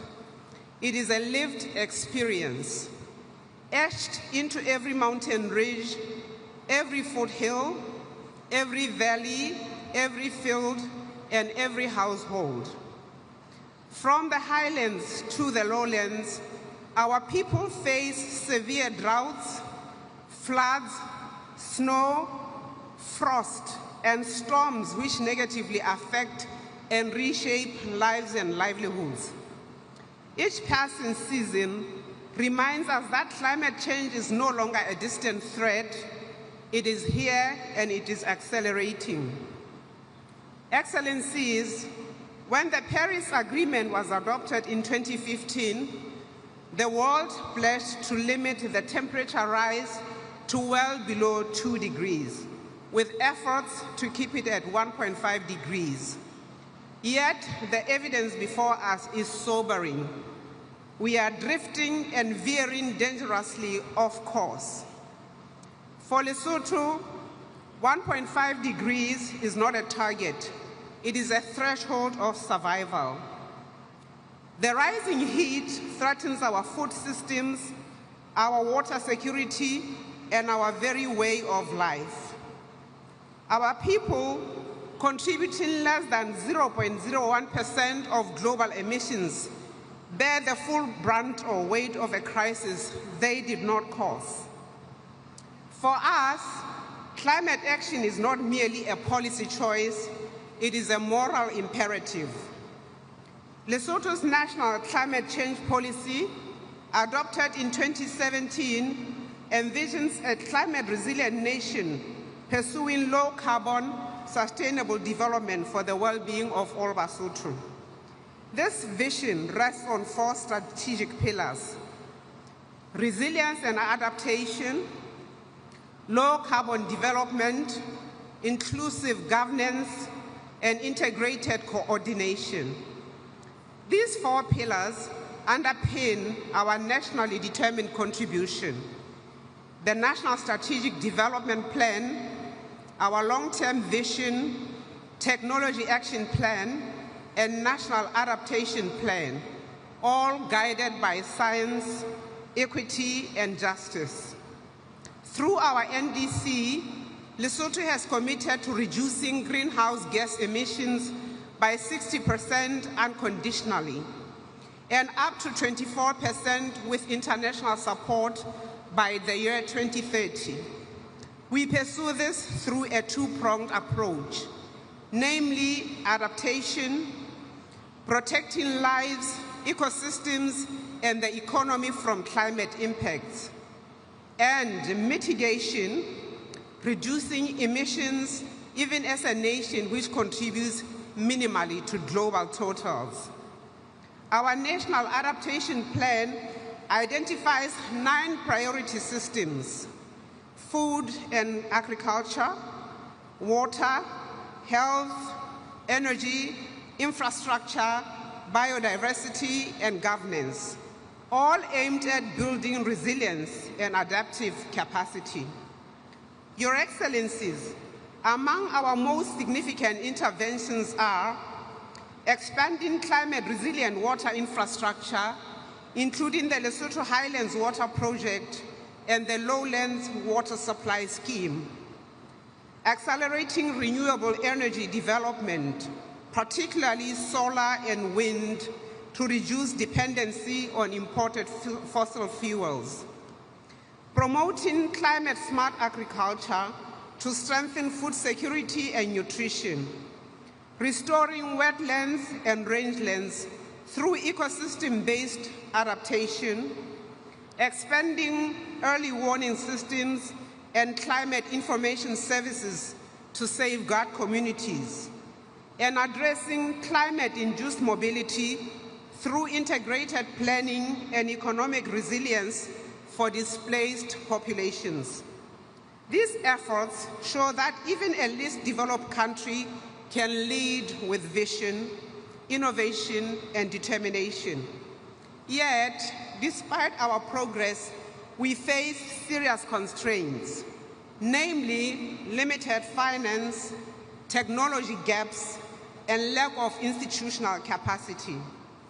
Excellencies, at the recent negotiations in Baku, parties endorsed the new collective quantified goal on climate finance, targeting $300 billion annually from developed countries and $1.3 trillion from all sources by the year 2035. Lesotho fully supports the timely, expert-led completion of the UAE BELEM work program with clear indicators and robust means of implementation. We call for the global goal on adaptation to be fully integrated into this new finance framework and for accelerated support to enable countries like Lesotho to finalize and implement national adaptation plans. The special circumstances of least developed countries must be recognized and prioritized in all adaptation-related decisions. Distinguished delegates, in alignment with global ambition, Lesotho calls for a significant and immediate scale-up of adaptation finance, including full operationalization of the Loss and Damage Fund, with grant-based support for LDCs. Transparent, predictable mechanisms to track progress toward both the 300 billion USD and the 1.3 trillion USD targets, and simplified, equitable access to climate finance for the most vulnerable nations. Climate finance must be fair, predictable, and accessible, and not be an obstacle course.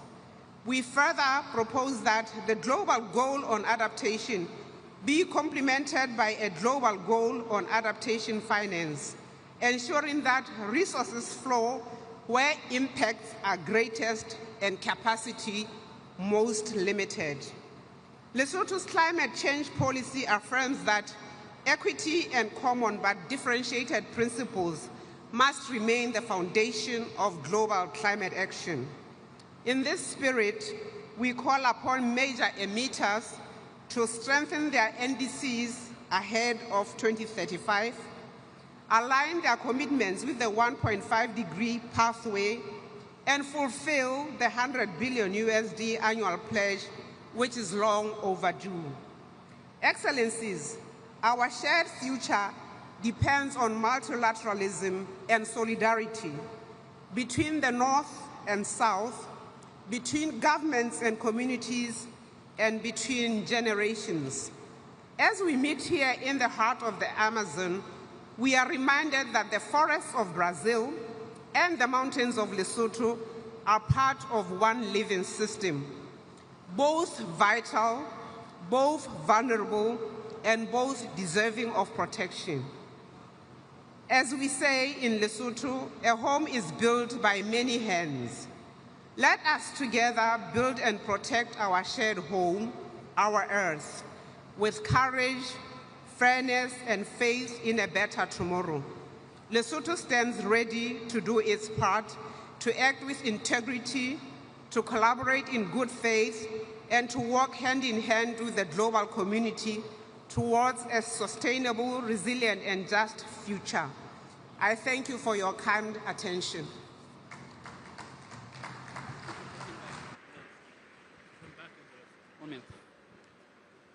Convidamos agora o presidente da Letônia, senhor Edgar Rinkevich.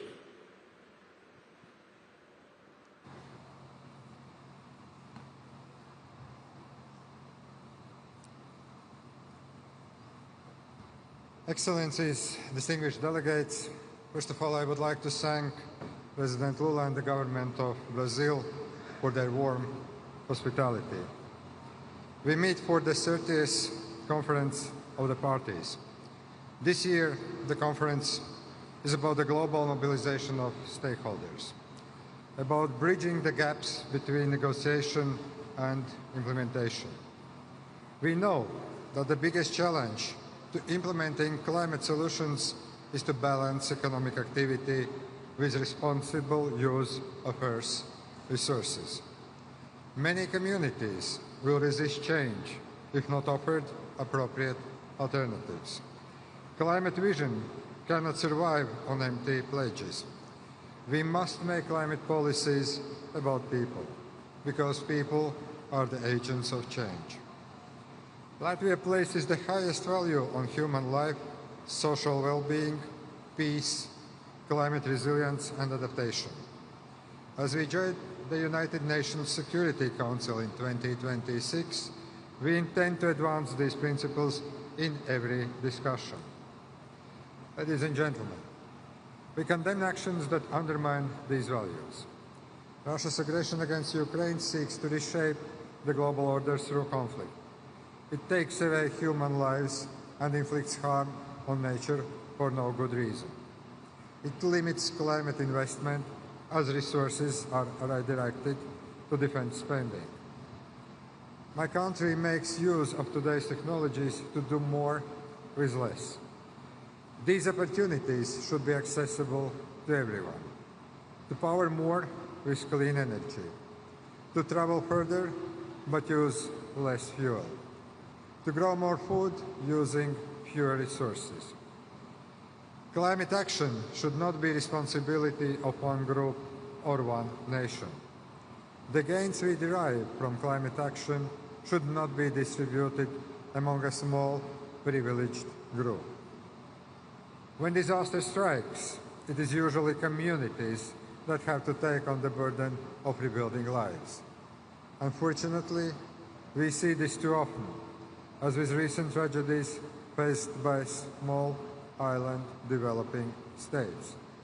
That is why we must ensure that the rewards of the transition are shared, because only then can people see why change in their own life matters. I hope BELEM will bring the progress we all need to advance a more healthy world. Thank you very much.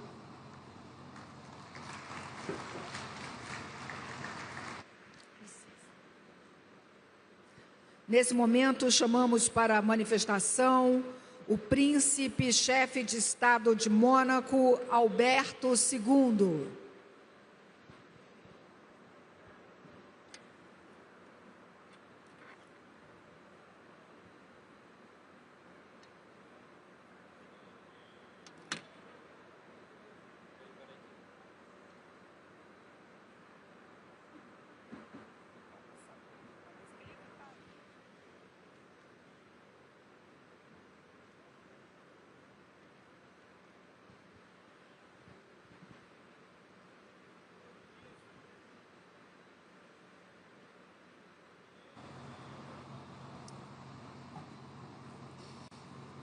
Monsieur le Président de la République fédérative du Brésil, Monsieur le Secrétaire exécutif, Mesdames et Messieurs les chefs d'État et de gouvernement, Excellences, Mesdames et Messieurs, chers amis.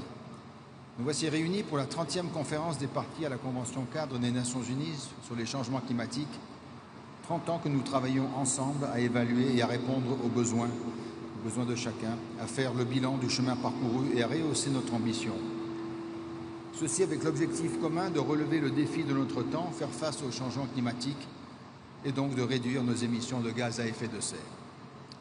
La science se trouve aujourd'hui confrontée au péril de l'idéologie et du relativisme, alors même qu'elle n'a jamais été aussi sûre, si accessible et surtout si claire. Alors qu'elle franchit année après année les limites planétaires, l'humanité n'a jamais été aussi menacée qu'aujourd'hui par les changements climatiques. Ne nous y trompons pas, ces bouleversements sont de notre fait. La Cour internationale de justice et le Tribunal international du droit de la mer ont récemment tous deux établi un lien clair entre nos activités anthropiques, les bouleversements que connaît le climat et la responsabilité qui pèse sur nos États. Une responsabilité historique, d'une part, découlant du développement économique longtemps indifférent aux atteintes infligées aux écosystèmes de notre planète. Mais surtout une responsabilité vis-à-vis de l'avenir. À cet égard, il nous incombe de redoubler d'efforts pour réduire nos émissions de gaz à effet de serre dans tous les secteurs. Pour ce faire, il nous semble que nous disposons de l'un des outils les plus efficaces que le multilatéralisme a su produire, voilà 10 ans, dans un formidable élan de conscience collective et de coopération internationale. Pierre angulaire de notre action climatique, l'accord de Paris nous fixe l'objectif collectif d'ici à la fin du siècle, de façon juste et équitable, de limiter le réchauffement climatique tout en garantissant la capacité de chacun à s'y adapter.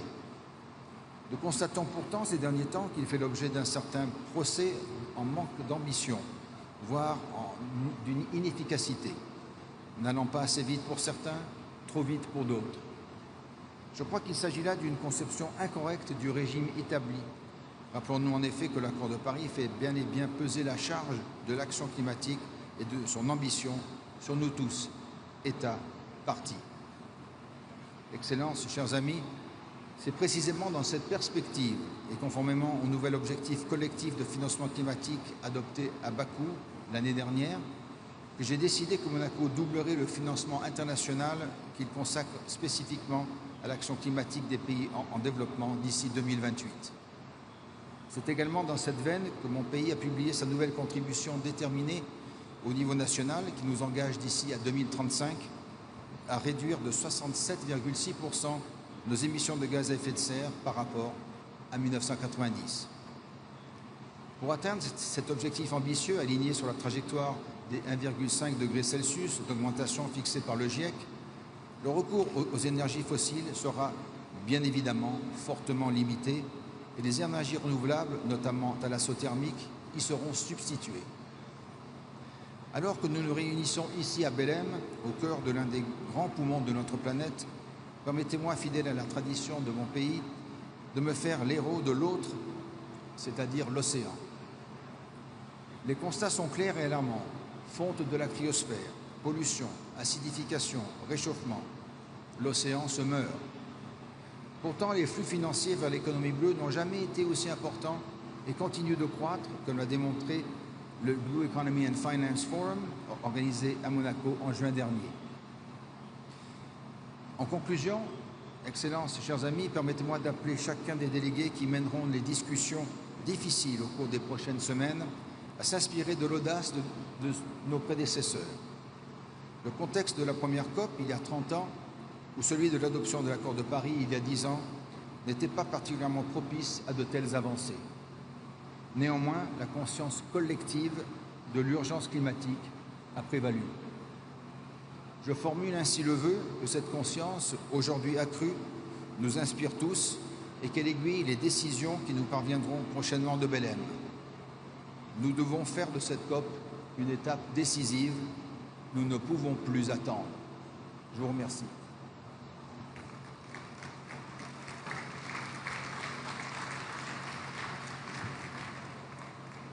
Nesse momento, chamamos para a manifestação o vice-primeiro-ministro da Itália, Antonio Tajani.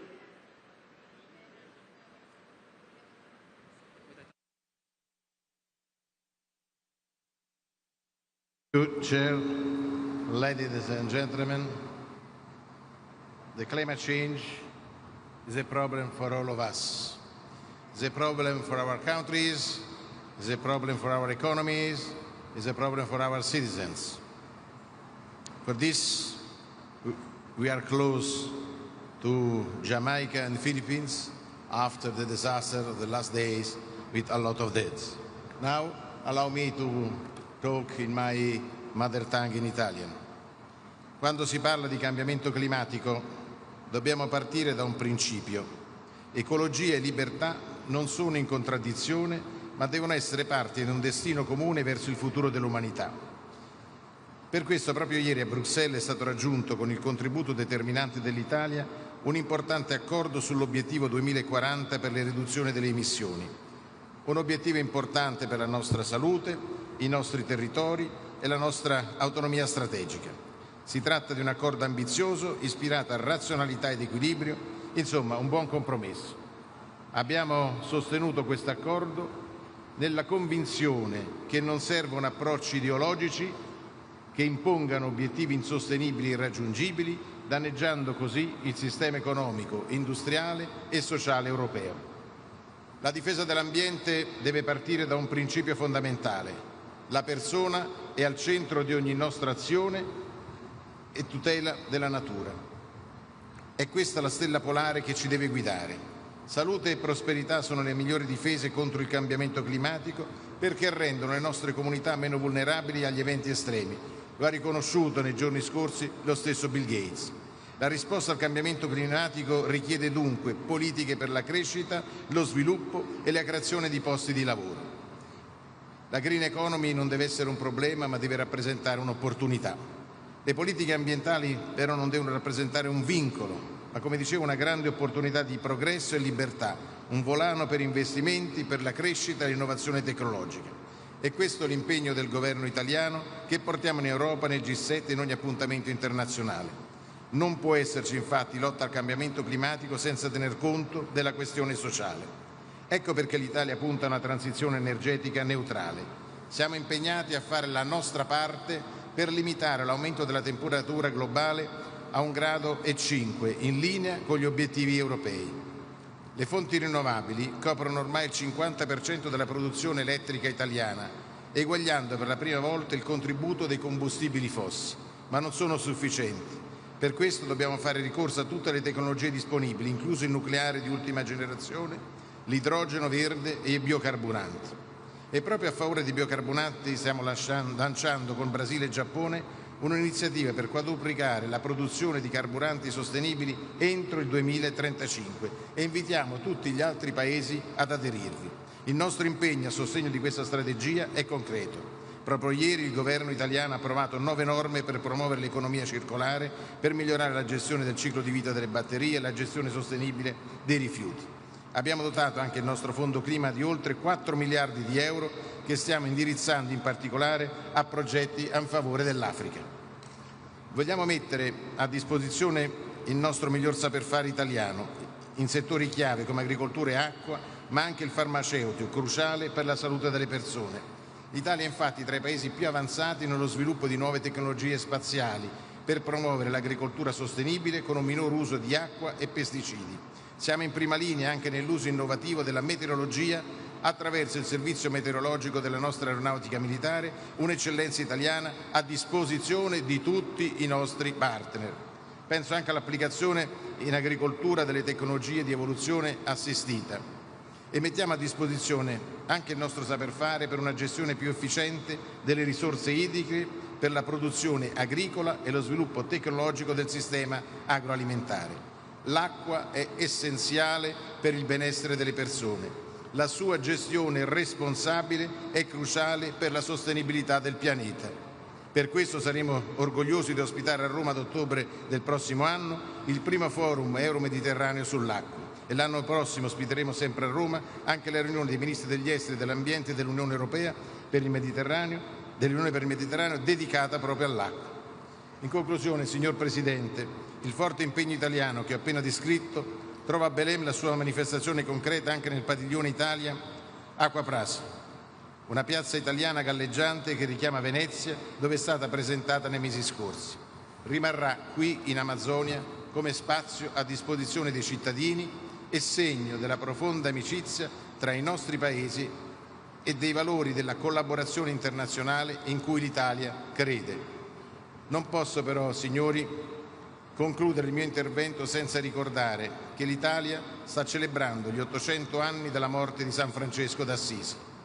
La nostra azione contro il cambiamento climatico si ispira al suo pensiero di amante della natura, dell'umanità e di tutto il creato di cui ognuno di noi fa parte. Vi ringrazio.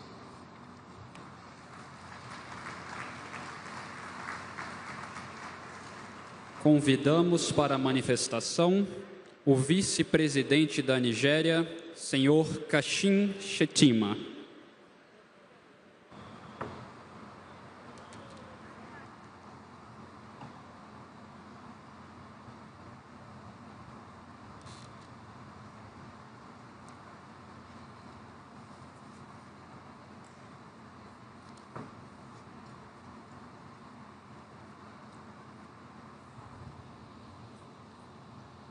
Your Excellency President Lula of Brazil, the UN Secretary General, Your Excellencies, distinguished ladies and gentlemen, there is no doubt that the choice of this beautiful place, Belém, where Amazon opens its arms to the world, as the host of this year's gathering of the global climate leadership is both symbolic and inspiring. It reminds us of the essence of what the world seeks to preserve, the splendor of nature and the delicate balance of life that sustains us all. Nigeria, therefore, stands with the global community in the collective resolve to heal, to restore, and to sustain this place we call home. We are here because the earth speaks to us.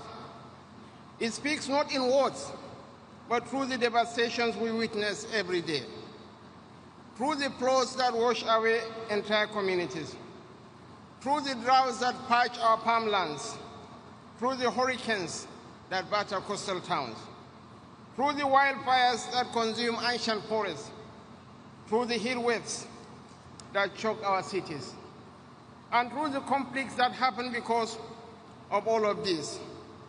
The earth speaks in the language of loss and warning. It tells us that our survival is tied to its well-being. These are the cries that have compelled us to gather from one city to another in pursuit of one shared purpose, to save the only home we have. So I bring to you today not only the goodwill of His Excellency, President Bola Ahmed Tinubu, but the assurance of Nigeria's unflinching commitment to climate action. We thank the government and people of the Federative Republic of Brazil for their exceptional hospitality. A few days ago, Nigeria took a bold step forward. We approved two landmark instruments, the National Carbon Market Framework and the Climate Change Fund. These are the pillars of our climate finance architecture. They are designed to build a transparent and high-integrity carbon market aligned with Article 6 of the Paris Agreement. Through them, we can generate, trade, and retire carbon credits with credibility and fairness. We can mobilize billions of dollars in climate investments to finance adaptation, resilience, and green industrialization. The proceeds will flow into the Climate Change Fund to support communities most affected by climate impacts. To guide this journey, we have launched a 5-year carbon market roadmap. This will establish an emissions trading system and a carbon tax regime strengthened by fiscal incentives that reward clean innovation. Excellencies, distinguished ladies and gentlemen, Nigeria's third nationally determined contribution, validated and submitted in September 2025, marks an ambitious step in our climate journey. It commits us to an absolute emission reduction of 32% by 2035 and chart our way to net zero in the long run, supported by strategies across energy, agriculture, transport, waste, and industry. Our decade of gas strategy anchors this transition, using natural gas to stabilize power and drive industrial growth, while expanding solar and off-grid solutions for rural electrification. Through these efforts, we are powering small businesses, promoting clean energy, and transforming agricultural waste into opportunity. Nigeria's geography, from the Sahelian plains in the north to the mangroves of the Niger Delta, reflect nature's generosity and reminds us of our responsibility to preserve what sustains us. This is why we are investing in climate-smart agriculture, livestock transformation, and sustainable land use practices that reduce conflict over resources and enhance food security. Yet, no nation can finance climate ambition with goodwill alone. Climate finance remains the vehicle of effective implementation, and we therefore call for a reliable and equitable architecture that recognizes the unique realities of developing nations and empowers them to deliver on global commitments. Nigeria welcomes the operationalization of the Loss and Damage Fund and urges our partners to ensure its accessibility to the most climate vulnerable nations. Nigeria asserts that Africa's voice must not echo as a cry of vulnerability, but a chorus of innovation. Our continent is rich in renewable resources, biodiversity, and useful ingenuity. I hereby say with absolute certainty that we are not the problem. We are an integral part of the solution. This is why at COP30, we hope to demonstrate that Africa can lead in carbon capture through forests, in renewable energy expansion, in digital monitoring of emissions, and in regional cooperation that translates ambition into prosperity. Excellencies, let COP30 be remembered as the moment when the world moved from pledges to performance, from ambition to action, and from dialogue to delivery. For Nigeria stands ready to work with all nations to build a fairer, greener, and more resilient world, one where our children will inherit not the ruins of our indifference, but the fruits of our collective resolve. Thank you so much.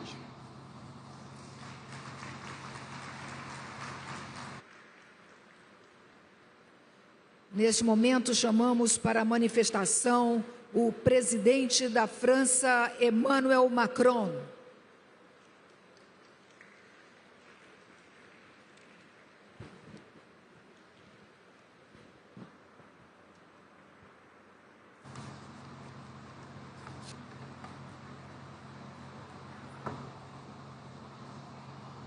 Muito obrigado.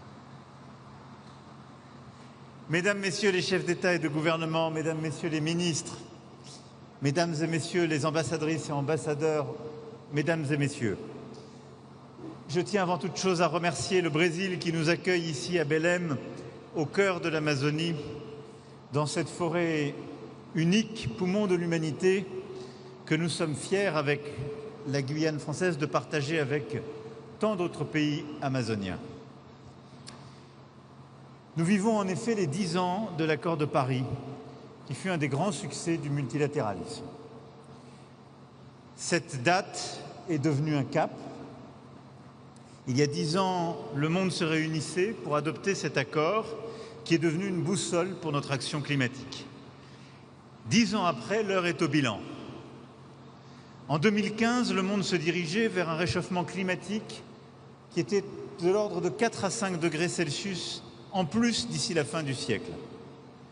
Grâce à l'accord de Paris et la mobilisation permise, aux engagements de tous les États, mais aussi des entreprises, des collectivités locales, de la société civile, les comportements ont commencé à changer, les décisions ont commencé à être planifiées, les investissements ont commencé à se faire, une méthodologie nouvelle s'est déployée et ces estimations sont désormais de plus 2,8 degrés Celsius. Ce n'est évidemment pas rien comme changement, car chaque dixième de degré compte. Mais évidemment, cela n'est pas suffisant et nous ne sommes pas aujourd'hui, le secrétaire général l'a rappelé, au 1,5 degré Celsius que nous avions collectivement défini à Paris il y a 10 ans. L'accord de Paris fut aussi un changement de paradigme, investir dans le climat pour stimuler la croissance et le développement. C'est l'un des acquis les plus puissants de la décennie écoulée. Les énergies décarbonées sont désormais les plus compétitives, les plus résilientes, plus sûres pour notre avenir. Et l'Europe en est la preuve en ayant démontré en 20 ans qu'on peut réduire massivement les émissions de près de 40% en l'espèce, tout en préservant la croissance économique. Cependant, comme je le disais, cela n'est pas assez et les 2,8 degrés Celsius de réchauffement prévisionnel d'ici la fin du siècle ne sont pas un point d'aboutissement. Et alors que s'ouvre la COP 2030, nous devons donc convoquer à nouveau l'esprit qui a présidé à l'adoption de l'accord de Paris. Le choix du multilatéralisme face au repli sur soi, de la science face à l'idéologie et de l'action face au fatalisme. Ces principes éclairent les priorités qui doivent être les nôtres à Belém et je voudrais en retenir 4 pour cette COP30. La première ici à Belém est de démultiplier notre énergie à combattre le changement climatique. Au-delà de l'obligation juridique soulignée sans équivoque par la Cour internationale de justice en juillet, c'est une nécessité morale envers les plus vulnérables et les générations futures. L'Europe et la France sont à l'avant-garde de la décarbonation et continueront de l'être. Nos objectifs pour 2012 puis pour 2020 ont été atteints. L'Europe a toujours été au rendez-vous et continuera de l'être avec sa nouvelle contribution déterminée au niveau national, construite sur la base d'un avis scientifique et la fixation d'un objectif de 90% de réduction des émissions nettes en 2040. C'est une des NDC les plus ambitieuses au monde. Nous l'avons confirmé il y a à peine 48 heures par un vote des Européens. Et quand l'Europe prend un engagement, elle le tient. Nous avons besoin que tous les grands émetteurs s'engagent avec nous sur cette voie. Et cette voie est claire, elle passe par la sortie progressive des énergies fossiles, comme nous l'avons reprécisé, ancré lors de la COP28 à Dubaï. Toutes les solutions sont là. Batteries, stockage, voitures électriques, énergie décarbonée, carburants alternatifs pour le transport aérien et maritime. Chaque pays doit désormais présenter sa feuille de route en matière d'investissement, élaborer sa stratégie permettant d'organiser la sortie des énergies fossiles, mais aussi attirer les capitaux, les investissements publics et privés dans les secteurs d'avenir. Il est indispensable de continuer nos efforts pour sortir du charbon, qui est la source la plus émettrice de gaz à effet de serre. La France s'y emploie, d'abord en ayant fermé les 2 dernières centrales thermiques, et ce sera pleinement parachevé d'ici 2027. Plus aucune ne permet de produire le mix électrique français. En encourageant par notre stratégie européenne la sortie du charbon de nos partenaires européens qui en sont encore dépendants, mais également en accompagnant dans la sortie du charbon et la décarbonation de nombreux pays à travers les partenariats pour une transition énergétique juste, les fameux JETP définis à la COP de Glasgow, et pour n'en citer que quelques-uns, ceux qui ont été signés avec l'Afrique du Sud, l'Indonésie, le Vietnam ou le Sénégal. À court terme, le chemin passe également par la définition d'un cadre plus contraignant pour les émissions de méthane. Et je veux insister sur ce point. Je sais que, entre autres, la Première ministre Mia Mottley y est revenue. Cet objectif est essentiel dans notre combat. Tant le méthane est contributeur de ces émissions, il est réalisable à moindre coût, en particulier dans le secteur énergétique, par des investissements qui permettent d'éviter les fuites de méthane. Ce doit être une priorité absolue et nous ne sommes pas aujourd'hui à la hauteur de cet enjeu et il est indispensable que tous nos acteurs fassent ces investissements nécessaires, que nous endossions une nouvelle coalition pour pouvoir le suivre. Il est évident que tous les pays en développement doivent accéder à une énergie décarbonée, abondante et fiable pour leur développement et les efforts de décarbonation ne doivent pas se faire aux dépens du développement économique. Cette philosophie, celle qui consiste à accompagner chaque pays dans sa stratégie propre, ne pas opposer lutte contre les inégalités et lutte contre le dérèglement climatique, et de mobiliser davantage de financements publics et privés par des mécanismes nouveaux, est au cœur du pacte pour la prospérité des peuples et la planète lancé en 2023 et sur lequel je reviendrai. La deuxième priorité pour cette COP, c'est de protéger, de restaurer nos 2 grands puits de carbone naturels, nos forêts et notre océan. La France milite depuis des années pour les solutions fondées sur la nature qui permettent de créer un pacte pour le climat, les sols, la biodiversité et, in fine, la sécurité humaine. La nature est surtout notre assurance pour adapter nos sociétés, créer des écosystèmes résilients, soutenir aussi nos agriculteurs, nos peuples autochtones, nos sociétés. C'est pourquoi la France s'est engagée avec constance dans le combat pour les forêts, l'océan et la préservation de nos capacités hydriques partout sur la planète. Un événement spécifique prévu par le président Lula permettra d'y revenir cet après-midi, mais je veux dire combien, à la fois ce que nous avons pu finaliser lors du sommet de l'UNOC à Nice, ce sur quoi nous nous sommes battus avec beaucoup de nos collègues amazoniens, africains ou d'Asie du Sud-Est pour nos forêts, est essentiel dans ce combat. Et je sais que Prince Albert de Monaco a à nouveau rappelé l'importance de ce combat qu'il mène depuis tant d'années avant beaucoup d'autres et je veux ici l'en remercier. À cet égard, les politiques d'adaptation sont incontournables. Soyons honnêtes, nous n'y avons pas consacré l'attention nécessaire jusqu'à présent. Il nous faut en particulier protéger les plus vulnérables et je pense aux petits États insulaires qui, année après année, font face à des catastrophes toujours plus intenses. La France consacre aujourd'hui 1/3 de sa finance climat à l'adaptation, soit 3 milliards d'euros en 2024. C'est 8% de la contribution publique mondiale à l'adaptation, sur une contribution totale de 7,2 milliards et nous continuerons d'être au rendez-vous.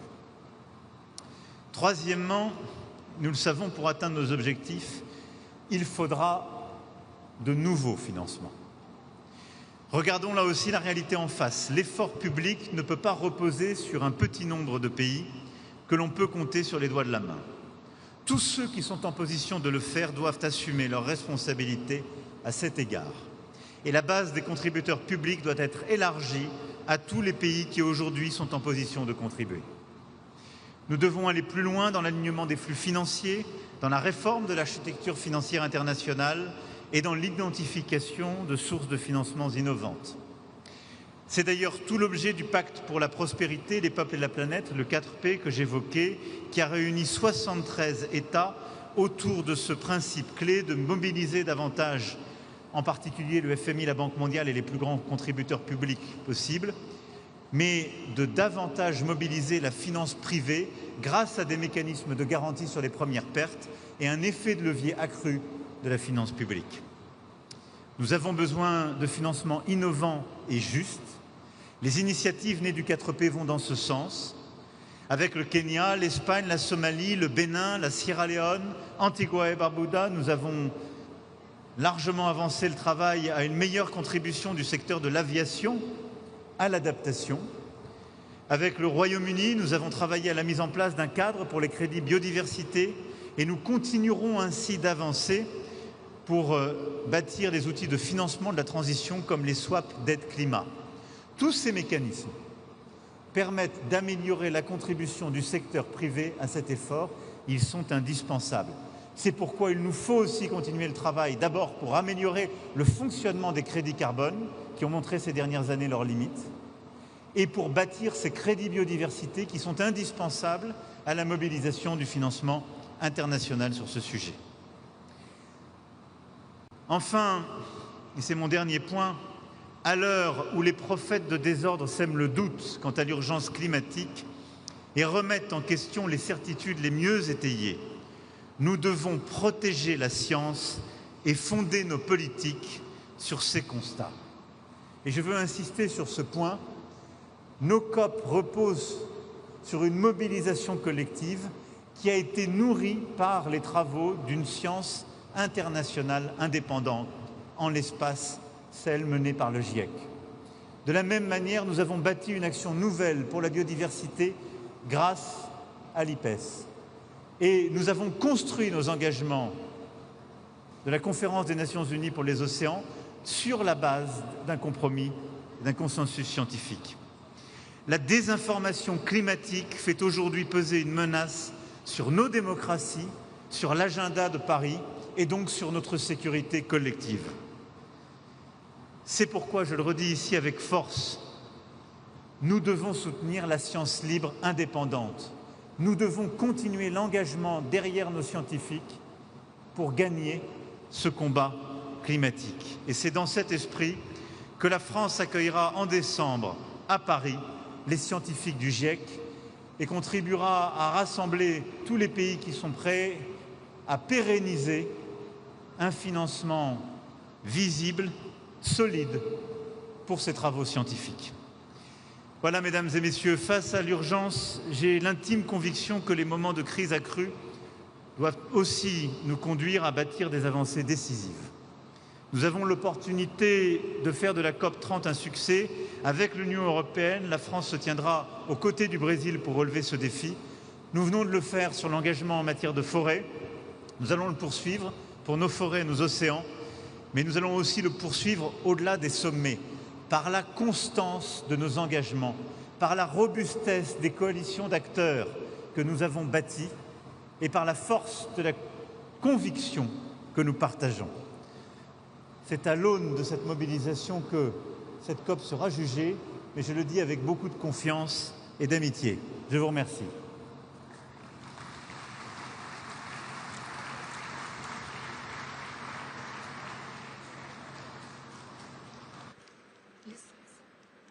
Nesse momento, chamamos para a manifestação o primeiro-ministro de Portugal, Luís Montenegro.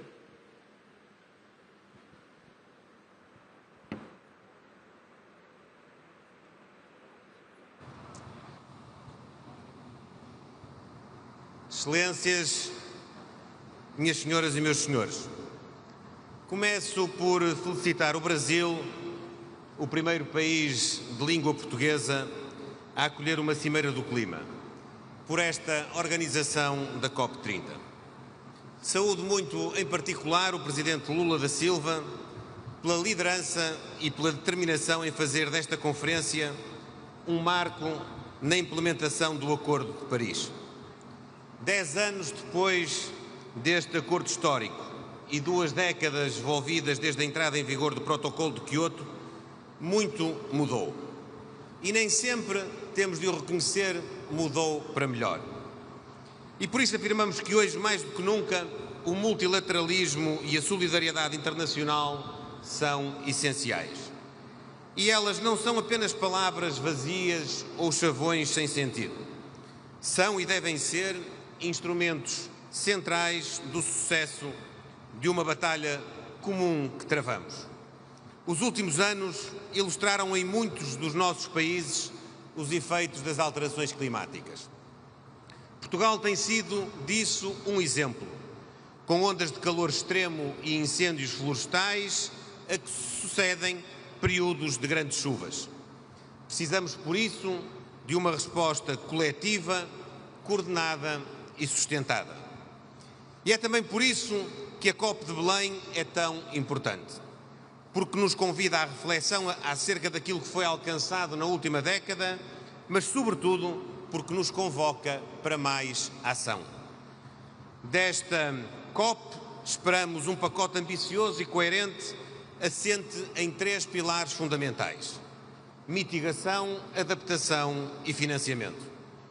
No primeiro caso, é essencial que se inclua a discussão sobre o nível de ambição das contribuições nacionalmente destacadas. Só assim teremos uma leitura política comum sobre o caminho a percorrer. Portugal tem sido coerente com os seus compromissos. Já reduzimos as nossas emissões de gases com efeitos de estufa em cerca de 38%, face àquele que era o nosso ponto de partida em 2005. E mantemos o compromisso de atingir uma redução de 55% até 2030 e o objetivo de alcançar a neutralidade em 2045. Recentemente, demos um outro passo decisivo ao lançar o mercado voluntário de carbono nacional, um dos primeiros deste género a nível europeu. Estamos também empenhados na construção de uma contribuição nacionalmente determinada que seja ambiciosa, com o compromisso de reduzir em conjunto com os nossos parceiros europeus as emissões de gases com efeitos de estufa entre 62,25% e 72,5% até 2035, em linha com a nova meta europeia de redução de 90% das emissões até 2040. Este caminho tem de ser feito em conjunto, por todos e com todos. Continuaremos, por isso, a orientar-nos pelo princípio da transição justa e equitativa na ação climática, envolvendo cidadãos, empresas e sociedade civil e não deixando ninguém para trás. É também por isso que anuncio o endosso de Portugal à Declaração de Belém sobre fome, pobreza e ação climática, centrada na pessoa humana. Porque sabemos que as alterações climáticas têm um impacto desigual nas populações, principalmente as mais vulneráveis. Também por esse motivo estamos preparados para apoiar outros países a partilhar experiências, nomeadamente o nosso plano social para o clima que acabámos de lançar no nosso país. O nosso segundo grande objetivo terá de ser o da adaptação, para que possamos fazer face a eventos climáticos cada vez mais extremos. Este caminho terá de nos envolver a todos e a todos os níveis, nacional e local, mas também internacional. A cooperação é aqui absolutamente essencial. Pela nossa parte, estamos a rever a Estratégia Nacional de Adaptação às Alterações Climáticas, que pela primeira vez está alinhada com o Acordo de Paris e com os seus ciclos de ambição. De Belém esperamos também, por isso, 2 passos muito concretos. Um acordo sobre um conjunto robusto de indicadores globais de adaptação. Em segundo lugar, a criação de uma arquitetura global coerente para a adaptação, incluindo todo o seu ciclo, monitorização, implementação e financiamento efetivos. Neste terceiro pilar do financiamento, temos também procurado liderar pelo exemplo, seja através de mecanismos de conversão de dívida em investimento climático, seja através de prioridade para a cooperação que atribuímos a projetos de âmbito da ação climática e de transição energética. Excelências, as múltiplas interligações do desafio climático são particularmente visíveis nos nossos oceanos e na nossa biodiversidade. Por isso, Portugal continuará a defender o nexo clima-oceano-biodiversidade. Continuamos na vanguarda da proteção e do uso sustentável dos oceanos, reconhecendo as oportunidades que o meio marinho proporciona na transição energética. O nosso plano de ordenamento cobre 100% da nossa área marítima e foi atualizado com um plano para as energias renováveis offshore. Aprovaremos também planos de ação para combater o lixo marinho e a acidificação dos oceanos. E orgulhamos-nos de ter promovido 2 edições do Programa de Capacitação em Governação Sustentável dos Oceanos e Economia Azul, em colaboração com as Nações Unidas e com participantes oriundos, sobretudo, dos pequenos Estados insulares em desenvolvimento. Portugal está, assim, profundamente empenhado numa economia azul sustentável que alinhe atividades económicas com padrões ambientais. Caras e caros amigos, se aqui estamos hoje é porque reconhecemos que fazer face à transição climática é um imperativo, mas também é uma oportunidade. E por isso continuaremos a promover as energias renováveis, a reforçar a eficiência energética e a investir nos transportes públicos e na mobilidade elétrica, sem esquecer outros setores com ritmos de redução distintos.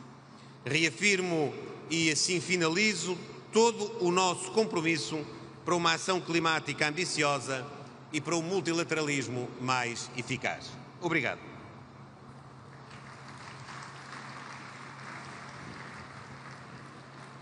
Agora tem a palavra o primeiro-ministro da Noruega, Jonas Gahr Støre.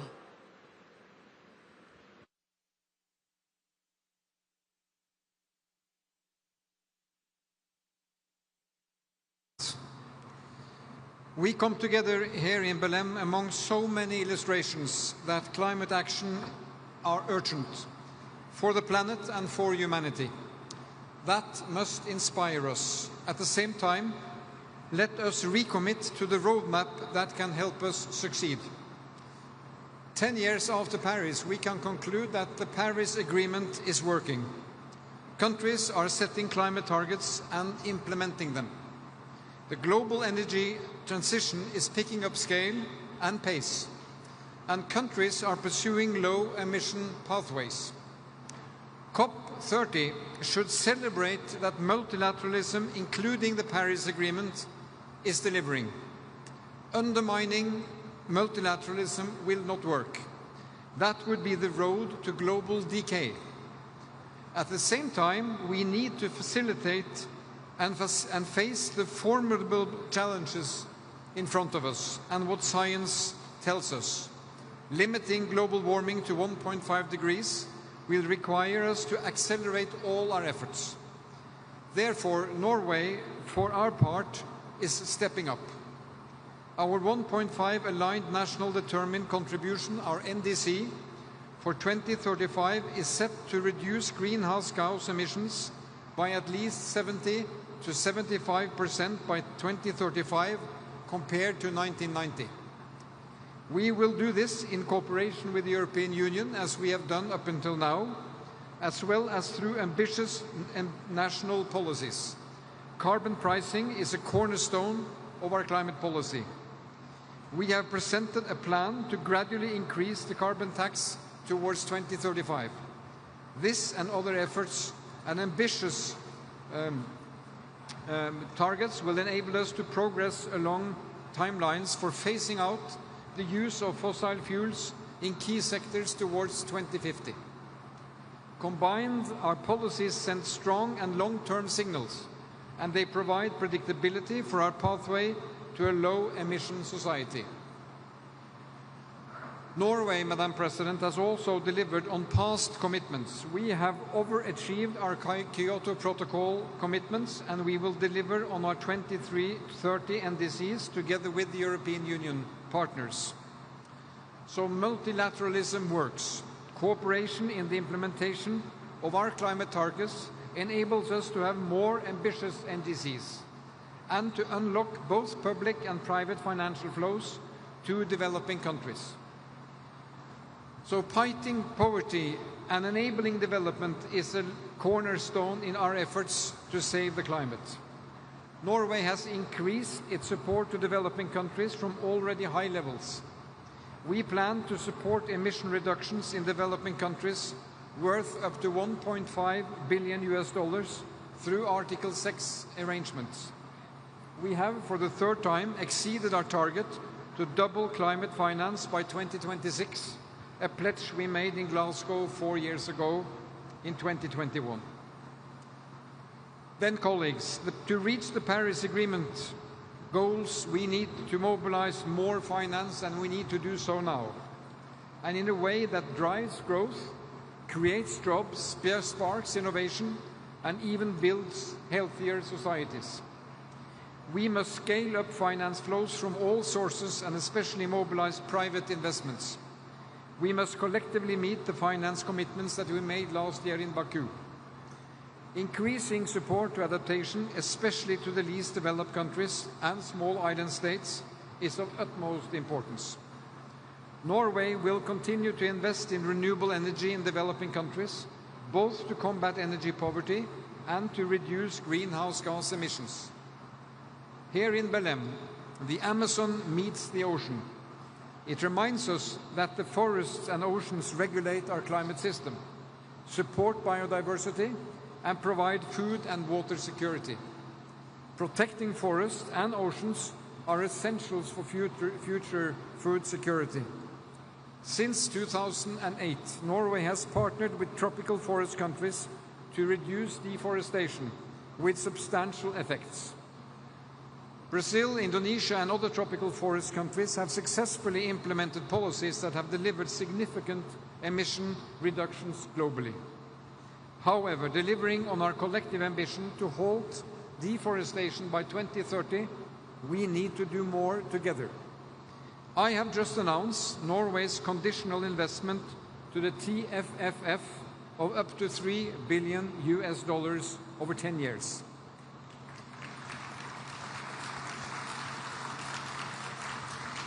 And I salute President Lula for having arranged this gathering here at Belém. It will be a milestone carrying the name of Belém and the President in the future. Last year, my government extended our International Climate and Forest Initiative until 2035. So we are in it for the long haul. And then finally, Mr. President, with the world's second longest coastline, my country, we see the ocean as an ally in addressing climate change. Norway's work for sustainable ocean management aims to safeguard the ocean's ability to regulate the global climate as well as promote ocean-based climate solutions.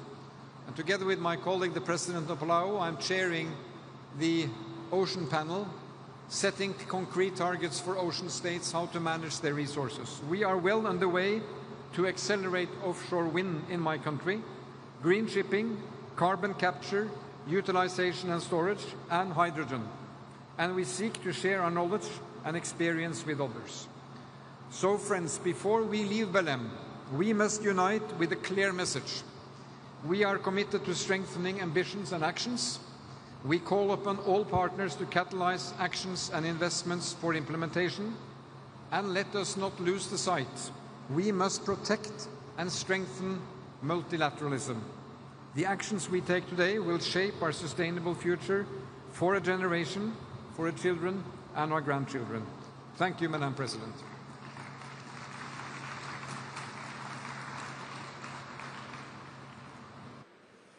Chamamos para a manifestação a presidente do Suriname, Jennifer Simmons.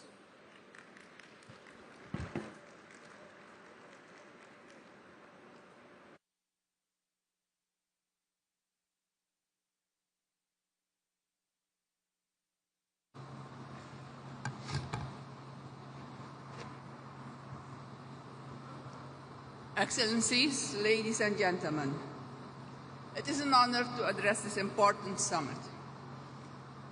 First, I start with my sincere gratitude to President Lula for his warm hospitality and exemplary leadership in hosting this climate summit and for his transformative initiative, TFFF.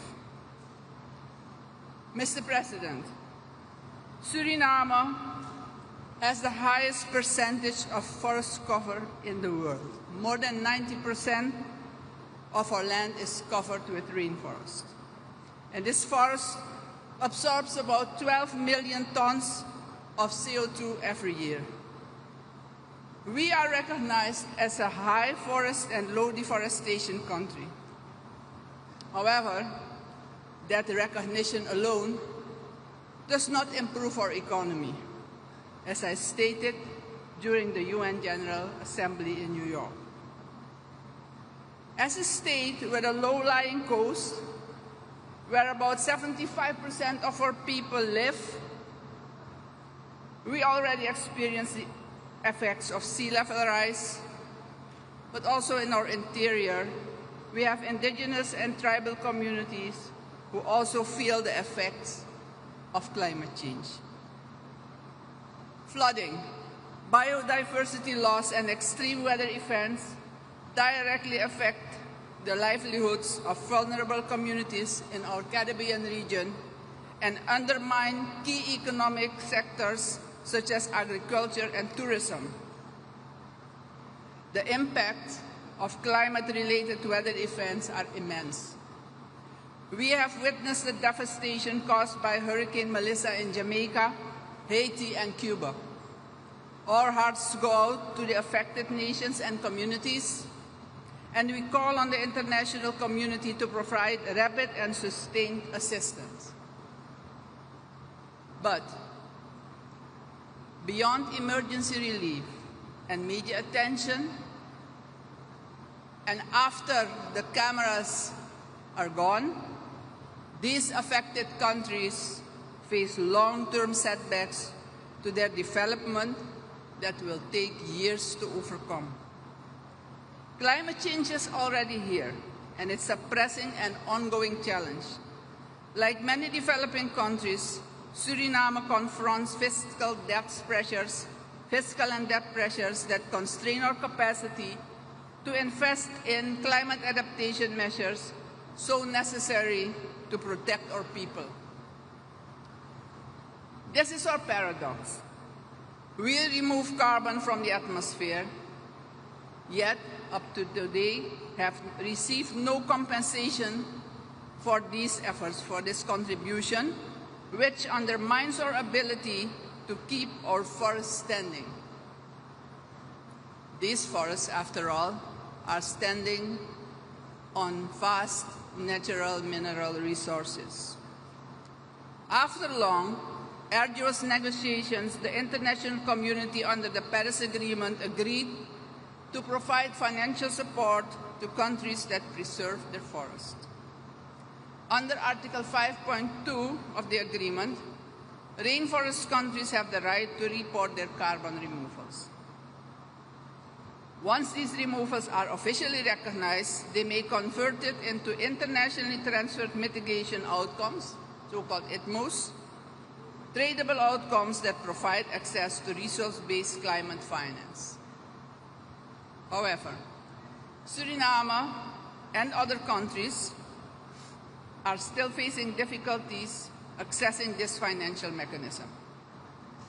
We have already accredited 4.8 million ITMOs, but in 2024, under this Paris Agreement, we submitted our net zero forest reference emission level, and that, which includes our net removals, has not yet been recognized by the UNFCCC. These financing barriers must be removed with urgencies. We look forward to the prompt registration of our ITMOs by UNFCCC Secretariat without further delay. Suriname has recently once more approved and submitted nationally determined contributions, NDC3, reaffirming our commitment to the Paris Agreement. And while we're standing here, our forest absorbs CO2. Compensation is necessary. Our national strategy sets a course for sustainable prosperity, using income from our natural resources, including responsibly managed oil resources, to diversify the economy, promote inclusive green growth, and preserve our forests. We therefore wholeheartedly recommend and support President Lula's visionary tropical forest finance facility, a concrete step toward equitable climate finance that recognizes the true value of standing forests and their global importance. We urge the international community to join this initiative.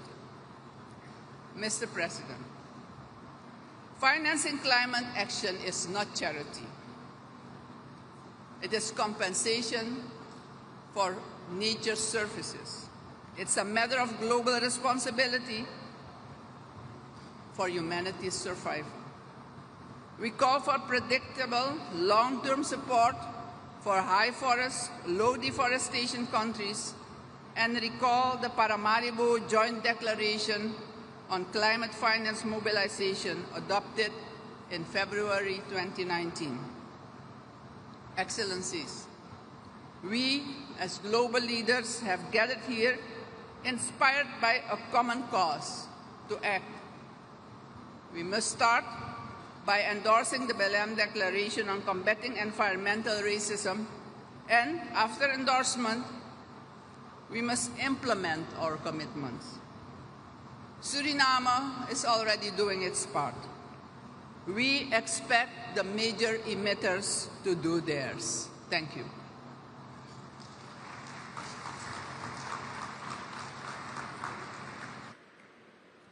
Chamamos nesse momento vice-presidente do Gabinete de Ministros do Quirguistão, Edil Bayzalov.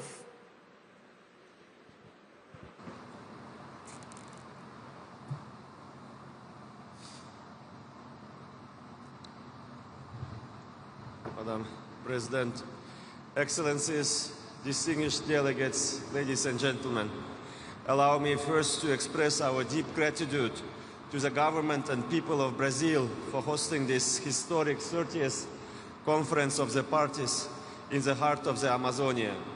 After President Lula's inspiring opening, we can all agree this conference must be remembered as a COP of truth, a conference where words finally match science and promises translate into action.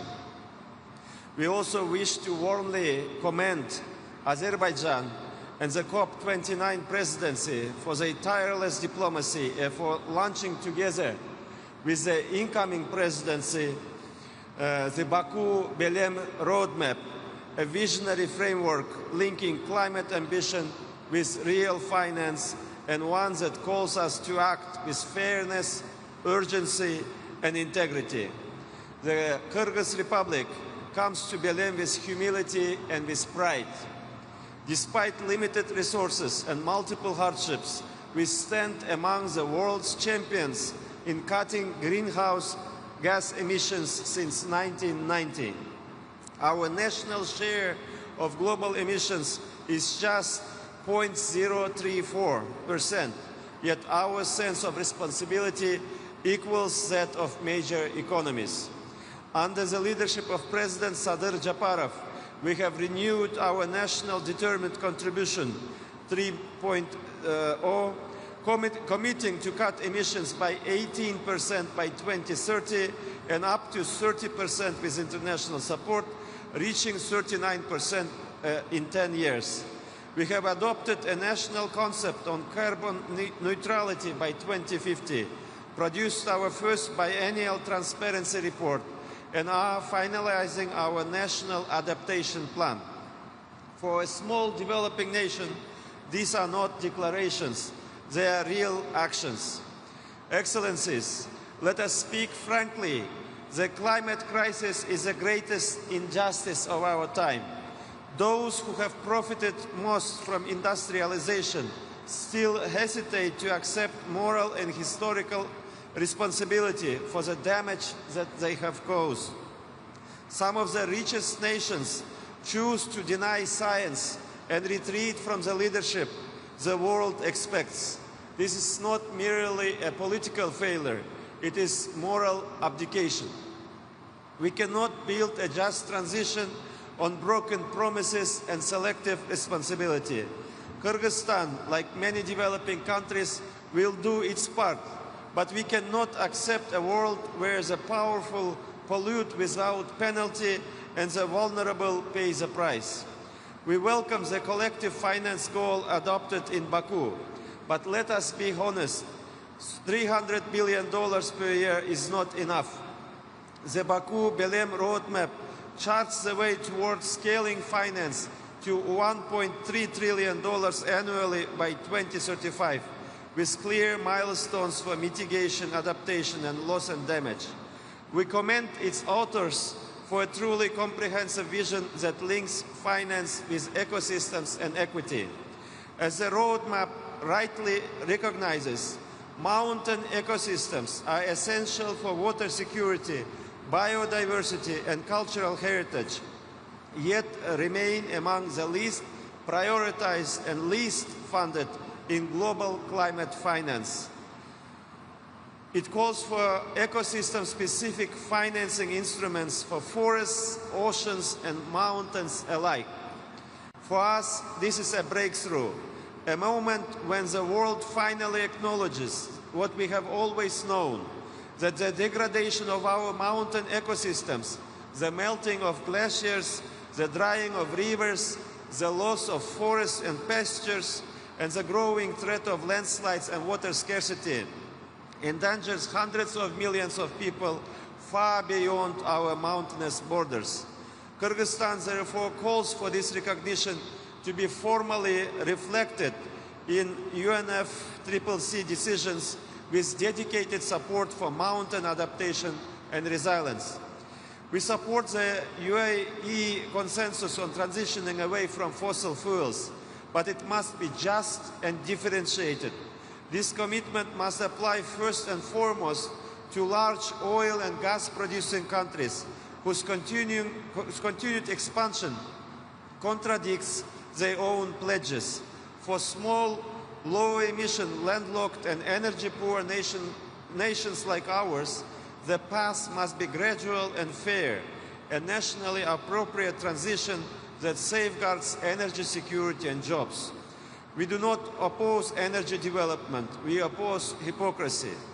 Every nation must act, but not every nation can bear the same cost or move at the same speed. Mountains, forests, and oceans form a single system that sustains the planet. Each is indispensable. The mountains store water, the forests breathe oxygen, the oceans regulate climate. If one collapses, all suffer. The Baku-BELEM roadmap has given these ecosystems equal recognition. I emphasize, for the first time, equal recognition. Now we must give them equal resources. Protecting mountains is not a regional cause, it is a global imperative. The fate of mountains and the Amazonia are bound together. From the glaciers to the seas, one living system connects us all. In that spirit, the Kyrgyz Republic will host the second Global Mountain Summit in Bishkek in 2027, 25 years after the first. We invite all nations to join this effort to ensure that mountain communities are never left behind in global climate action. Excellencies, the Kyrgyz Republic came to Belém to contribute to solutions and to restore trust. We reaffirm our commitment to multilateralism and to shared responsibility. And we express our full support for the Republic of Turkey's candidacy to host COP31 in Istanbul. Under Turkey's proven leadership, the momentum from this COP of truth has the best chance to continue with renewed ambition and unity. Mr. President, humanity no longer has the luxury of delay. Let Belém be remembered as the moment we matched our words with courage and our promises with action. Thank you.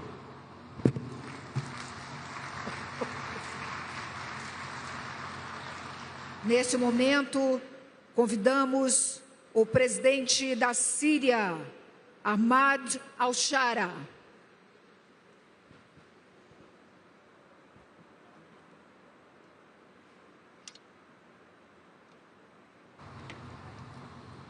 بسم الله الرحمن الرحيم. فخامة الرئيس لولا دو سيلفا رئيس جمهورية البرازيل الاتحادية، أصحاب الفخامة والمعالي، السيدات والسادة، أتوجه بالشكر والتقدير إلى حكومة وشعب البرازيل الصديق على استضافة هذا المؤتمر العالمي في مدينة بيليم قلب غابات الأمازون التي تعد رمزا للحياة على كوكبنا، ومؤشرا حيا على الترابط العميق بين الإنسان والطبيعة. من هذا المكان الذي يحتضن رئة الأرض نجدد التزامنا المشترك بحماية بيئتنا ومناخنا من أجل مستقبل آمن ومستدام لشعوبنا. إن الجمهورية العربية السورية تعبر عن تضامنها العميق مع الشعوب التي تعاني من كوارث المناخ من فيضانات وحرائق وجفاف. فسوريا التي كانت يوما واحة غناء تغنى بها الشعراء عايشت معنى التغيير المناخي بأقصى أشكاله. لقد واجهت سوريا خلال السنوات الماضية تحديات بيئية مركبة تراكمت آثارها على الإنسان والموارد معا، فالجفاف المتكرر وتراجع الموارد المائية أثرا في الزراعة والأمن الغذائي، بينما ساهمت درجات الحرارة المرتفعة والتصحر في تغير أنماط الإنتاج والحياة. وفي الوقت ذاته تسببت الحرائق الأخيرة في خسائر بيئية كبيرة زادها تعقيدا تضرر البنية التحتية للمياه والطاقة خلال سنوات الحرب. كما أدت حركة النزوح الواسعة خلال سنوات الحرب الماضية إلى ضغط إضافي على الموارد والخدمات في المناطق المستضيفة في ظل محدودية الإمكانات. واليوم وصلت آثار التغيير المناخي القاسية إلى ذروتها، فعاشت سوريا هذا العام أسوأ موجة جفاف عرفتها منذ أكثر من 6 عقود، تمثلت بانخفاض مستويات الأمطار بنحو 70%، فتحولت أراضٍ وحقول واسعة تغذي ملايين الأشخاص إلى أرض قاحلة، وهو ما تجلى بانخفاض إنتاج القمح عما يحتاجه السوريون الذي يعيش 90% منهم تحت خط الفقر، ويواجه أكثر من 15 مليون منهم انعدام الأمن الغذائي. السيدات والسادة، جئنا إليكم اليوم مدركين لحجم التحدي الذي تعيشه سوريا من التغيير المناخي، لكننا مؤمنون بأن التحديات مهما عظمت فإن إرادة الشعوب قادرة على تجاوزها حين تتوحد حول هدف نبيل ورؤية طموحة وخطة واضحة، وهو ما نقدمه بطرح تصور مختلف كامل لإعادة الإعمار يعيد تعريف العلاقات بين الإنسان والعمران، ويؤسس نظما عمرانية جديدة عادلة متكاملة مستدامة. إن رؤيتنا الطموحة تتجلى في خطتنا لإعادة الإعمار والتعافي التي بدأنا بتطبيقها وعملنا على ترجمتها لسياسات وبرامج ومشاريع عملية ضمن إطار انتقال أخضر واضح نركز به على الطاقة المتجددة التي نحتاجها بشدة، ونعيد به تأهيل نظم الأنهار باستخدام تقنيات الري الحديثة، ونبني به مدنا جديدة مستدامة تنهض من الركام بوسائل صديقة للبيئة، ونطبق خططا زراعية متوافقة مع المناخ تحفظ مواردنا وشعبنا. كل هذا يستند إلى تعزيز الوعي المجتمعي بالمخاطر المناخية وآثارها وكيفية مواجهتها، ما يجعلنا نضع التثقيف البيئي والعمل المجتمعي في صميم خططنا القادمة. وكما رأينا في موجة الجفاف القادمة فقد علمنا أن هذه التحديات عالمية بقدر ما هي محلية، ولذا فإننا نؤكد اليوم التزامنا الكامل بالاتفاقيات الدولية، وعلى رأسها اتفاقية الأمم المتحدة الإطارية بشأن تغيير المناخ التي نجتمع لأجلها اليوم، وسنعمل فورا على تقديم بلاغاتنا ومساهماتنا المحددة وطنيا بما يتوافق مع المعايير العالمية. وسنستكمل إجراءات تعيين نقاط الاتصال والمندوبين في الأمانة العامة للاتفاقية. بيد أنكم تعلمون أيها السادة حجم التحديات التي تواجه هذا المشروع، وتدركون كذلك أن التحديات الجسيمة تولد معها الفرص الثمينة، ولذا فإننا ندعوكم للاستثمار في سوريا بدل الاعتماد على المساعدات فقط. نقدم لكم الشراكات بدل أن نطلب المعونات. نرحب بكم جميعا للاستثمار في سوريا ضمن قطاعات الطاقة المتجددة والمدن الخضراء المستدامة والمشاريع الرائدة، ضمن إطار الشراكة بين القطاعين العام والخاص، وضمن البيئة الاستثمارية التي تحميها وترعاها وتضمنها الدولة وتشريعاتها ومؤسساتها.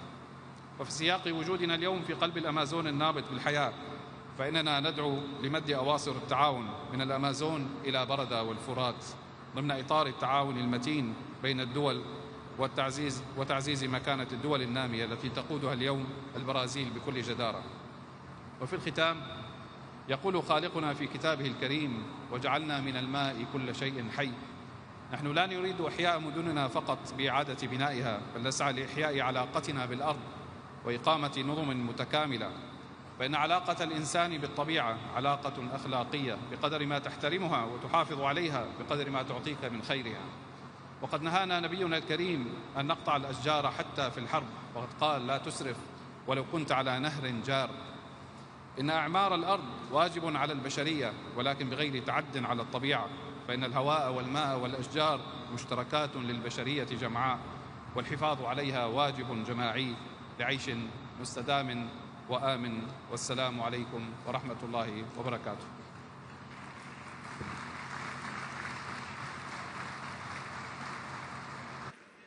Convidamos o vice-presidente da Turquia, senhor Yilmaz Yilmaz.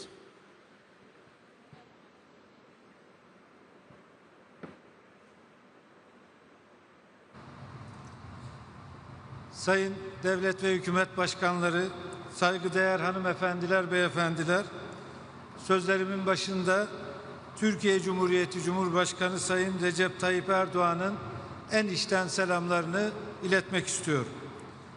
Belem'de bulunmaktan ve COP30 iklim zirvesine hitap etmekten büyük bir memnuniyet duyuyorum.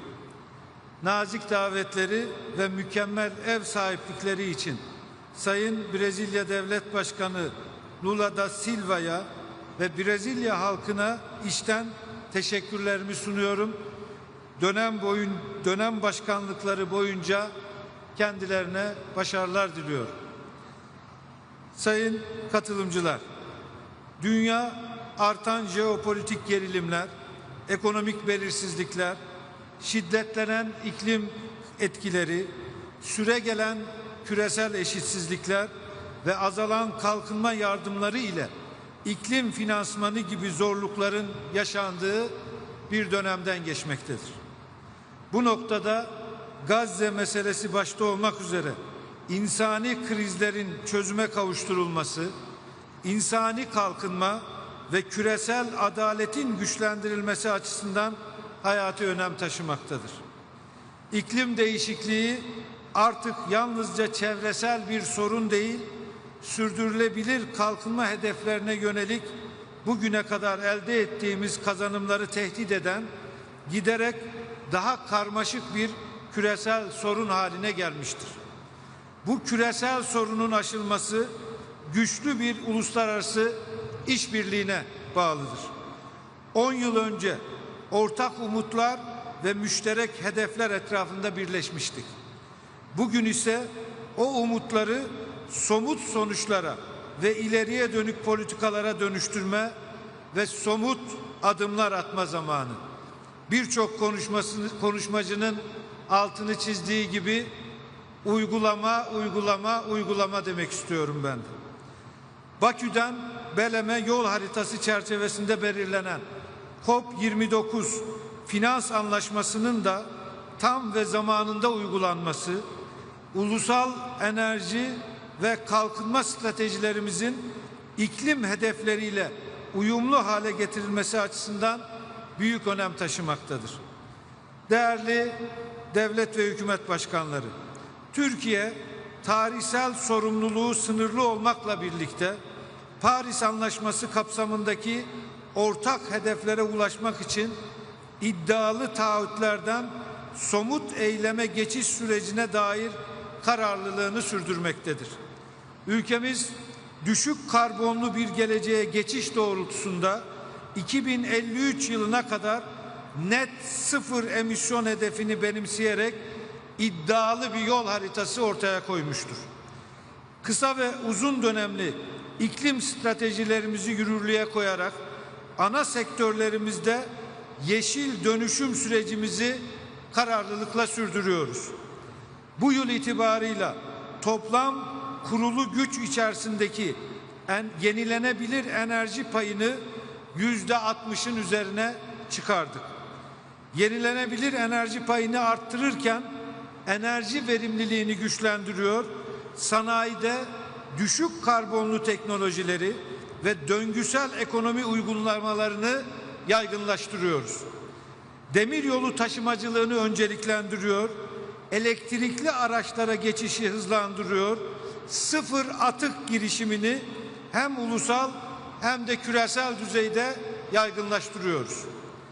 Değerli katılımcılar, Sayın Cumhurbaşkanımızın New York'ta düzenlenen iklim zirvesinde açıkladığı üzere Türkiye bir önceki NDC'de 2030 yılı için hedeflediği 695 milyon ton emisyon miktarını yeni NDC'de 2035 yılı için 643 milyon tona düşürmeyi hedeflemektedir. Ayrıca Türkiye Büyük Millet Meclisimiz bu yıl ülkemizin ilk iklim kanununu kabul etmiş ve yasalaştırmıştır. Bu kanun sayesinde emisyon ticaret sisteminin hayata geçirilmesi, yeşil finans stratejisinin uygulanması ve ulusal yeşil taksonominin oluşturulmasına yönelik çalışmalarımızda son aşamaya geldik. Türkiye, iklim gündeminin küresel ölçekte güçlendirilmesine yönelik kararlılığını ortaya koymak için COP31'e ev sahipliği adaylığını ifade etmiştir. Özellikle Türkiye'nin iklim değişikliğiyle mücadelede Güney ve Kuzey arasında bir köprü rolü üstlenmeye hazır olduğunu buradan ifade etmek istiyorum. Sözlerime son verirken herkes için daha müreffeh, dirençli ve yeşil bir dünya inşa etmek amacıyla adil, hakkaniyetli ve ortak fakat farklılaştırılmış sorumluluk ilkesi çerçevesinde yürütülecek bir iklim eylemi için Türkiye olarak tüm taraflar ve uluslararası toplum ile işbirliğimize devam etme kararlılığımızı bir kez daha vurgulamak istiyor. Hepinize teşekkür ediyorum.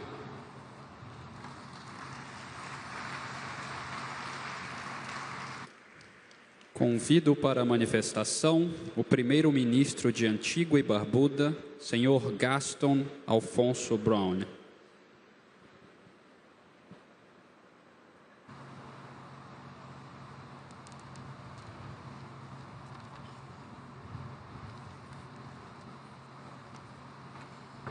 Distinguished ladies and gentlemen, we meet here in Belém, in the heart of the Amazon, at a moment that demands both honesty and courage. For small island states, the climate crisis is not past tense or future tense. It is our lived reality. Antigua and Barbuda comes to Belém with one fundamental message. 1.5 degrees is a quintessential priority that remains our lifeline. We all know that there is no planet B. We have nowhere to run, nowhere to hide. Yet, large polluters continue to deliberately destroy our marine and terrestrial environments with their poisonous fossil fuel gases. We must stand as one and fight unrelentingly to stop this ecocide, this climate atrocity, to restore balance, to build economies that serve humanity, not just profits and profligacy. Unfortunately, the world has already reached 1.5 degrees of warming, the very threshold we fought to avoid. Yet, even as we cross it, 1.5 degrees must remain our target. We cannot and will not surrender 1.5 degrees. To survive, we must bend the curve of emissions, finance, and ambition back towards safety. Doing so requires nothing less than an economic revolution, a transformation in how the world produces, consumes, trades, and invests, a reordering of priorities around human survival and planetary stability. Last week, Hurricane Melissa, a storm of historic ferocity and significant socioeconomic consequences, impacted Cuba, Haiti, Dominican Republic, the Bahamas, and literally devastated Jamaica. In Jamaica, many lives were lost, numerous buildings destroyed, and the economy shattered. This is what loss and damage looks like, occurring right before our eyes. Loss and damage is not theory, it is tragedy. Loss and damage must be recognized as the unavoidable cost of inaction, the bill that nature is now presenting to humanity. We in Antigua and Barbuda know this pain. In 2017, Hurricane Irma left our sister island Barbuda a mangled wreck, destroying lives and livelihoods overnight. With unprecedented resilience, we rebuilt from the rubble. Yes, we know the pain and what it means to start again. So when we speak of 1.5 degrees, we speak of our survivability and in defense of our sovereignty. This is why this COP, the COP of truth, must urgently deliver more than promises, recognizing that we lack time. We lack the time to entertain further inertia and inaction. We have the knowledge, the technology, and financial resources to accelerate the transition. What we need now is the political and moral will to act at the scale and speed that this crisis demands. The transformation we need begins with finance, acknowledging that finance is not charity. That is, climate finance is not charity. It is climate justice. Climate justice means that the polluter pays. Those who cause this crisis must lead in fixing it, and the benefits of the green economy must reach those who bear the greatest cost. We must move beyond outdated ODA rules and adopt the Multidimensional Vulnerability Index, directing support where it is most needed to invest in mitigation, adaptation, recovery, and resilience. We must move from debt dependency to development justice, from incremental pledges to predictable flows to assist vulnerable nations to plan, invest, and ultimately to thrive. All polluting countries must take urgent, decisive action to disincentivize emissions while concurrently incentivizing the climate transition that is quintessential to saving our planet and human civilization. I commend Brazil for hosting this COP in the Amazon, the lungs of the earth, and for launching the Tropical Forest Forever facility, a bold symbol of global solidarity. Antigua and Barbuda stands ready to partner in this effort, not as a victim, but as a voice of resilience and hope. Let this COP of truth be remembered as the moment when honesty met action, when ambition became transformation, and when climate justice moved from promise to practice. Let's continue to fight unrelentingly to protect our planet and human civilization from extinction. I thank you.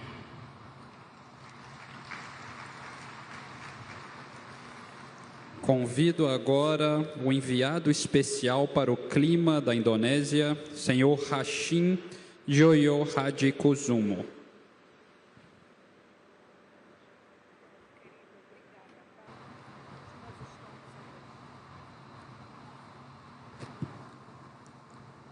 Excellencies, heads of states and governments, ladies and gentlemen, I stand before you all here today as Indonesia's special presidential envoy on climate and energy, representing President Prabowo Subianto, who is unable to address this distinguished conference of parties. Indonesia comes to Belém with a clear message.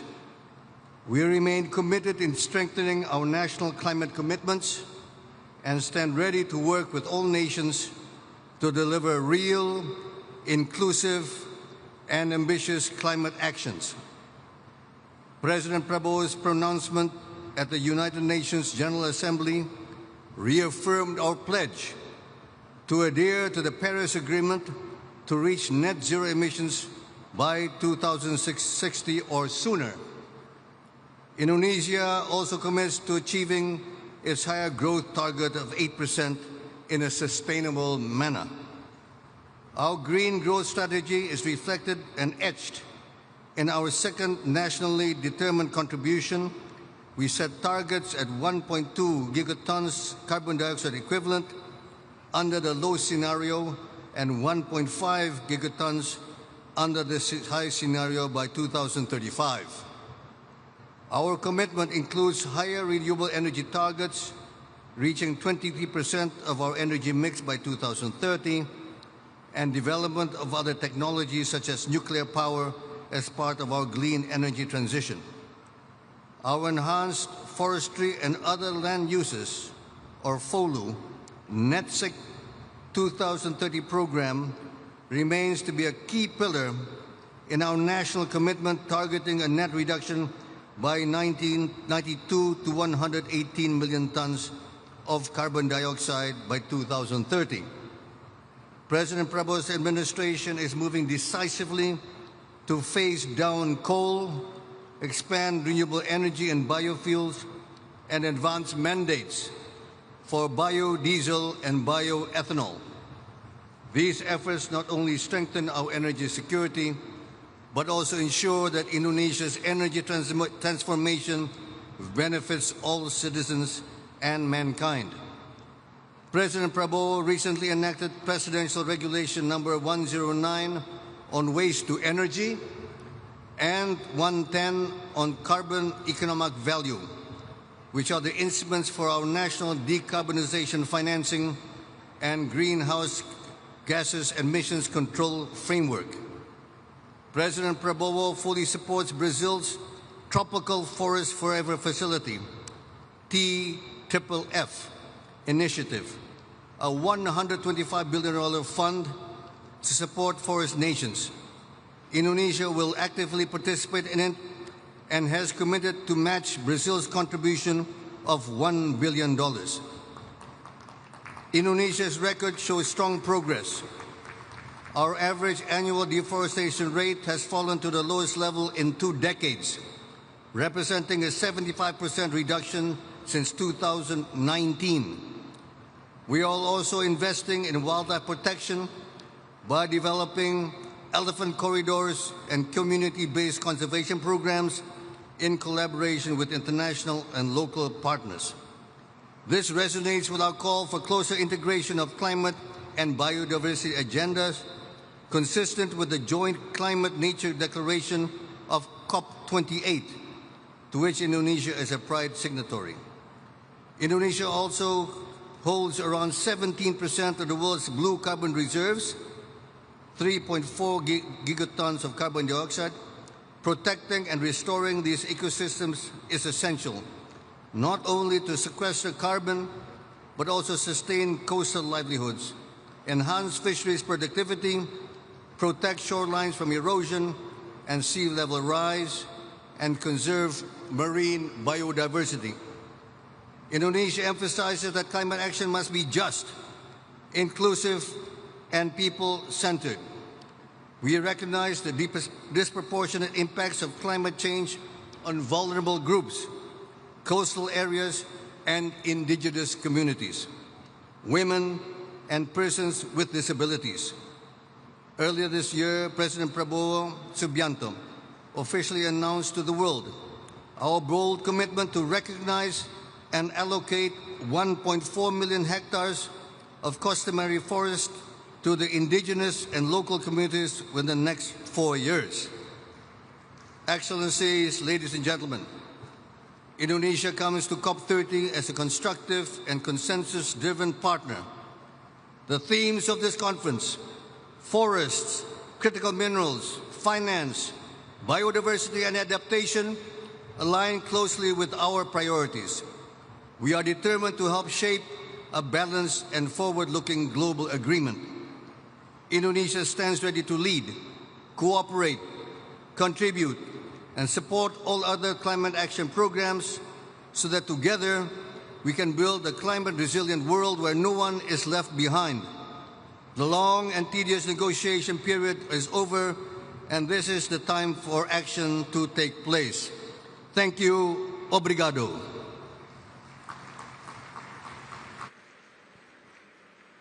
Convidamos a presidente da Assembleia Nacional do Azerbaijão, senhora Sahiba Gafarov.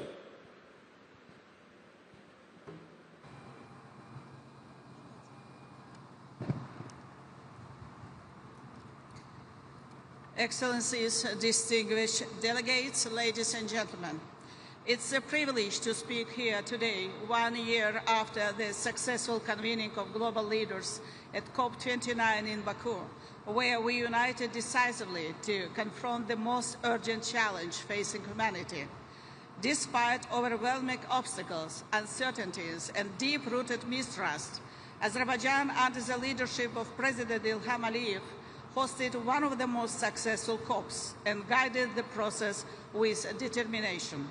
At COP29, we bridged divides among parties and forged historic consensus on issues that had eluded resolution in previous negotiations. We maintained a strong focus on finance and adopted the Baku Finance Goal, a landmark commitment to mobilize $300 billion annually for developing countries by 2025. It is the largest United Nations negotiated financial package achieved to date. We also set a goal to scale up climate finance to $1.3 trillion per year by 2035. To achieve this ambitious goal, we also worked closely with our Brazilian colleagues throughout this year to develop the Baku to Belém roadmap to $1.3 trillion.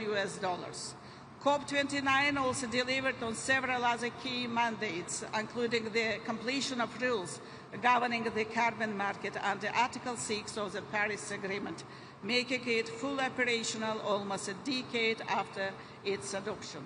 We also ensured that the fund for responding to loss and damage became fully operational and ready to disburse resources starting in 2025.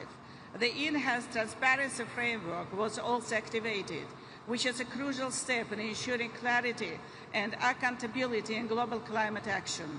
Furthermore, we reached agreement on a broad range of other important mandates related to mitigation, adaptation, gender, indigenous peoples, and other cross-cutting priorities. Ladies and gentlemen, Azerbaijan has placed strong emphasis on supporting the most vulnerable, making this commitment a core element of this COP29 presidency. To this end, Azerbaijan provided financial support to enable representatives from small island developing states and least developed countries to participate at COP29. Azerbaijan convened a dedicated conference for seats during the Leaders' Summit at COP29, creating a platform for their specific concerns and priorities to be heard at the highest political level. Distinguished delegates, parallel to the negotiated track, the COP29 presidency developed a comprehensive action agenda comprising 14 initiatives that address all pillars of the Paris Agreement. The goal was to ensure that we not only set targets but also build the infrastructure and implement the practical measures required to achieve them. But beyond these outcomes, COP29 also restored faith in the multilateral system. It showed that even in a time of geopolitical tension, lack of trust and economic uncertainty, countries could still come together and act collectively for the common good. This was a true testament to the triumph of multilateralism that Azerbaijan was able to revive despite being continuously tested. Excellencies, Azerbaijan has demonstrated strong commitment to promoting ambitious, nationally determined contributions together with the COP28 and COP30 presidencies. We have shown the same dedication in preparing our own NDC by bringing forward our 2050 target by 15 years, now aiming to achieve it by 2030 as the next NDC cycle. It reflects our steadfast commitment to climate action even as we continue large-scale reconstruction and demining activities across 20% of our territories that were occupied and devastated over the past 3 decades. Ladies and gentlemen, Now we are in Belém, in the heart of the green Amazon, a region critical to our planet that faces enormous environmental pressure. After having set enabling conditions for climate action at COP29, we now have yet another opportunity to advance our climate plans at COP30.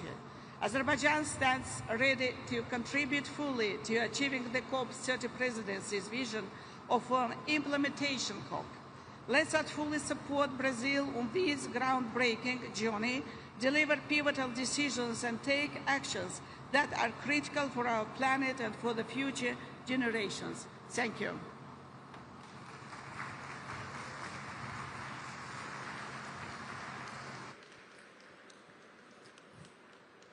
Convidamos o presidente da Comissão da União Africana, senhor Mahmoud Ali Youssouf. Excellences, Mesdames et Messieurs les chefs d'État et de gouvernement, distingués délégués, Mesdames et Messieurs, nous sommes venus à Belém pour défendre une cause planétaire, celle d'un environnement et d'une nature fragilisée par les activités humaines, un déséquilibre poussé à l'extrême, un monde au bord de la rupture. En effet, depuis Rio 1992 et puis Paris 2015, à ce jour, il est question d'action, de plans, d'objectifs et d'impératifs. Du Sahel africain à l'Amazonie, des îles du Pacifique à l'Arctique, nos communautés vivent la dure réalité des dérèglements climatiques. Rien qu'en 2024, plus de 340 millions de personnes dans le monde ont été touchées par des catastrophes liées au climat. La température mondiale a atteint 1,48 degrés au-dessus des niveaux pré-industriels, le niveau le plus élevé jamais enregistré. Sécheresse, inondations et incendies ont cessé d'être exceptionnels. Ils sont devenus le langage d'une planète en détresse. Je crois que personne n'est venu ici pour parler du déclin, mais pour reconquérir notre avenir commun. Excellences, Mesdames et Messieurs, l'Afrique aborde cette COP avec détermination et conviction. Nous ne sommes pas seulement des victimes du changement climatique. Nous devons être des acteurs de la transformation. Partout sur notre continent, des champs solaires illuminent désormais des millions de foyers, du Royaume du Maroc au Kenya, de l'Égypte à l'Afrique du Sud. En outre, de jeunes innovateurs africains développent des entreprises de technologie propres et nos nations africaines tracent leur voie vers une croissance inclusive et à faible émission de carbone.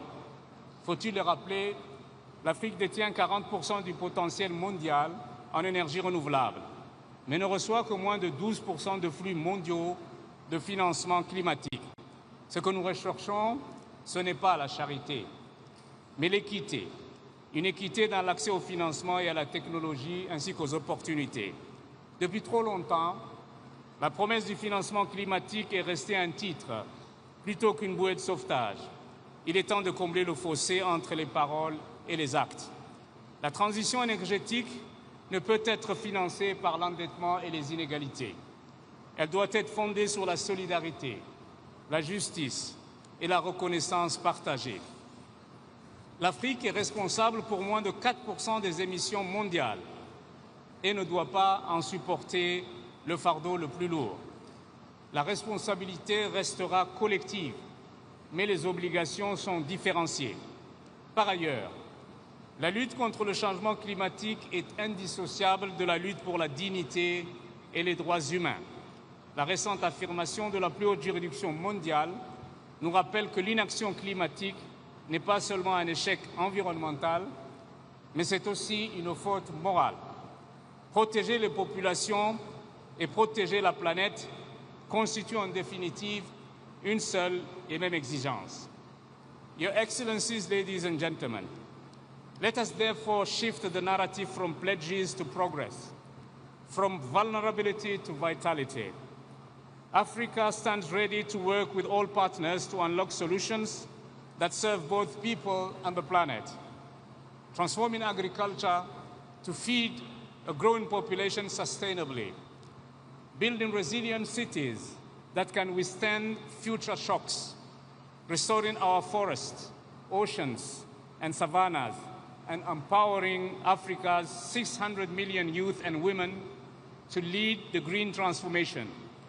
In this city that breathes with the spirit of the Amazon, let us choose courage over caution. Let us make COP30 the moment when the world decided that justice, solidarity, and shared prosperity are the only foundation for a livable future. The time for half measures has passed. The time for bold, united, and decisive action is now. Thank you very much. Obrigado.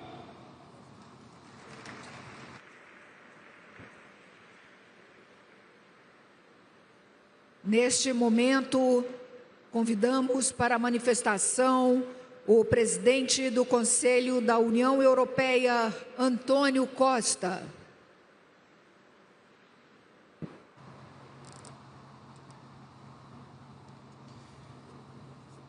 Excelências, queria começar por felicitar o Brasil pela organização desta COP aqui na Amazónia, uma das principais fontes de vida do nosso planeta. E é para mim um enorme prazer partilhar os 5 minutos da União Europeia com a minha amiga e Presidente da Comissão Europeia, Ursula von der Leyen. A COP realiza-se num momento decisivo da nossa luta contra as alterações climáticas. A janela de oportunidade para agirmos e evitarmos impactos irreversíveis sobre a humanidade e a natureza está a fechar-se rapidamente. A ameaça existencial representada pelas alterações climáticas sustenta precisamente o compromisso inabalável da União Europeia com o Acordo de Paris. Mantemos plena dedicação à sua ambição e ao seu espírito multilateral. E faremos tudo o que estiver ao nosso alcance para manter o objetivo de limitar o aquecimento global a 1,5 grau acima dos níveis pré-industriais. O caminho tem sido difícil, mas tem tido resultados. Entre 1990 e 2023, na União Europeia, as nossas emissões líquidas de gases com efeito de estufa diminuíram 37%, enquanto a nossa economia cresceu 68%. Continuamos, por isso, convictos de que é este o caminho para reduzir as emissões em 55% em 2030 e atingir a neutralidade carbónica em 2050. Esta é a nossa ambição. Este é o nosso rumo que manteremos. Juntamente com o Presidente da Comissão Europeia, Ursula von der Leyen, tenho por isso o prazer de anunciar que a contribuição nacionalmente determinada da União Europeia submetida à COP30 varia entre 66% e 72% da redução de emissões em comparação com os níveis de 1990. A União Europeia está comprometida com a ação climática, mas a luta climática precisa de muitos mais. Contamos com todas as partes para concretizar uma ação climática decisiva com a proteção dos oceanos, a biodiversidade e uma transição energética justa no seu centro. Sem multilateralismo não há ação climática decisiva e a União Europeia, que é o maior doador mundial do financiamento climático, que estará empenhada em mobilizar ainda mais recursos através da reforma do sistema financeiro internacional e do envolvimento dos setores público e privado. Apoiamos a presidência brasileira da COP e juntamos a voz no mutirão global para impulsionarmos uma transição justa e apoiarmos os mais vulneráveis. Este é o momento de agirmos juntos para um futuro sustentável, pacífico e justo para todos. Muito obrigado.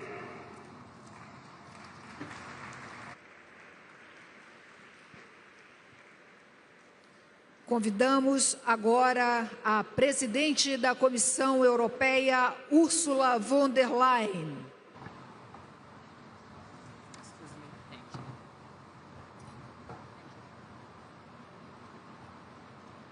Excellent.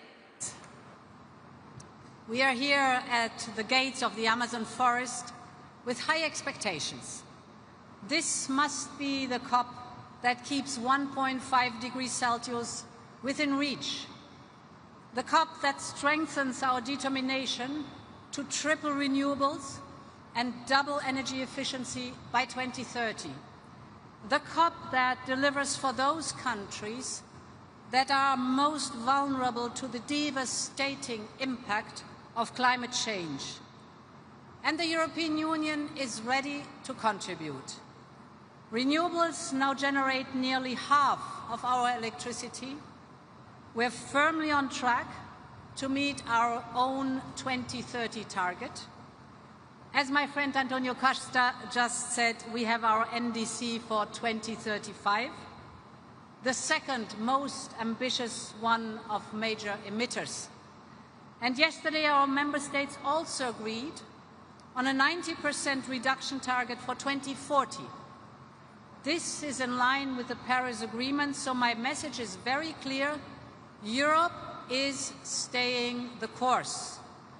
And we offer our support to our partners to do the same, because the whole world should reap the benefits of the clean transition. And let me give 3 examples very briefly. First, over the last 4 years, we signed more than 40 bilateral clean transition partnerships worldwide. They deliver jobs and growth in partner countries while bringing clean products to our markets. Second, we remain the largest contributor to climate finance in the world. Last year, we contributed more than 34 billion euros in public climate finance, an increase of more than 10% compared to the year before. And through Global Gateway, we will continue to mobilize investment in the clean transition worldwide. And my third point is that with our carbon pricing task force, we're supporting partners to build their own emissions trading systems, because carbon pricing has proven to be the most powerful tool in the climate arsenal. So, Excellencies, as European Union, we will do our part to make this COP30 a success. We're here to double down on our commitments, strive to further accelerate our implementation, close the remaining gaps, strengthen our partnerships, and deliver real progress. Thank you and obrigada.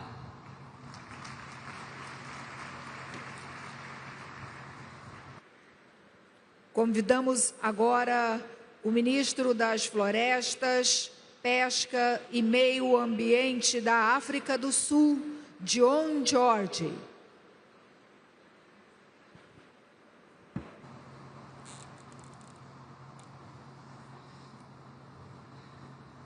Distinguished delegates, South Africa thanks the government and people of Brazil for their hospitality and leadership in hosting this historic COP in the heart of the Amazon, the lungs of our planet.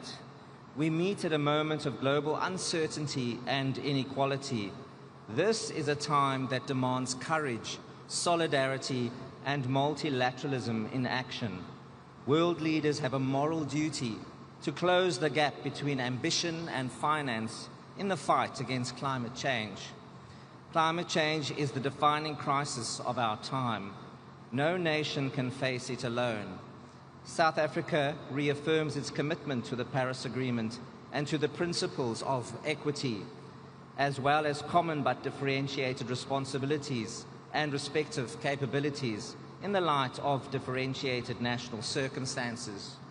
The global stocktake is clear. Progress is too slow. We must accelerate action on mitigation, adaptation, loss and damage, and the means of implementation. South Africa further reiterates that climate change response measures by developed economy countries should not impact developing economy countries' industrial, trade and socio-economic development goals in line with international law. These unilateral climate response measures should not have spillover and negative cross-border impacts on developing economy countries.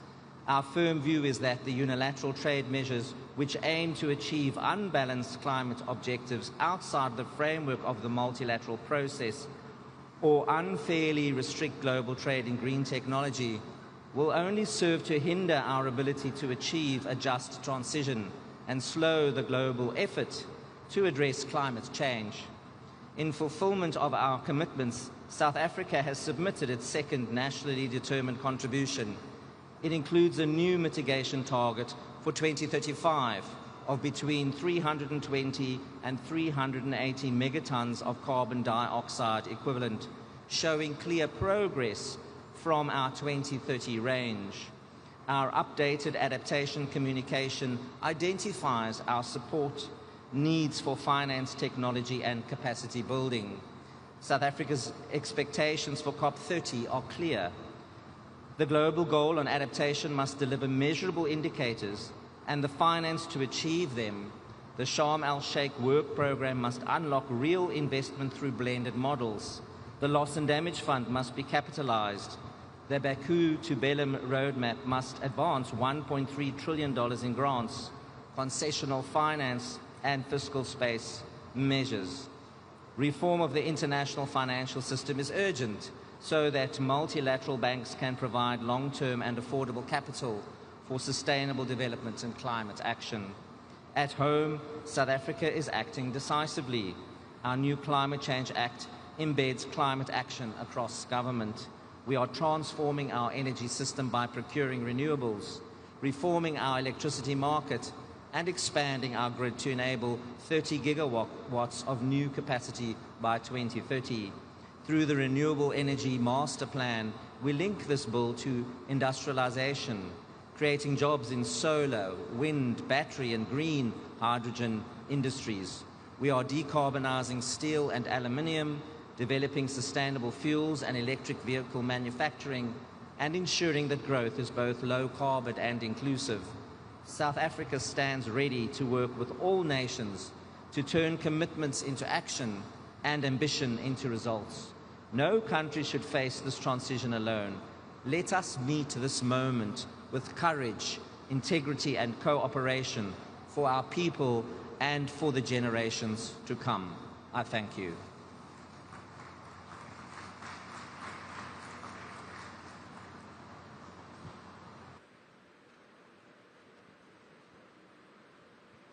Nesse momento, chamamos a primeira ministra de Barbados, Mia Amor Motley.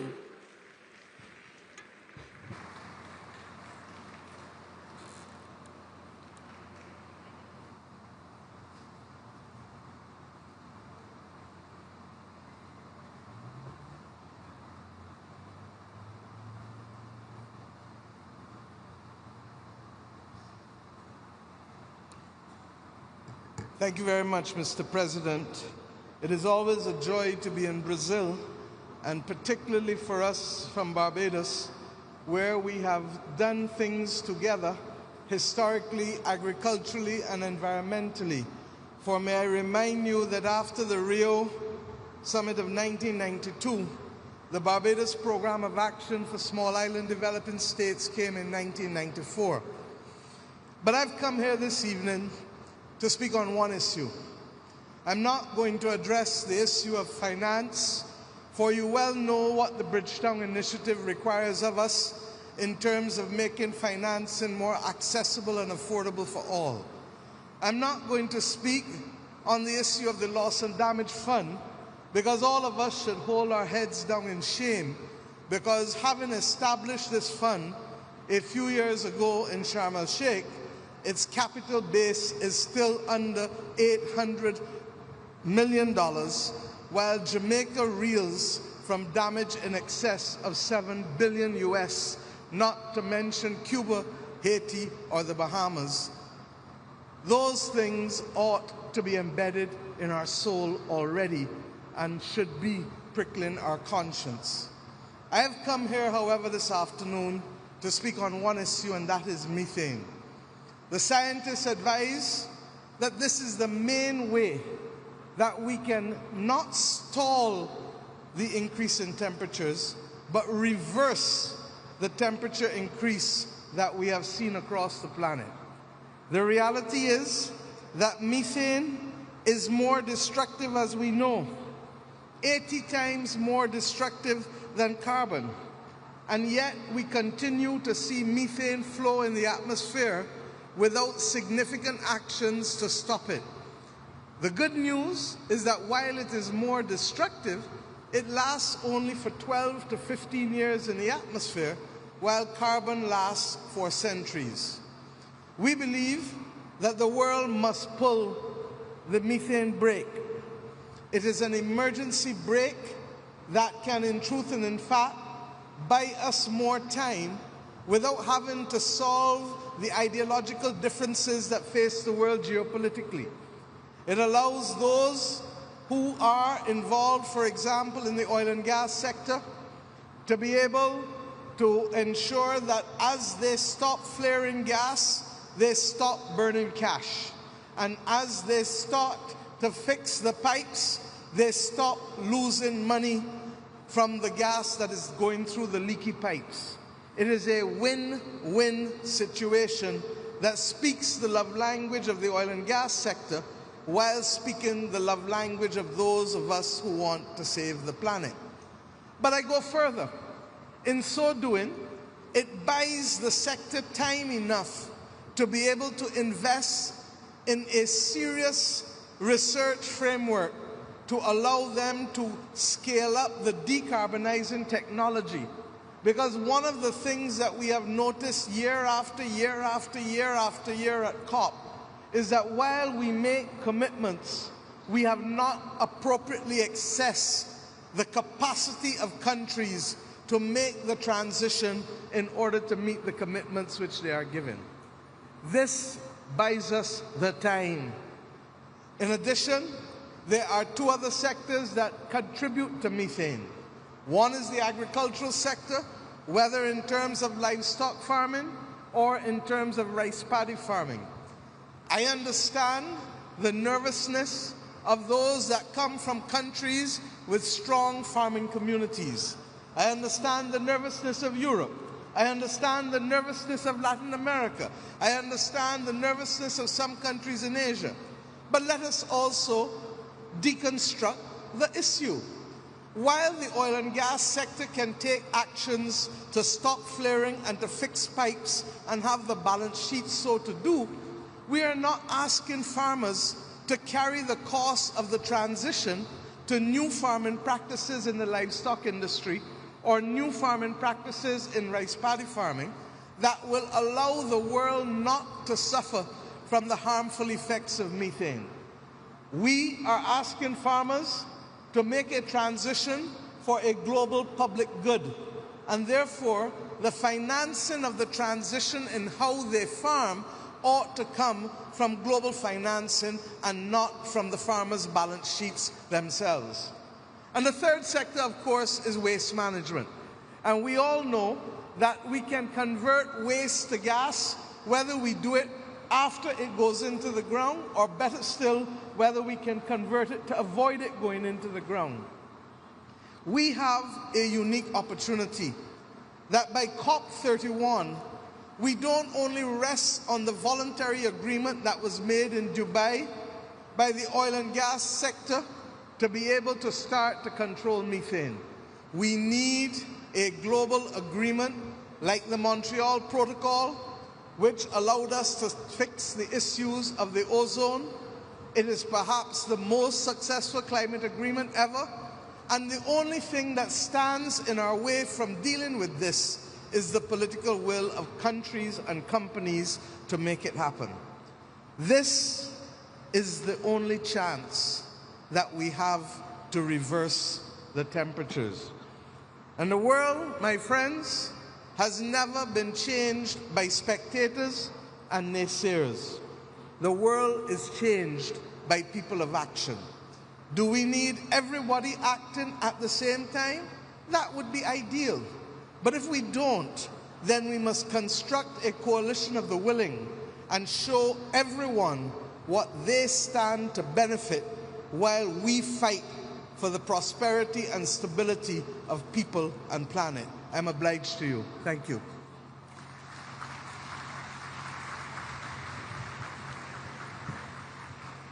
Chamamos agora o ministro assistente de Mudanças Climáticas e Energia da Austrália, Josh Wilson.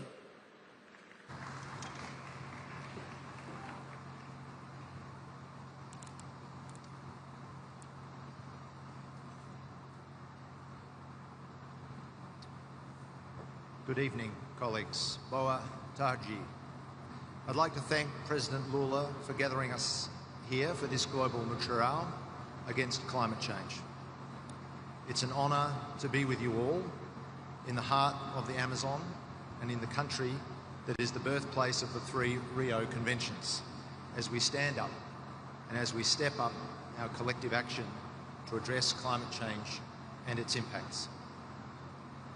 We're now 10 years on from the historic Paris Agreement. Australia is proud to have shared this decade-long journey. The capacity of the multilateral process to deliver transformational outcomes was evident from the beginning. The importance of that very same system has never been greater than it is today. When we act concertedly and when we act in good faith, we can make transformative, necessary, positive change together. And the progress made over the 10 years of the Paris Agreement proves that to be true. We have brought our projected global emissions down from 4 degrees of warming to between 2.3 and 2.5 degrees. We've seen global investment in clean energy reach over $2 trillion, double the investment in fossil fuels. But there is no doubt that the current global environment is challenging and even frightening, especially for young people. We must protect the multilateral system so that it remains effective in meeting the complex challenges that we face. And what we absolutely need is continued leadership on climate in the form of advocacy and in the form of action. And we've seen Pacific nations deliver this leadership again and again. Because for the Pacific, climate change is not one subject among many for gradual negotiation, but a present and existential threat. And this is a message that the world needs to hear and a reality that the world needs to see. And that's why we are bidding to host COP31 in partnership with the Pacific family. We're focused on seizing on the economic opportunity before our nation while we work with partners internationally on ambitious and achievable global progress, including in the interests of our Pacific neighbours. Global investment in clean energy projects is set to rise to more than $2 trillion, and we want to grow this with benefit for all as a focus of hosting COP31 in Adelaide next year. One way to do this is through practical implementation of ambitious and achievable NDCs, grounded in scientific evidence and geared toward attracting investment in the transition. And that's exactly what Australia is doing. In September, we announced our latest nationally determined contribution to reduce emissions by 62 to 70% on 2005 levels by 2035. This is unquestionably a major step up in our climate ambition, and to meet this target, we will need to reduce emissions over the next 10 years by more than we have achieved in the previous 20. It is ambitious, but it's also achievable. And our NDC responds to the science.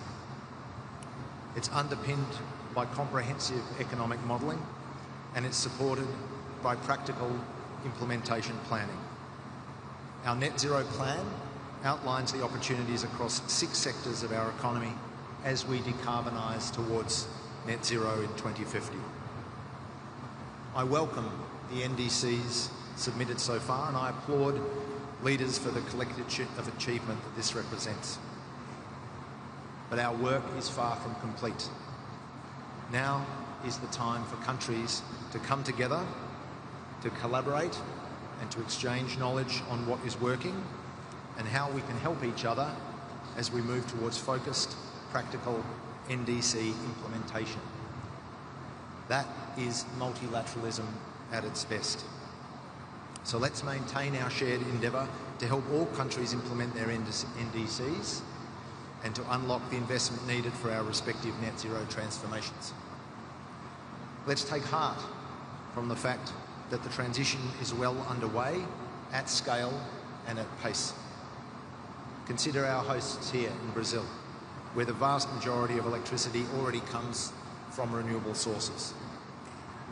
Friends, Australia is committed to supporting the global transition to a clean, secure and prosperous energy future. And our approach is grounded in the UAE consensus, transitioning away from fossil fuels in a just, orderly and equitable way while scaling up clean energy and clean industry. Domestically, we are transforming our energy system with firmed renewables and new transmission on a carefully coordinated basis. We have clear implementation policies in place to achieve our target of 82% renewable energy by 2030. Our abundant sun and wind make firmed renewables the lowest cost pathway for Australia, and the share of renewable energy has already doubled in the past 6 years. In 2024 alone, we saw $12.7 billion invested in clean energy, including $9 billion in new large-scale renewables. And we know that future global prosperity lies in working together to transform our energy systems, to decarbonise our industries, and to seize the new economic opportunities that are presented by a net zero world. But friends, this is a critical moment for us all to capture and share those opportunities, to show leadership and to take decisive action, to show that we are in this together. And that is why, if Australia hosts COP31, it will be in partnership with the Pacific, the first COP partnership of this kind. And in hosting COP31, we want to offer hope through our region's steadfast commitment to collective climate action.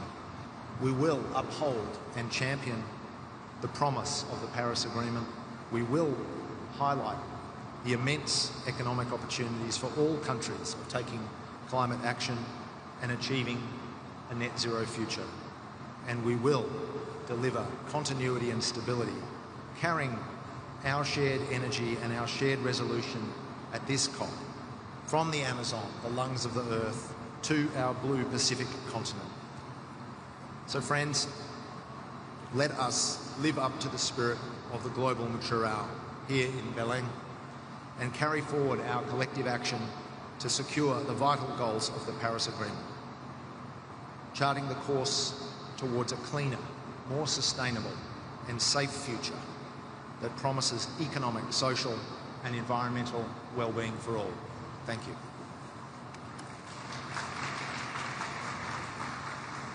Neste momento, convidamos o representante de Bahrein, o ministro do Petróleo e Meio Ambiente, Mohamed Mubarak Bindana. Bismillah ar-Rahman ar-Rahim. Assalamu alaikum wa rahmatullahi wa barakatuh. Your Excellencies, ladies and gentlemen, 10 years ago have passed since our adoption of the Paris Agreement. Our legacy stands as monumental achievement of multilateralism. 10 years on, the Kingdom of Bahrain remains firmly committed to Paris Agreement. We are beyond putting pen and paper and are implementing climate actions on the ground. We do so on the belief that each nation has a role to play in this collective endeavor. We continue to pursue ambition, adaptation, and economic diversification that also delivers significant mitigation co-benefits. Our efforts include, amongst others, increasing renewable energy, doubling the number of trees, quadruple the number of mangroves. The past years have been marked by various accomplishments. We have finalized the National Adaptation Investment Plan, which aims to increase the resilience of the Kingdom's most vulnerable sectors and address the global challenges that beset adaptation financing heads-on. We have also developed a comprehensive coastline resilience strategy that safeguards the Kingdom people, coastlines, and assets. Additionally, we have independently compiled a national GHG inventory and are in the process to establish a robust GHG monitoring, reporting, verification system, MRV, that will help allow informed decision-making for years to come. Your Excellencies, it is the lesson from Paris that must continue to guide us, to go far and together. Our approach must remain holistic, addressing emission irrespective of their resources. It must be all-inclusive, recognizing the diverse circumstances and capabilities of all nations. And it must be unwavering. It is support for the sustainable development and climate resilience. I thank you.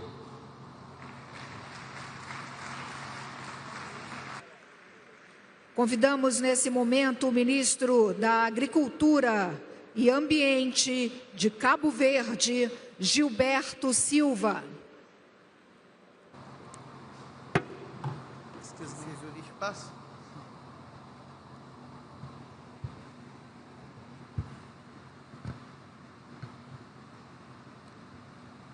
Excelências, senhoras e senhores chefes de Estado e do Governo, senhoras e senhores ministros, caros participantes, começo por agradecer o caloroso acolhimento do Governo e do povo brasileiro nesta bela cidade de Belém.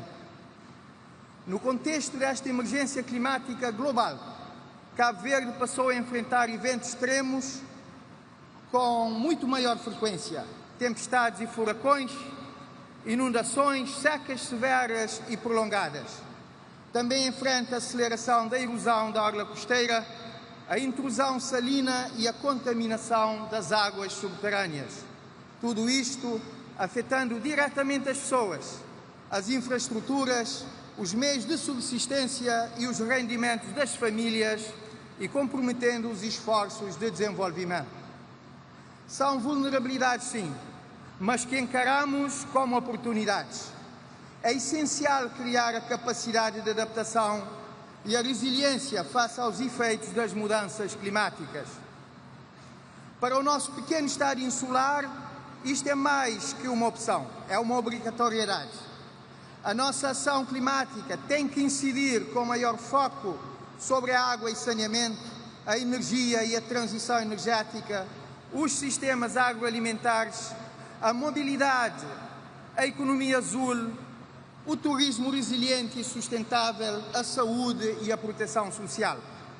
É claro que a fatura relativa à implementação das medidas de política climática é muito elevada, se considerarmos o negligenciável contributo do país para o aquecimento global, 0,002% das emissões globais.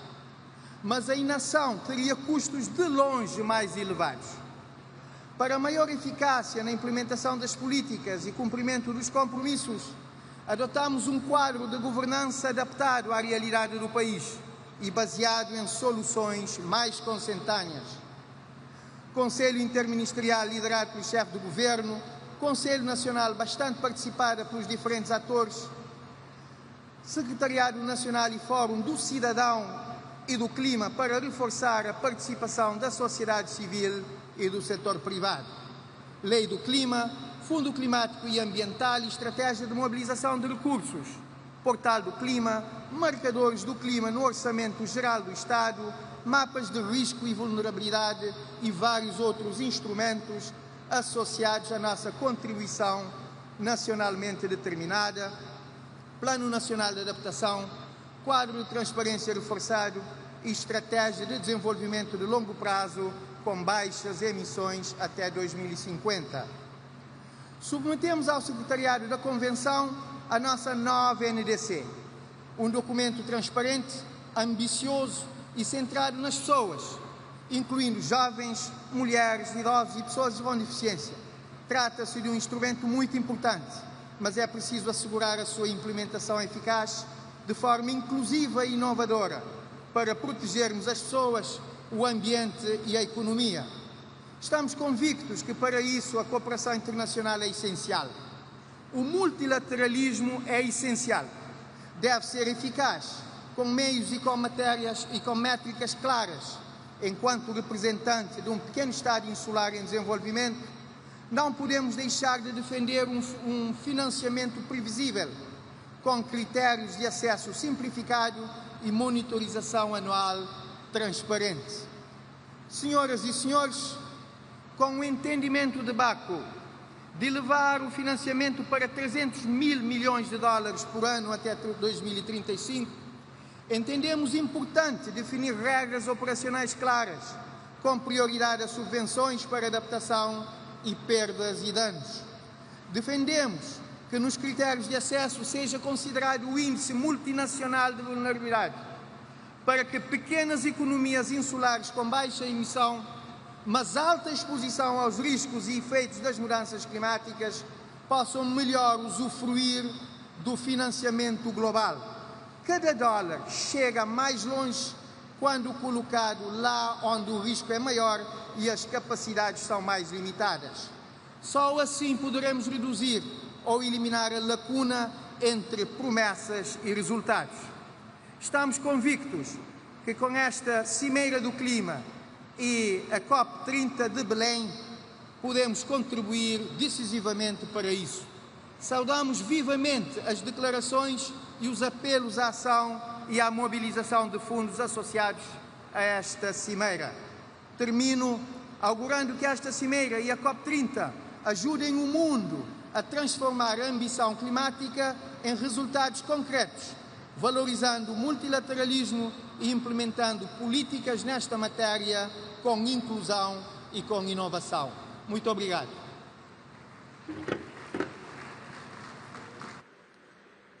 Convidamos para manifestação o ministro da Ecologia e dos Recursos Naturais do Cazaquistão, Yerlan Nissambayev.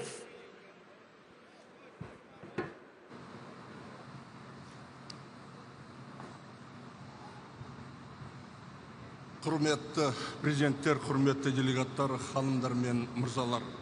Ең алдымен Бразилия Федеративтік Республикасының үкіметіне климаттық өзгеру туралы Біріккен Ұлттар ұйымының негіздемелік конференциясы тараптарының конференциясы аясында әлемдік көшбасшылар саммиттің өткізгеніне үшін өз алғысымды білдіруге рұқсат етіңіздер. Бұл іс-шара тұрақты дамудың жаһандық архитектурасын қалыптастыру және өсіп келе жатқан климаттық қиындықтарға жауап ретінде бірлескен іс-қимыл жасау жолындағы маңызды кезеңге айналды. Біз үшін климаттық мақсаттарға жетуге біртіндеп жылжу маңызды. Осылайша біз шығарындыларды азайту және климаттың өзгеруіне бейімделу бойынша ауқымды мақсаттарды қамтитын жаңартылған ұлттық деңгейде анықталған үлесті және ұлттық бейімделу жоспарын әзірледік.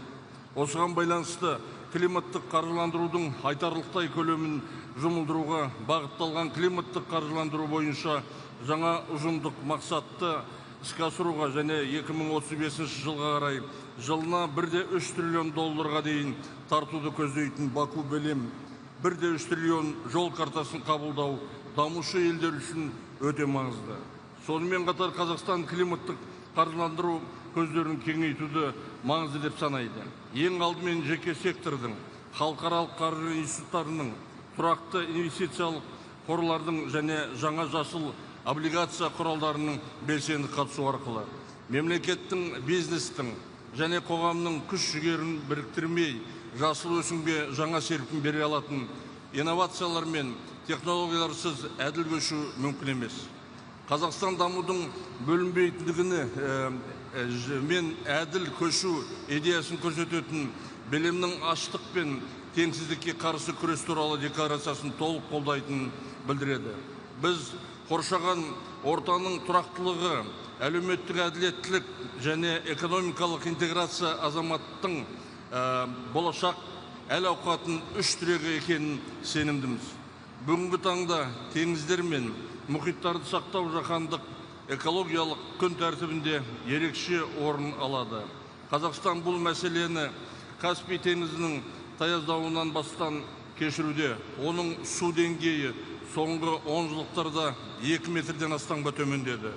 Бұл биоәртүрліліктің жоғалуына, экожүйелердің бұзылуына және жағалау аймақтарында тұратын миллиондаған адамдар үшін әлеуметтік экономикалық салдарға әкеп соғады. Қазақстан серіктестіктерін осы саладағы бірлескен күш-жігерге қосуға шақырады. Осы бағытты жалғастыра отырып, Қазақстан 2026 жылдың сәуірінде Біріккен ұлттар ұйымымен серіктестікте аймақтық экологиялық саммит өткізуге дайындалып жатыр. Саммиттің негізгі нәтижелерінің бірі бейімделу, жаңартылған энергия, суды басқару, биоәртүрлілік, жасыл қаржы және табиғатқа негізделген шешімдер салаларындағы нақты жобаларды қамтитын 2030 жылға дейінгі Орталық Азия Біріккен ұлттар ұйымы іс-қимыл бағдарламасы болады. Климаттық саясатты елдерге бөлу емес, біріктіру керек. Ешбір ел мұны жалғыз өзі жасай алмайды.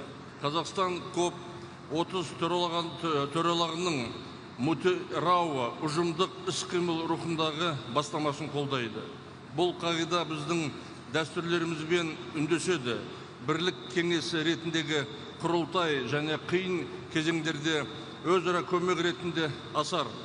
BELEM декларациясы солтүстік пен оңтүстік, шығыс пен батыс, Амазонка тропикалық ормандары мен Орталық Азия далалары арасындағы жаңа жаһандық ынтымақтастықтың бастапқы нүктесіне айналсын.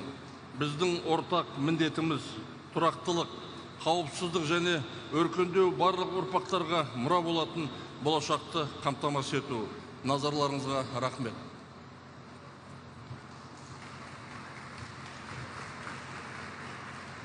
Teremos nesse momento a manifestação de Côte d'Ivoire com o ministro dos Negócios Estrangeiros, da Integração Africana e dos Marfinenses no exterior, Leon Kaku Adon.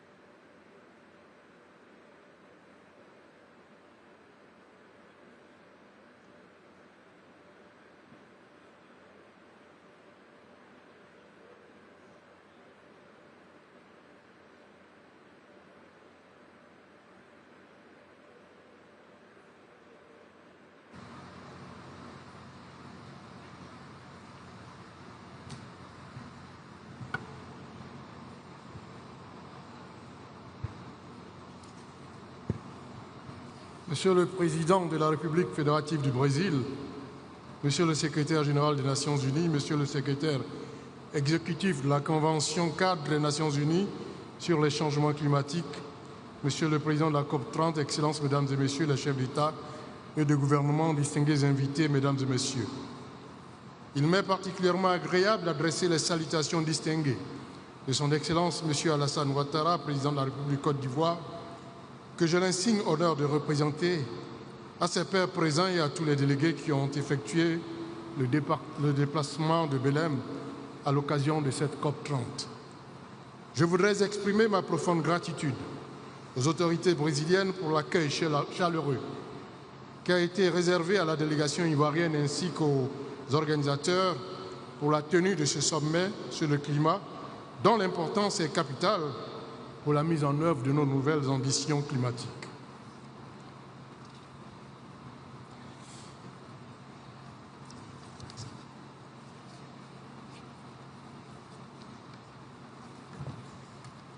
La Côte d'Ivoire, comme beaucoup de pays en développement, subit fortement les effets du changement climatique, alors que ses émissions de gaz à effet de serre ne représentent que 0,1% du total mondial.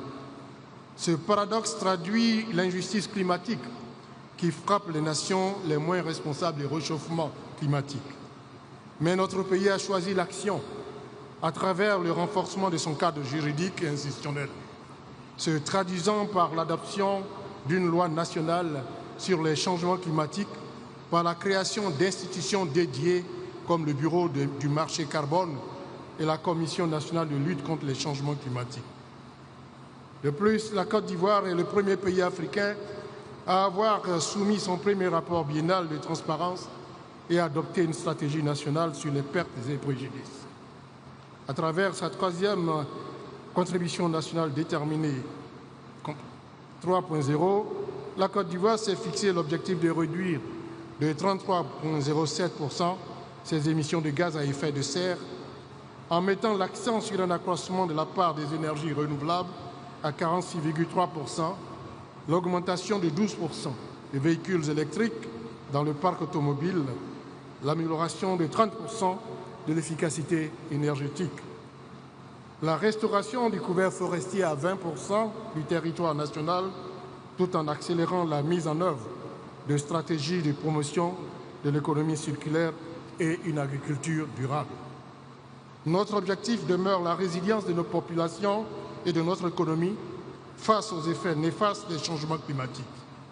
Ainsi, nous nous sommes engagés sur une trajectoire ambitieuse, avec notamment 80% des exploitants agricoles qui devront utiliser des pratiques climato-intelligentes, 75% des bassins versants devraient avoir des plans de gestion intégrés des ressources en eau, 90% des établissements sanitaires dotés de systèmes opérationnels de surveillance épidémiologique, 70% de couverture de zones côtières critiques protégées par des ouvrages de protection adaptés et 60% des collectivités locales disposeraient d'un plan directeur vert.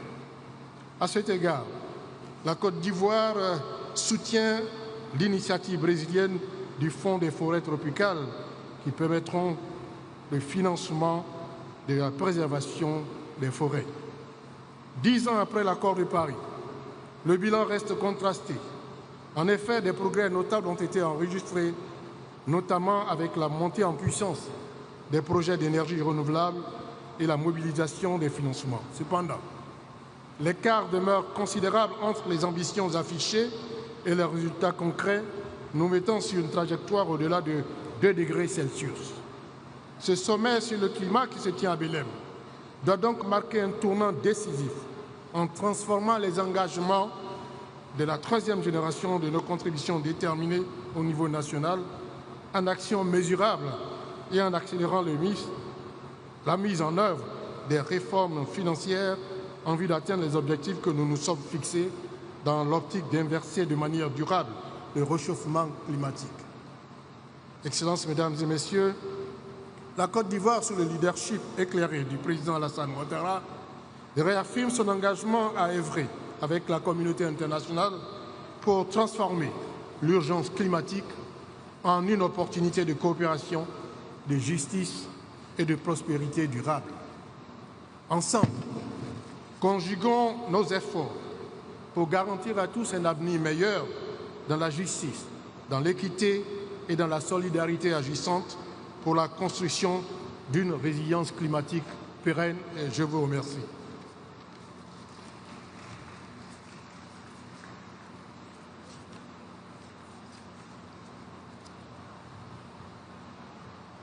Temos agora a manifestação da Costa Rica, representada pelo vice-ministro do Meio Ambiente e Energia, Jorge Mário Rodrigues.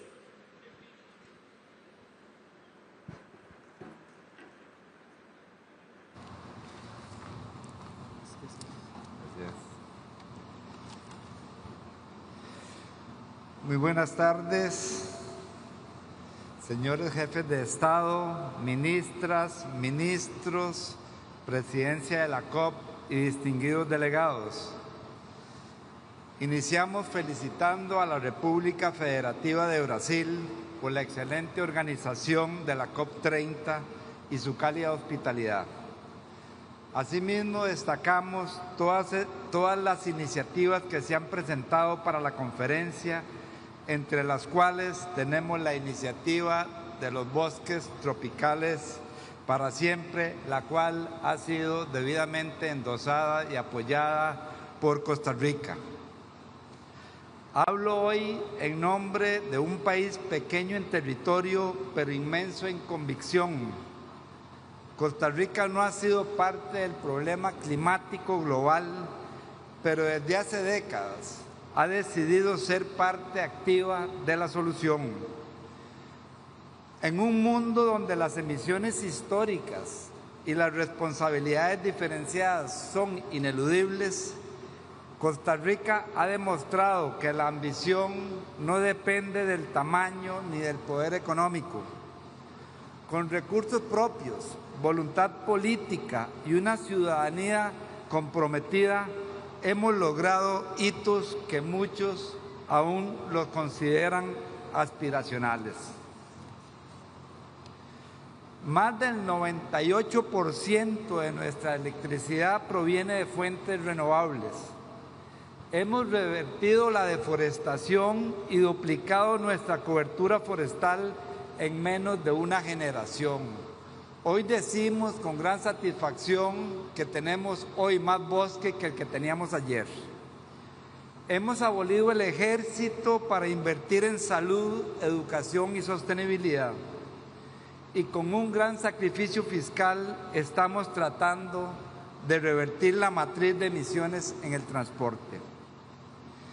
Estos logros que les he contado no son casualidad.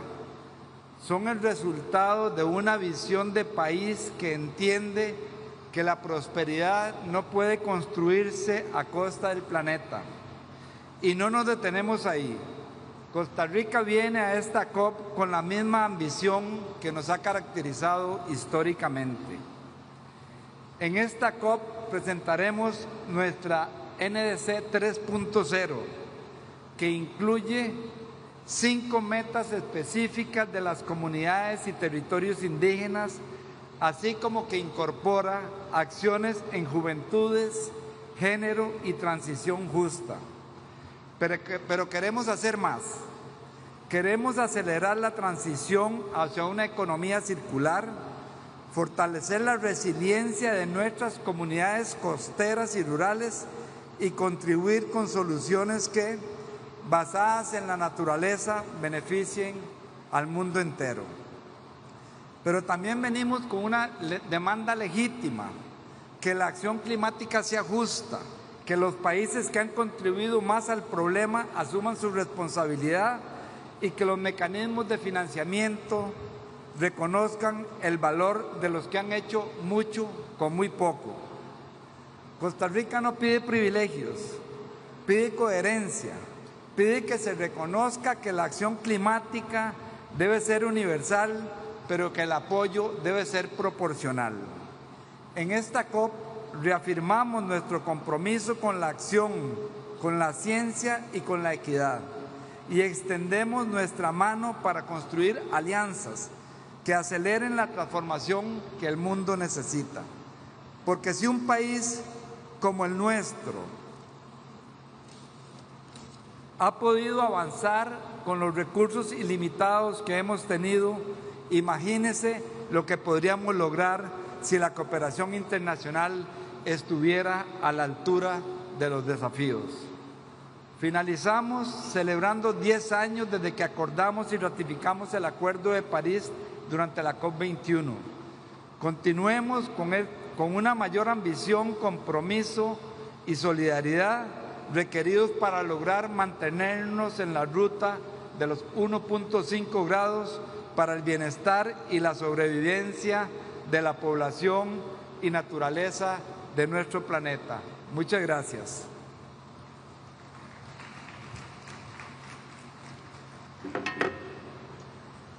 Nesse momento, convidamos a ministra do Meio Ambiente da Croácia, Marija Vukovic.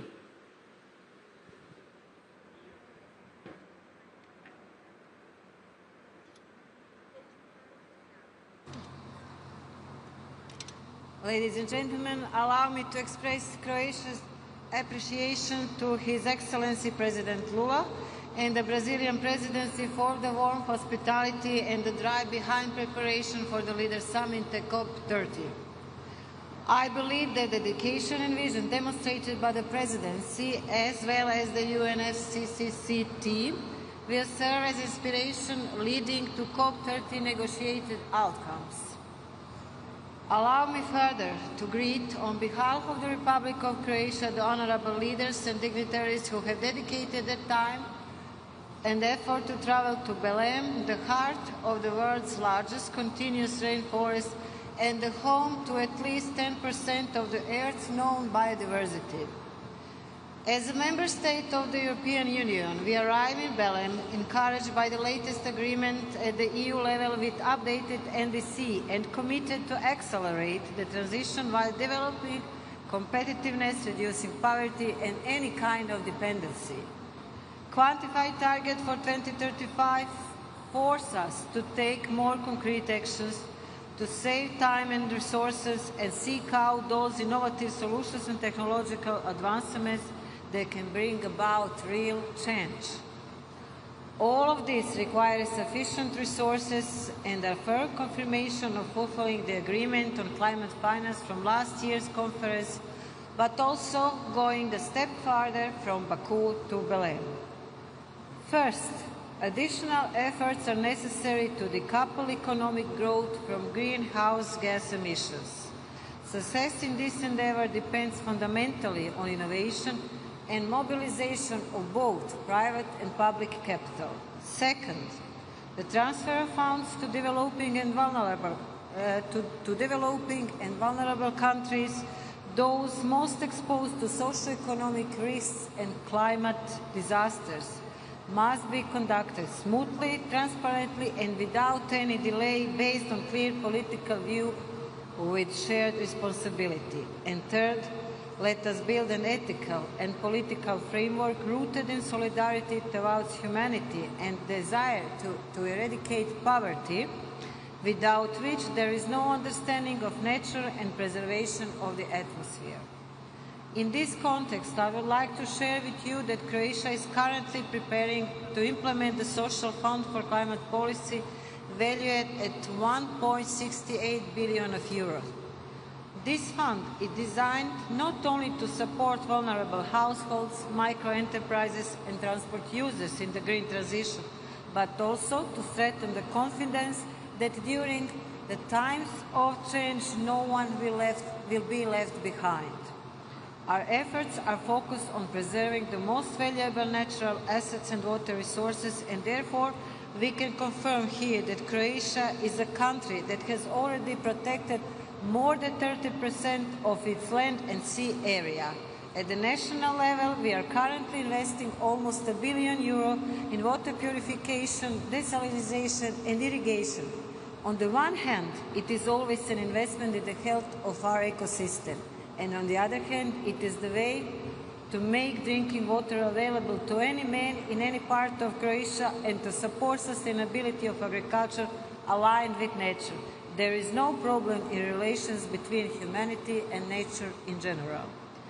We have secured an equal amount of funding by 2030 through the Modernization Fund for the decarbonization of industry and transport, and since the last COP, we have begun financing similar projects in third countries. Finally, besides discussing climate goals, reducing inequality, and supporting the strengthening of well-being, each conference is always remembered for something special. And following the messages from the Brazilian presidency and the substantive discussions of previous speakers, this COP reaffirms the importance of measurable goals that drive us to achieve results. However, on this place, it also liberates us from any indifference toward distant parts of the world. we can fully understand the principle of common responsibility for humanity's most valuable heritage that gives us oxygen and fresh water, and we can recognize a strong connection between biodiversity and human diversity, particularly when we talk about indigenous people, and that is also at the roots of the efficient and just transition of the energy system. Thank you.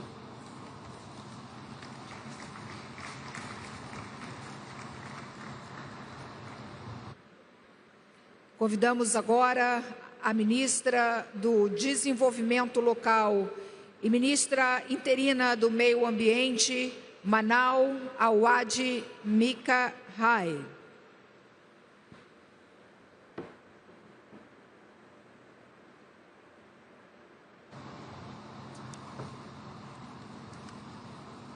أصحاب المعالي، السيدات والسادة، يشهد النظام متعدد الأطراف اليوم تحديات غير مسبوقة تهدد الثقة وروح التعاون التي قامت عليها اتفاقية الأمم المتحدة لتغير المناخ، ومن ثم يجب أن يشكل مؤتمر بليم رسالة أمل وتجديد للثقة في قدرة المجتمع الدولي على التوافق والعمل المشترك من أجل مستقبل أكثر عدلاً واستدامة.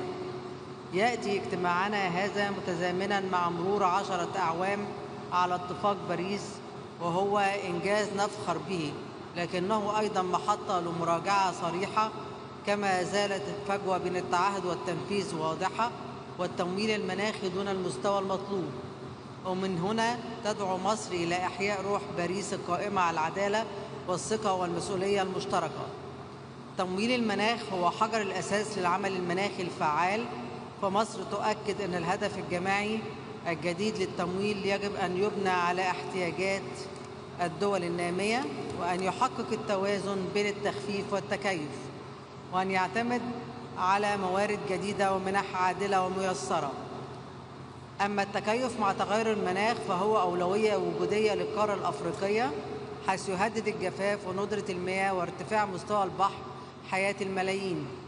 لذلك نؤكد ضرورة الوفاء بتعهد مضاعفة تمويل التكيف وتفعيل الهدف العالمي للتكيف، بما يضمن الدعم الفعلي للمجتمعات الأكثر هشاشة.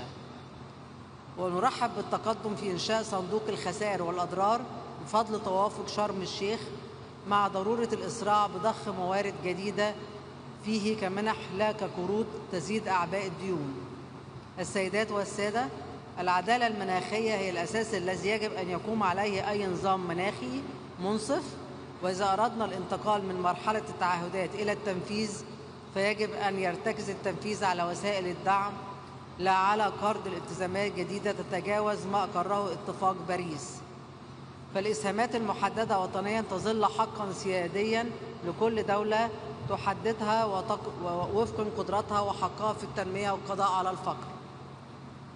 وفي سياق التحول العادل تؤكد مصر أن الانتقال نحو اقتصاد منخفض الكربون يجب أن يكون فرصة للتنمية لا عبئا على الدول النامية، ولا يجوز أن تؤدي سياسات مثل آليات تعديل حدود الكربون إلى فرض أعباء جديدة أو تقويض مسارات للتحول العادل. وأخيراً، تؤمن مصر أن تنفيذ مسؤولية جماعية تتطلب شراكة الحكومات والقطاع الخاص والمجتمع المدني والشباب، ونقدر جهود رئاسة المؤتمر البرازيل في إطلاق أجندة تنفيذ واقعية تضع الإنسان في قلب العمل المناخي. السيدات والسادة، إن نجاح مؤتمر بليم سيقاس بقدر ما يعزز الثقة في العمل الجماعي الدولي، وبقدر ما يوفره من تمويل حقيقي وما يسفر عنه في تنفيذ فعلي للتعهدات على أرض الواقع. ومصر ملتزمة بالعمل البناء مع كل الأطراف للإسهام في هذا النجاح من أجل مستقبل أكثر عدلاً واستدامة للبشرية في كل مكان. وشكراً.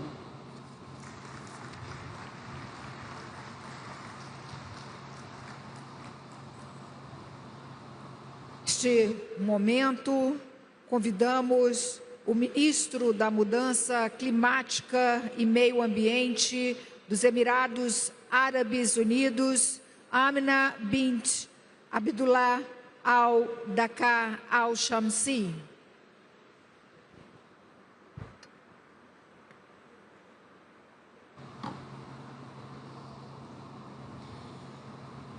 أصحاب المعالي والسعادة، الحضور الكرام، نيابة عن صاحب السمو الشيخ محمد بن زايد آل نهيان رئيس دولة الإمارات العربية المتحدة حفظه الله، نتوجه بتهنئة خالصة إلى جمهورية البرازيل حكومة وشعبا على استضافتهم لهذه القمة التاريخية التي تجمعنا اليوم في قلب غابات الأمازون، مما يعكس رؤية قوية مفادها أن الطبيعة يجب أن تكون جوهر جهودنا المناخية. وفي دولة الإمارات نتشارك مع جمهورية البرازيل الشقيقة والعالم بأسره رؤية نفسها، فالعمل المناخي يعكس مسيرة تمتد لأكثر من 50 عاماً من الريادة في الحفاظ على البيئة والاستدامة والعمل المناخي. تلك المبادئ والأسس التي أرساها الوالد المؤسس المغفور له الشيخ زايد بن سلطان آل نهيان طيب الله ثراه، الذي غرس فينا إيمانا عميقا بأن ازدهارنا يعتمد على سلامة بيئتنا البرية والبحرية. هذا الإيمان الذي يوجه استراتيجيتنا الوطنية، فقد كانت الإمارات أولى دول المنطقة التي تصادق على اتفاق باريس، وأول من أطلق هدفاً طموحاً لتحقيق الحياد المناخي بحلول عام 2050. واليوم يتجلى هذا الالتزام واضحاً في سياساتنا ونهجنا لبناء اقتصاد صديق للمناخ معزز للنمو.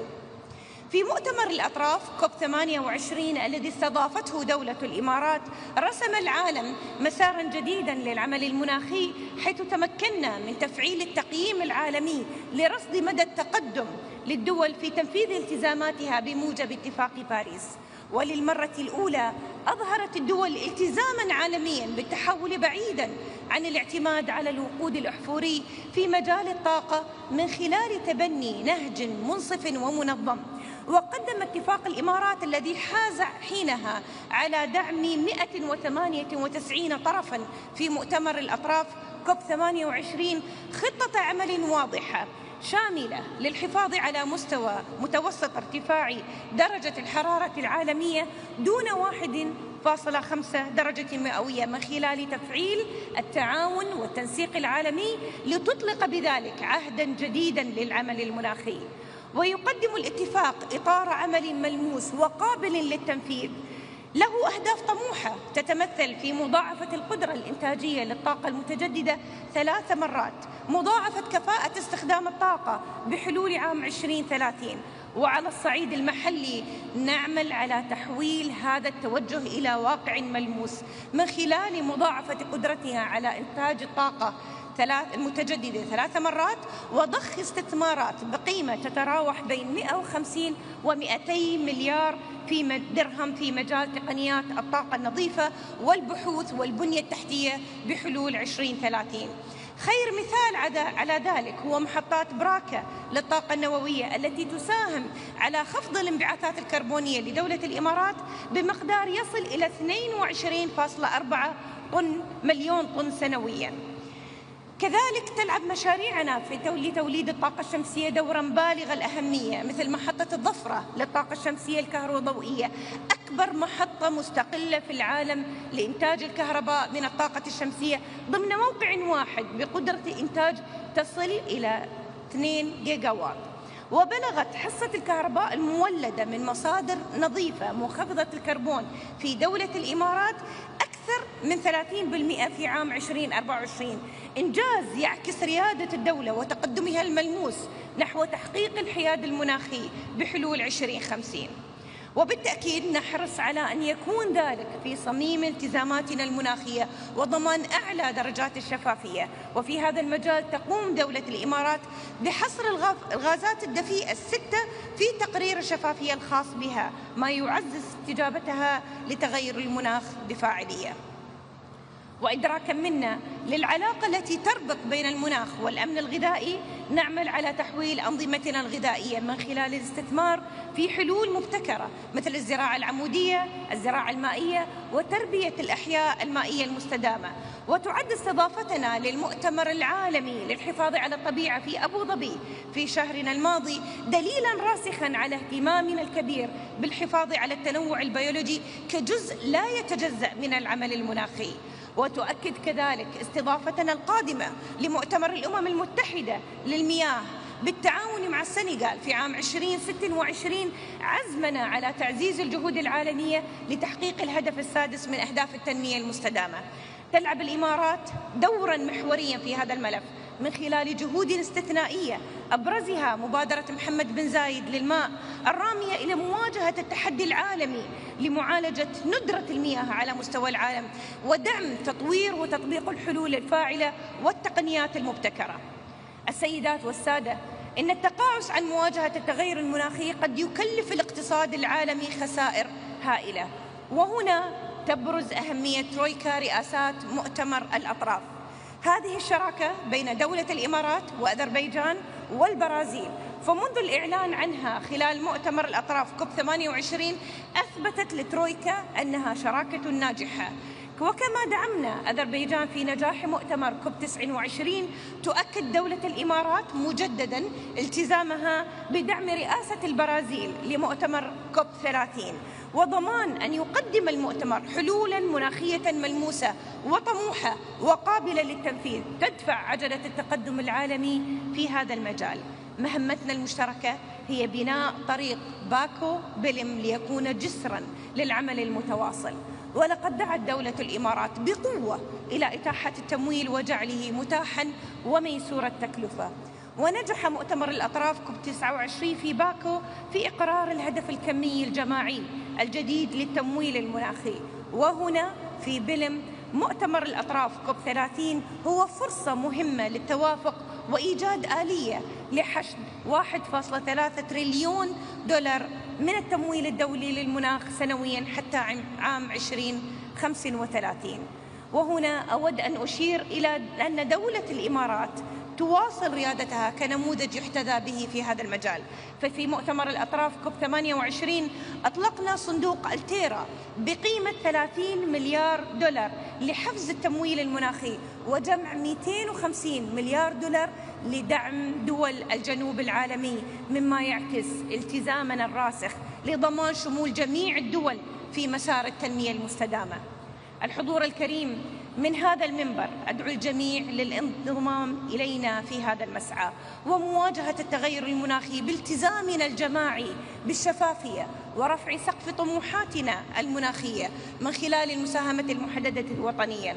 وندعو جميع الأطراف لاعتماد مؤشرات لقياس تقدمنا الجماعي في التكيف بشفافية ووضوح، والأهم هو زيادة قدراتنا على تحقيق الأهداف المناخية لعدم ترك أحد خلف الركب.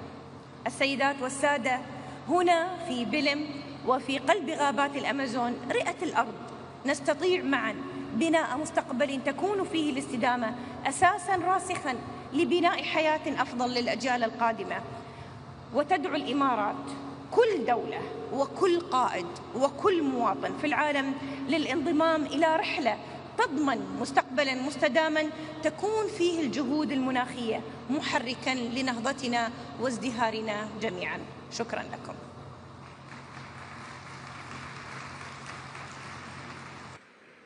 Convidamos representante do Gabão, ministro de Meio Ambiente, Ecologia e Clima, Maís Moussi.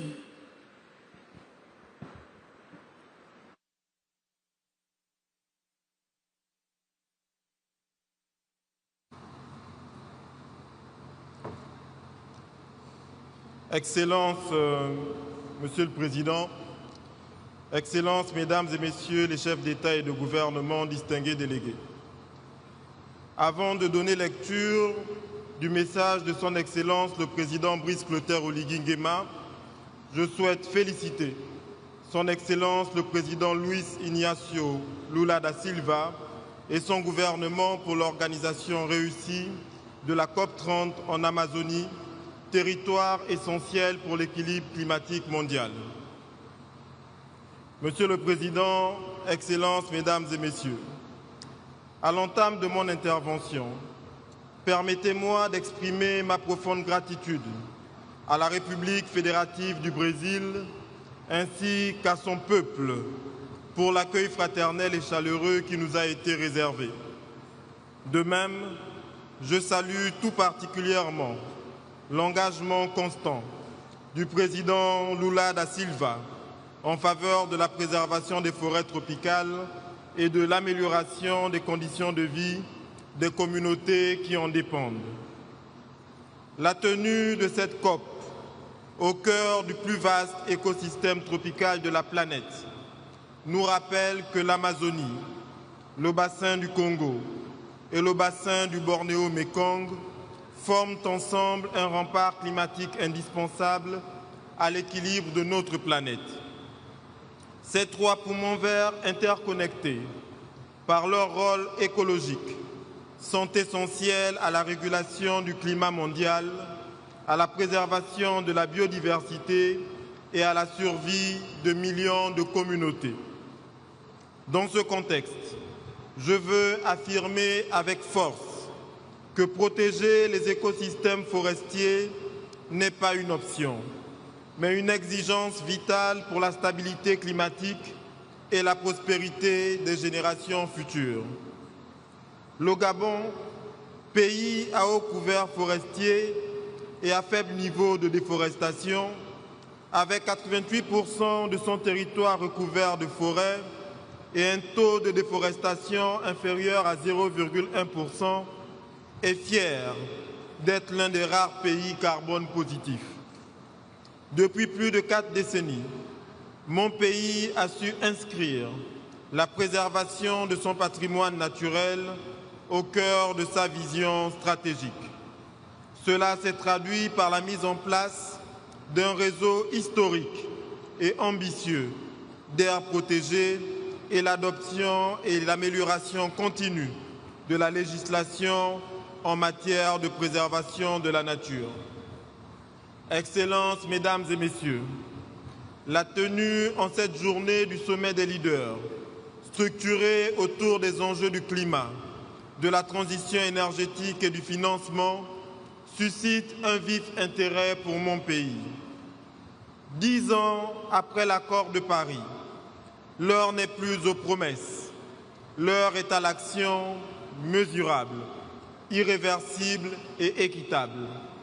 Car nos populations vivent déjà les effets du changement climatique, notamment les conditions de vie fragilisées, les migrations forcées, les conflits liés aux ressources, les économies menacées. C'est fort de ce constat qu'ici à Belém, le Gabon ne vient pas demander, mais plaider pour un changement transformationnel dans la gouvernance climatique mondiale. En effet, les efforts souverains des pays en développement, et particulièrement des pays africains, sont constants et ambitieux. C'est la vision que j'ai portée dans le programme de développement sur la base duquel le peuple gabonais m'a élu en avril dernier, à savoir notre souveraineté ne se limite pas à nos frontières.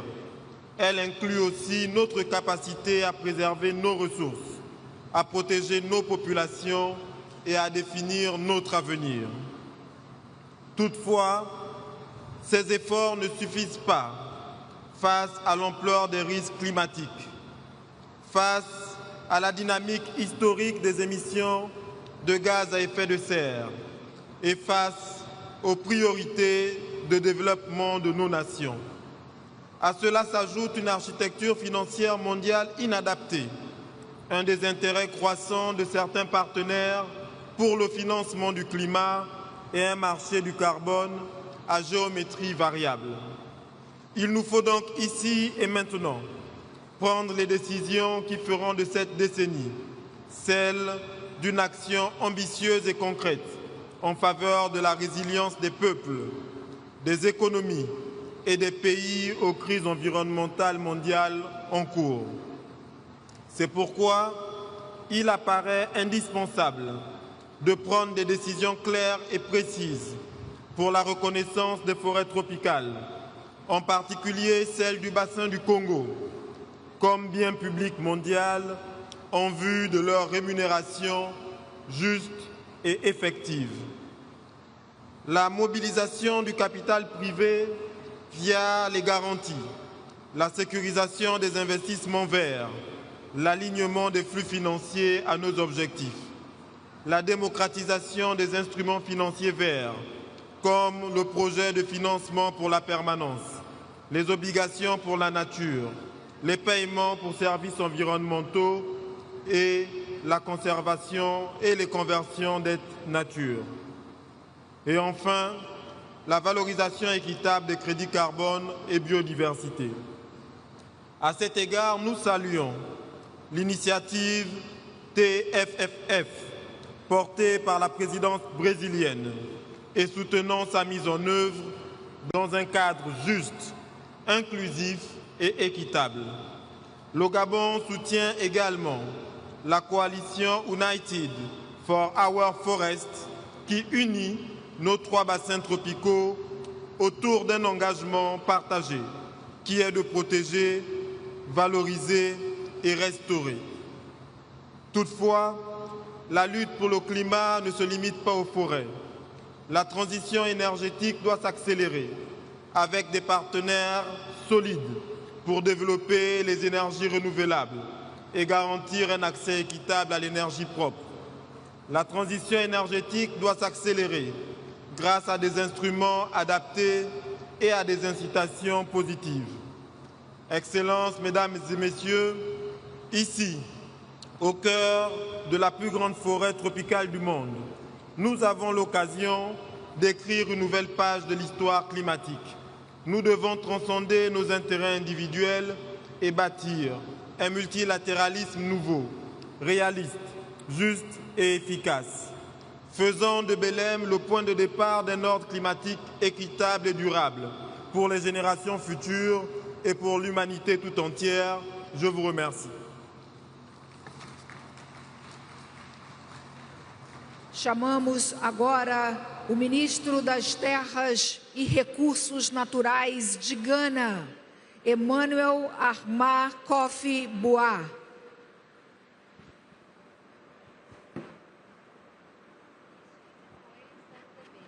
Excellency President Lula and the good people of Brazil, thank you for the hospitality. President of COP30, Excellencies, distinguished guests, ladies and gentlemen, I bring you warm greetings from His Excellency President Mahama of the Republic of Ghana, and greetings from the people of Ghana. Our address on behalf of the President today will focus on nature, a just energy transition, and the vital financing of climate actions. As you know, Africa is a continent of unparalleled potential. Yet for our contributions to human history and culture, our contributions to the climate crisis has been minimal. Though we are among the lowest emitters, we are on the front lines bearing the heaviest burdens. The evidence is all around us. The increasing fury of extreme weather and rainfall variability, unprecedented floods, scorching heat waves and droughts that crack the earth. These are not abstract climate models, they are realities that translate into hunger, malnutrition, and the loss of livelihoods that sustain vulnerable communities. In West Africa, Ghana is part of the Upper Guinean forest ecosystem, a biologically diverse realm of towering trees, high rainfall, and tropical climate nurtured by the Atlantic Ocean. Yet for decades, we have watched the rains become less reliable and the dry spells grow longer. The very vegetation and wildlife that define this region are struggling to adapt. Climate change exacerbates deep-seated social and economic inequalities. The most vulnerable among us, women, children, and the marginalized are disproportionately affected with the least resource to cope and the smallest voices in the corridors of power. And yet Africa is not a passive victim. We are a continent of resilience and action. To secure a sustainable future, we must also be architects of our destiny. This brings me to the heart of the energy dilemma. The energy sector, as you know, is the key to our development. For nations like Ghana, yet it is also the contributor to the problem we are trying to solve. Our continent is blessed with mineral resources, abundance of it.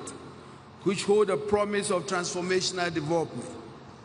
So to deny Africa the strategic use of these resources is to deny our right to develop, to light our homes, and to power our industries. Any such conversations, therefore, must be approached with strategic care and profound understanding. Africa is equally blessed with an unparalleled comparative advantage for a leap into a low-carbon future. However, this transition must be just, equitable, and inclusive. We cannot exchange our set of problems for another problem. A shift to clean energy must not leave vulnerable communities behind or trade ghost towns for high-carbon industries. It is a promise that vulnerable communities and workers in traditional industries will be protected, that their voices will guide our decisions as a bridge and not a cliff. It is a pledge to eradicate energy poverty, bringing light and power to every community, regardless of their remoteness. And it is imperative we weave gender equality into the very fabric of this energy new system, ensuring women, children, and the marginalized are not just participants, but leaders and beneficiaries. The good news is that in Ghana, we have moved from ambition to blueprint. Our energy transition framework outlines a pathway to decarbonize our energy sector and achieve net zero emissions by 2060, without compromising our socio-economic development or natural resources. At its core is the principle of a just transition. We are actively increasing the share of renewable energy and have embarked on a robust nuclear energy program. And this is focused on long-term energy security, deep decarbonization, and positioning Ghana as a regional hub for clean power. Through our newly launched green minerals and carbon market frameworks, Ghana is opening transparent pathways for global partners to invest in clean energy, forest restoration, and value-added mineral processing. Under the visionary leadership of President Mahama, we are taking bold steps to protect our natural heritage. Our Tree for Life programs aims at planting 30 million trees annually till 2030, with the objective of creating green jobs for the youth and revitalizing our forest economy and carbon sequestration.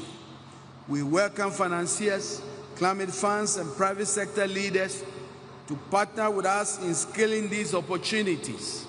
Distinguished guests, ladies and gentlemen, the African position is clear.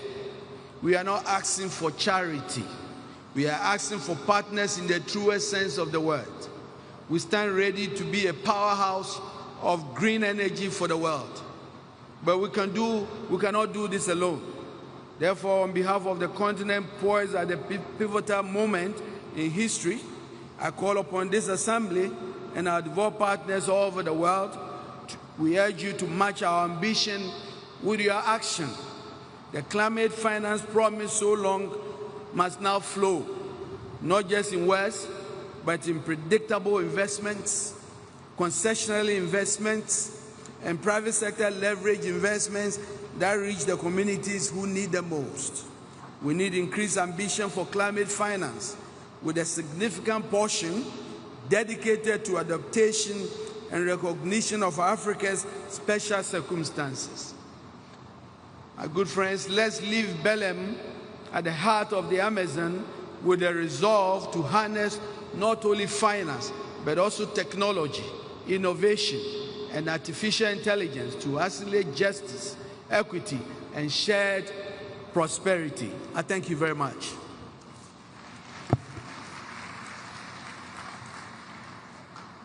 Convidamos a presidenta do novo Banco de Desenvolvimento, Dilma Rousseff.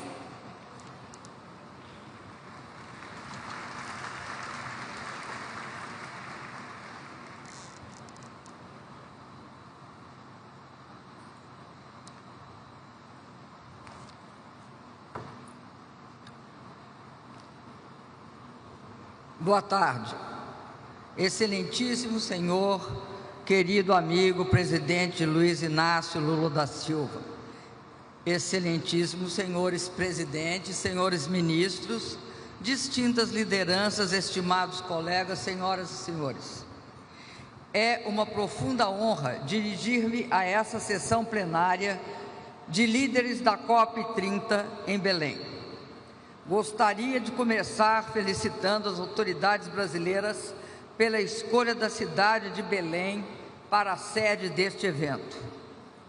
A própria presença de Belém do Pará, cercada pela floresta amazônica, uma das florestas mais exuberantes do planeta, que abriga mais espécies do que qualquer outro lugar do mundo, nos lembra que proteger a natureza e promover o bem-estar humano são objetivos inseparáveis. O futuro das pessoas e do planeta repousa de forma inequívoca em nossas coletivas mãos. Já se passaram 10 anos, uma década, desde o Acordo de Paris, um marco de convicção e esperança compartilhadas. Ao longo desses 10 anos, testemunhamos sinais de uma nova fase de fragilidade climática, que agrava desigualdades, compromete o desenvolvimento e ameaça a natureza e vários ecossistemas. Quando choques climáticos destroem colheitas, inundam lares ou aumentam a insegurança alimentar, são os mais pobres e vulneráveis que sofrem mais. Ainda assim, podemos identificar avanços nessa trajetória à medida que os nossos países elevam suas ambições e transformam compromissos em ações concretas em diversas áreas. Desde avanços tecnológicos verdes no transporte, com o uso de veículos elétricos, biocombustíveis e hidrogênio, até novos modos de armazenamento de energia e as significativas melhorias de eficiência nas fontes renováveis, como a solar e a eólica. Emergem ainda na indústria os novos materiais de construção sustentáveis, como o cimento verde e os bioplásticos, por exemplo.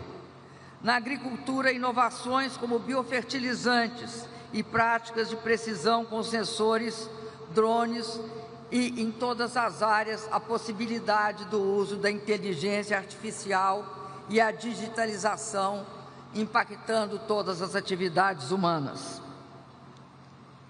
Mas, sem dúvida, os desafios são enormes e inúmeros e devem ser enfrentados de forma urgente e concretamente. Ao olharmos para o futuro, não podemos esquecer alguns princípios, como, por exemplo, no esforço de combater o aquecimento global, devem estar enraizadas no respeito à soberania nacional, reconhecendo que cada país tem suas próprias circunstâncias, recursos e desafios. Cada nação, desde uma pequena ilha, que corre inclusive o risco de desaparecer, até um vasto país continental assolado pelos desastres climáticos. Todos devem atuar em conjunto e ser respeitados como atores únicos, especiais e valiosos. No mundo de hoje, em que alguns parecem acreditar que a lei do mais forte deve prevalecer, devemos reafirmar nosso compromisso com o direito internacional e com uma ordem baseada em valores compartilhados. Devemos todos defender as regras, os tratados e as convenções que formam os alicerces de nosso sistema internacional. Dentre eles, ressalta-se o Acordo de Paris, que teve grande impacto justamente porque representava e representa um pacto multilateral. Devemos ainda reconhecer que o Acordo de Paris também é um pacto de desenvolvimento.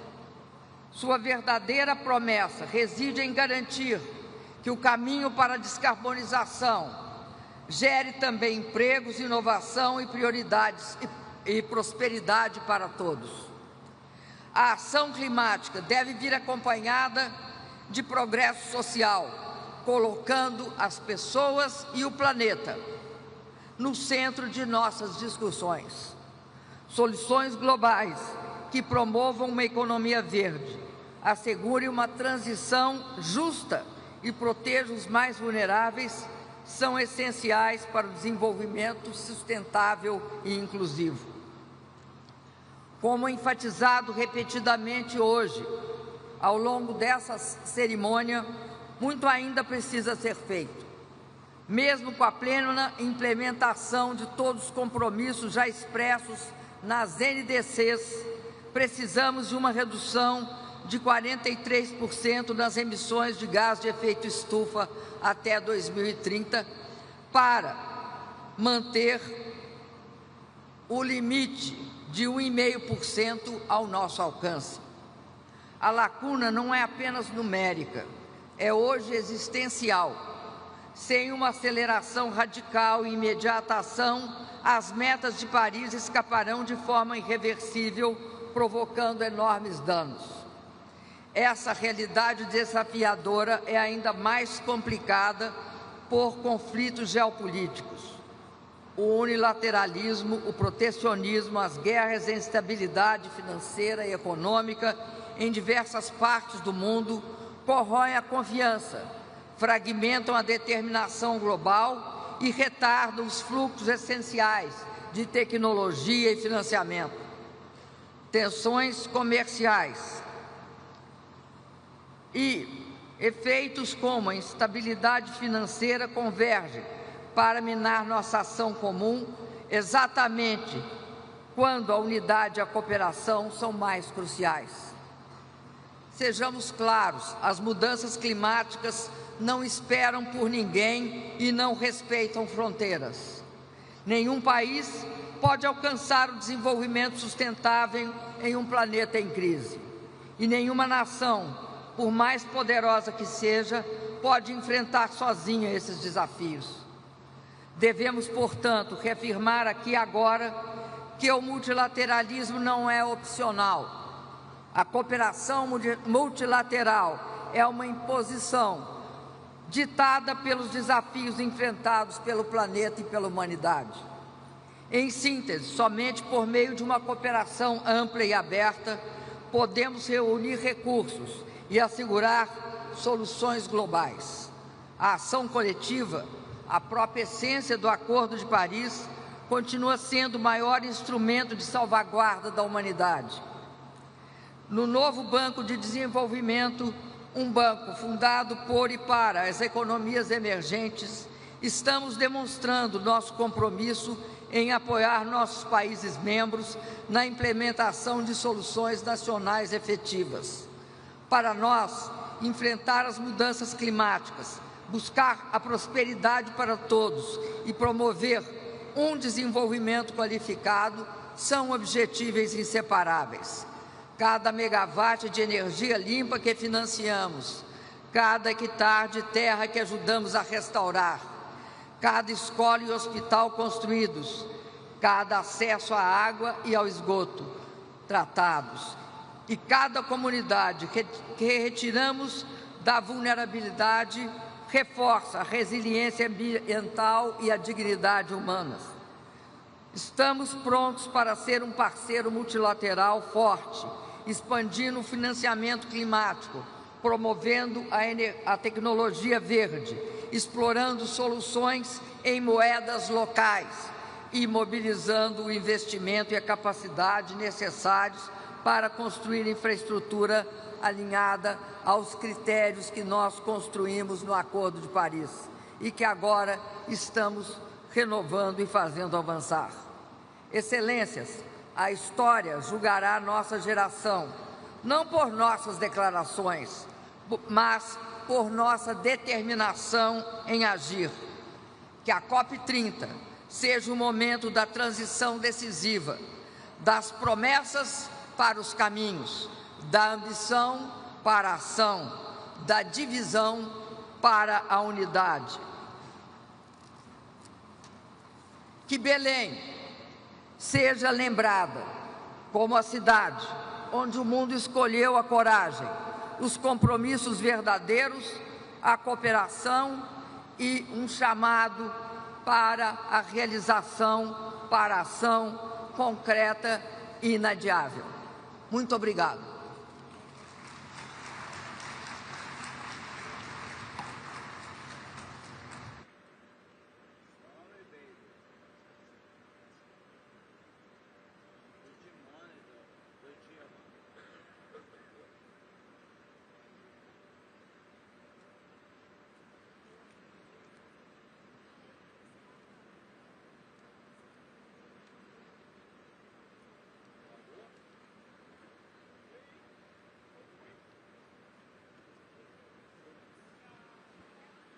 Levar o microfone, será? Ou ele vai subir lá no público?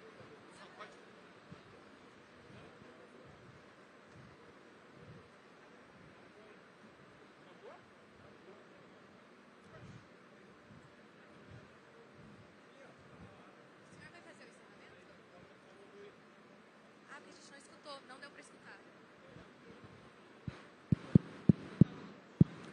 Sorry for those who were listening. I was just announcing that the session is over for today and it will be resumed tomorrow at 10:30. Thank you.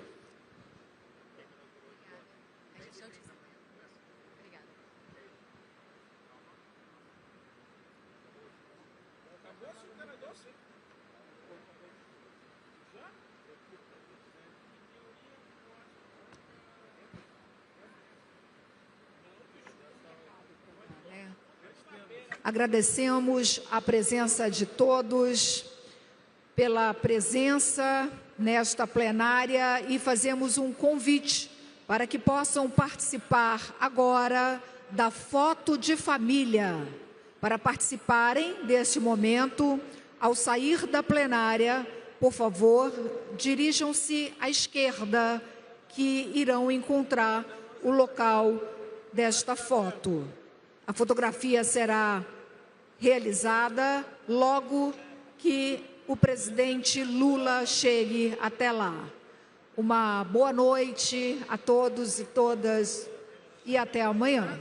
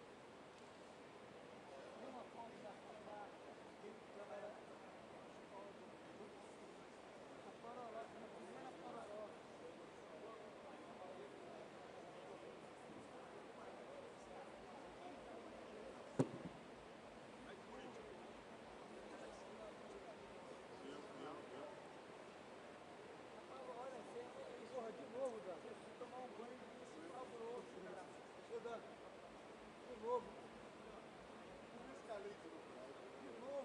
Eu quero derrubar 3 vezes a noite.